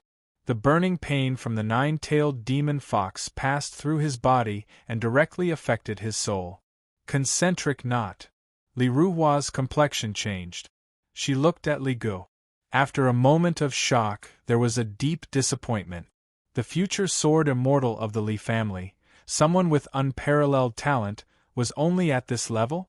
He had been tricked by a mere fox demon and didn't even know it. How laughable! But she couldn't just watch as Li Gu was destroyed. Otherwise, even if she had ample reason, she would lose face in the clan. To become a leader, protecting incompetent clansmen was one of the most important tests. The nine-tailed demon fox writhed in pain. Her 9 limbs were burned to a bloody pulp. Her incomparably large tails wildly swept around, creating thunderous explosions. The luxurious and exquisite Li family residence was instantly destroyed, turning into a complete mess. Countless pieces of broken wood and rubble were wrapped in a terrifying power. They flew through the air at an astonishing speed, crashing in all directions. Foxes were intelligent, but they weren't as stupid as Lord Min said. Otherwise, the nine-tailed demon fox Su Yen wouldn't have sacrificed her own cultivation and created a knot of heart to guard against any mishaps. Now, what she needed to do was to make a bigger commotion and alarm the western wilderness's great formation. If she died, Li Gu would die as well. She would force the Li family of the middle wilderness to act and save their lives. Rumble, a deep rumble came from the sky. A whirlpool appeared out of nowhere, covering the entire Li family's residence within a radius of 100 miles. This was the western wilderness's fate great formation. It was a terrifying formation that could withstand the nether whirlpool of an Emperor realm expert. It was so large that even the capital region was covered within. What appeared now was only a small portion of the formation's power, perhaps less than 1%. But even so, the destructive aura released by the whirlpool still froze time and space where the Li family was. Li Zicheng took a deep breath. He moved into the air and looked up at the whirlpool. My Wudong County's Li family is here. Who dares? The sky-bearing king was expressionless. Ancestor Li, it was your Li family who first violated the contract between the Li family and the Emperor clan. Move, or I will use the crime of threatening the imperial capital and activate more of the whirlpool's power to kill you as well. Li Zicheng was enraged. His peak sovereign cultivation broke out of his body. The shadow of an ancient parasol tree appeared above his head. His already powerful aura rose even further. The sky-bearing king narrowed his eyes, his expression cold. He didn't wait for His Majesty's order to stop. Making a move against the Li family's ancestor would be troublesome. But as His Majesty's confidant, the sky-bearing king had no choice. Even if he knew there would be endless trouble, he could only grit his teeth and endure. He couldn't show the slightest bit of hesitation or resistance. His Majesty observed people in the details. Otherwise, even if he killed the Li family's ancestor today, he wouldn't be of any merit in His Majesty's heart. He might even be alienated and abandoned. In the end, he would be thrown out as a scapegoat. Taking a deep breath, the sky-bearing king raised his hand. A token appeared in his palm. It was the size of a palm and was engraved on its surface. The image of a whirlpool was vivid and lifelike, as if it was spinning slowly. Rumble. As the token appeared, the whirlpool above the Li family's residence expanded crazily. In the blink of an eye, it was 1,000 miles wide. The core area became as black as ink. It was like a giant mouth that could swallow everything in the world. Li Zicheng's face was ashen. He couldn't help but reveal shock in the depths of his eyes. Firstly, the whirlpool formation in the western wasteland imperial capital was stronger than he had imagined. Secondly, the western wasteland empire really had the intention to kill him. But now, the one dragged down by the nine-tailed demon fox was the little ancestor of the central wasteland divine prefecture, Li Go. If he died, even if Li Zicheng had 100 mouths, he wouldn't be able to get away with it. Once he was blamed by the main family, his future path towards the great Tao would be completely severed. With the current situation, he couldn't back down. Li Zicheng, come back. A calm voice suddenly rang out. Looking at Li Ruhua flying in the air, Li Zicheng relaxed a little. He respectfully called her little ancestor and flew behind her with his head lowered. At this moment, countless eyes gathered on Li Ruhua's body. Looking at her beautiful and dignified face, there was shock in their eyes. Li Ruhua looked at the sky-bearing king, whose expression was as cold as stone. Then, she looked up at the whirlpool formation in the sky. Central Wasteland Li family's third-generation disciple Li Ruhua greets Your Majesty. After a moment of silence, the great emperor's calm voice rang out from the whirlpool. The Central Wasteland Li family's fame has spread far and wide. I have admired you for a long time, but I never thought I would see you today. Li Ruhua bowed. Your Majesty praises me too much. I came to the imperial capital with no intention of harming the Western Wasteland. I ask that Your Majesty save my family member. The whirlpool formation was calm. It was clear that the great emperor wasn't satisfied with her explanation. Li Ruhua took a deep breath. We will give Your Majesty an explanation for this matter. Also, the Li family owes the Western Wasteland a favor. But, within the whirlpool formation, the great emperor's voice rang out. In the next moment, a boundless aura gathered. Shwa, like a bolt of lightning, it pierced through the void and crashed into the body of the nine-tailed demon fox. It emitted a cry of despair. Its massive monster body was split in half, and its eyes dimmed as all signs of life were severed. Rumble, rumble. The monster body fell to the ground, instantly destroying half of the Li residence. With Li Ruhua's boundary, she could only barely catch a glimpse of that flash of light, a sword that suppressed the destiny of the imperial capital. It had been baptized by incense, nurtured, and was the true divine artifact of the Western Wasteland Empire. Only like this could it slay the nine-tailed demon fox, sever the knot of love, and save Li Ji's life. But it was only enough to save his life. Puff, spitting out a mouthful of blood, Li Gu staggered. Blood seeped out from every orifice of his head. The sword in his hand had been broken in half. The cut was incomparably smooth, exactly the same as the nine-tailed demon fox's. The man was alive, and the sword was broken to use a sword cultivator's sword to exchange for his life. Although he was indeed alive, from a certain perspective, he was also dead. Li Zicheng's complexion paled. Deep in his eyes there was a trace of fear. He never thought that after the two little ancestors had revealed their identities, the Western Wasteland Great Emperor would still dare to deal such a heavy blow. The demon fox is dead, Li Gu is alive. I am a man of my word. Now, I will wait for your Li family to give me an explanation. Above his head, the terrifying whirlpool formation that covered 1,000 miles slowly vanished from sight. Chapter 1591. Imperial Palace, Long Life Temple. The great emperor's face was gloomy. He stepped forwards and vanished from sight. In the next moment, he appeared in the imperial palace's inner treasury. There was still a sharp aura in the air that hadn't yet dispersed. It was like a heaven-splitting sword that could cut apart everything in the world, severing all life from within. The 4 fourth claws were now sitting cross-legged, their faces pale and their bodies covered in fine cracks. They opened their eyes and struggled to stand up. Your Majesty! The great emperor waved his hand. Just wait and heal. He took several steps forward. His gaze fell onto the depths of the inner treasury, onto the broken lotus flower that only had a few green lotus leaves left. A sword mark was sealed in space by the inner treasury's restrictions. It was less than a foot away from the lotus flower. Looking at this sword mark, the great emperor frowned. His eyes grew colder and colder. Everything that had happened before, even if it was all laid out in front of him, he hadn't believed it in the least. But this sword strike was decisive and decisive.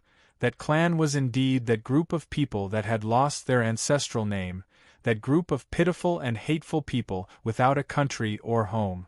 In the inner treasury, this precious lotus flower that was placed in the open wasn't as simple as it seemed. How did they know this? One of the 4 old men respectfully said, Your Majesty, that person only slashed out a single sword strike. Without waiting for the palace's restrictions to be released, he directly blew himself up. We locked away his flesh and blood, but we didn't receive any information or guidance. It was as if what died was only his body and his soul was nowhere to be found. The great emperor flicked his sleeves. The lotus flower that had taken root in the inner treasury vanished. I already know. Before, when his consciousness had descended into the great vortex array, the great emperor had sensed the changes that occurred in the inner treasury and thus slashed out with his sword. The central wasteland divine prefecture's Li family colluded with that clan. No matter how both sides used each other, no matter how many twists and turns there were in the dark, this was an indisputable fact. Thus, the great emperor's sword strike had directly crippled Li Ijo. Although he had spared his life, for a sword cultivator, having their sword path severed was a fate worse than death. This was the great emperor's coldest and cruelest warning to the central wasteland Li family. However, he still decided to wait a little longer and take another look. In a civilian residence, old Master Min, who was watching from the sidelines, revealed a bitter smile. He knew that this matter would not end so easily. That Madame really hadn't forgotten about him. Now that she had spoken, of course, he didn't dare to refuse. It wasn't just because he had personally experienced that Madame's terrifying aura. More importantly, through this incident, old Master Min had discovered something that made his heart palpitate. That Madame had probably seen through his background. Otherwise, she would not have asked him to do this on her own. Bitter, bitter. Old Master Min sighed. He closed his eyes and opened them again. His eyes instantly turned golden. His pupils narrowed, ice-cold to the extreme. He instantly pierced through the obstruction of space, landing on the Li family residence that was mostly in ruins. The corpse of the 9-tailed demon fox, which had been cut in two and had lost all signs of life, instantly turned into a true corpse. Nothing remained. 2 balls of white Great Fey essence cheese slowly condensed in front of him. Old Master Min waved his sleeves, and they suddenly trembled and disappeared. Zhongwu Marquis Estate. Little Meat nodded in satisfaction. She had succeeded. She had done a good job. Although there were still a few tricks left, they were very stable. Unless that old fellow wanted to die, he should have known how to speak. After enduring for so long, it was time for Qin Yu to make a breakthrough. At this time, the imperial capital's great vortex array was activated and the kingdom's stabilizing sword was used as well. Like raging waves after the raging waves rose up, there were still ripples on the sea surface. Since his aura hadn't stabilized yet, he could make use of this. Shwar Midi passed through space and appeared in her seclusion chamber. She glanced at Qin Yu, whose entire body was flushed red and his blood vessels bulged to the limit, as if he might explode at any moment. Her lips twitched for a moment before she composed herself. Only those who experience hardship can rise above others. Although these words are a bit old-fashioned and have been a bit common between you and me recently, they aren't wrong at all. But the truth is that what I said isn't wrong at all. Qin Yu, you will soon discover that if I gave you a chance to choose again, you would cry and beg me to help you choose again. She rambled on for a long time. It was unknown if she was trying to convince Qin Yu or if she was trying to reassure herself. Little Meat lifted a hand and pointed a finger between Qin Yu's eyebrows. The opportunity is now. As for how many harvests you can obtain, that will depend on yourself. A roar erupted from Qin Yu's mouth like a thunderclap. The entire seclusion chamber shook along with it. The aura that had been suppressed by the seal and couldn't find an exit burst forth like a raging river, gushing out. Qin Yu had been forcefully stopped at the last step. But at the same time that Little Meat undid the seal, he instantly took the final half step and truly stepped into the ruler realm. The ruler of the true divinity path was different from others. At this time, he could feel the countless rules that filled the world. It was like a great net was woven together, and all living beings in the world lived within this grid. Vast, vast, endless. But, besides making one instinctively tremble in awe and fear, there was something else that wasn't obvious, but it was like a fishbone stuck in one's throat. Every time one took a breath, it was especially difficult to suppress it. It was like every time one took a breath and then exhaled, there were countless tiny iron spikes that constantly scratched back and forth. Little Meat's eyes brightened. She reached out a hand towards Qin Yu and a drop of clear water flew out on its own. The outline of the little boy was clearly visible within. At this time, he opened his eyes and respectfully bowed. Little Meat was expressionless. She lifted a hand and pointed a finger. Par with a light sound, the drop of water shattered on its own. After obtaining his freedom, the little boy's first instinct was to escape into this world. But this thought only appeared for a moment before it was suppressed deep within his heart without hesitation. Little Meat said, "You are smart, so you are still alive. Go. As long as you do your best, I will give you a lucky chance to transform into a human in the future." The little boy was overjoyed. He bowed again and again. Then, he turned and stepped out, directly entering between Qin Yu's eyebrows where he turned into a golden mote of light and vanished from sight. Imperial City Guard Division, beneath the commander's residence, there was an underground palace hidden 10,000 feet below. The sword that had appeared for a brief moment before had cut down the nine-tailed monster fox and destroyed Li Ji's sword Dao. And now it was here. The sword had no sheath. It was like a feather that floated in the air, motionless. But the moment that the little boy fused into Qin Yu's body, there was a clear hum and the sword began to stir once more. Within the underground palace, monstrous sword intent surged into the heavens. From all directions of the Western Wasteland Empire, the infinite power of Joss flames began to gather, as if it were boiling. But no matter how carefully this kingdom-guarding divine sword searched, it couldn't detect any abnormalities at all, as if that feeling from before had been nothing but an illusion. The sword slowly shook and finally fell silent. The terrifying sword intent that flooded the underground palace slowly dissipated with it. At this step, only then could it be considered a success. Little Meat let out a breath of relief. If there really had been a problem, she might not have been able to defeat that sword. At that time, she might have been able to save Qin Yu, who had become a pile of broken limbs, and then think of a way to revive him. Of course, there was also a chance that she would fail. After all, although that sword's grade was low, it was still a formidable Joss flame artifact. Whatever, since nothing had happened, there was no need to think about these things. Meaty raised her hand, and 2 balls of white mist appeared in her palm. These were the great monster essence energy that Lord Min had seized from the 9-tailed monster fox. It could be seen as a great divine medicine that could bring the dead back to life. It wouldn't be too much to say that it could regrow flesh and bones. Moreover, the taste wasn't ordinary. After all, it came from the flesh and blood essence of a complete great monster. She subconsciously licked her lip. Then, she clenched her teeth and flicked a finger into Qin Yu's body. Brat, in order to help you, I have done everything in my power. If you wake up and don't know how to be grateful at all, or if you turn into a dog, I really might not be able to bear it and beat you to death. After fusing with the little boy's Joss flame and falling into a half-asleep, half-awake state, Qin Yu seemed to sense something and his lips twitched.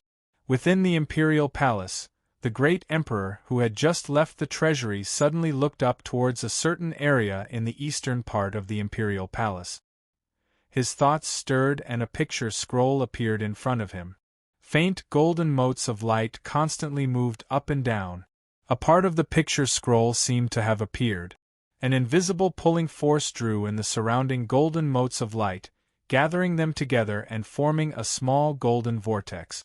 The vortex in the picture scroll didn't seem too large, but what this picture scroll displayed was the manifestation of the power of Joss flames within the entire western wasteland imperial capital.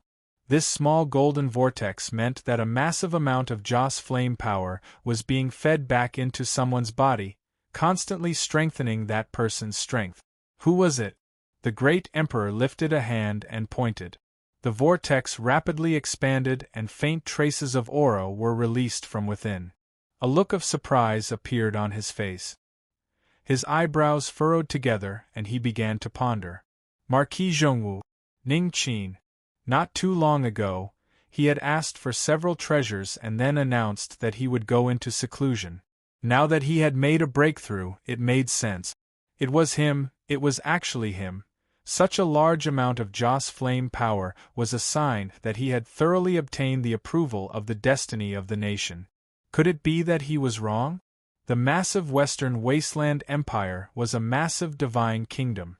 Every social class within the empire was equal to a part of the divine kingdom. In the world of cultivators, all sorts of powerhouses entered the royal court and were bound by the laws of the nation. They were willing to be driven around by the emperor clans. This was naturally because there were benefits to be gained. It wasn't just their status as an official, they wouldn't have to worry about anyone making things difficult for them. More importantly, it was the support of the destiny of the nation, or, to use a more accurate description, the gift of Joss flames. Before, it was said that as an official of the empire, the seal in their hands was the transit point for the Joss flame power. Although the vast majority of the Joss flames would be transferred away, an extremely small portion would be absorbed by the cultivator and used to accelerate their cultivation. It wasn't much, but over the years it was still a considerable amount. In addition, when a cultivator made a breakthrough, if they were loyal enough, they would obtain the recognition of the nation's destiny and receive Joss flames as a feedback. This was what happened when Qin Yu broke into the ruler realm. Of course, although the Joss flames were good, it depended on how much the cultivator themselves could draw. And even if the Joss flames gathered, they might not be able to swallow it all. As the saying goes, how much you eat or how little you eat ultimately depended on your appetite. Thus, the 2 great monster essence energy that Lord Min condensed had a place to use them.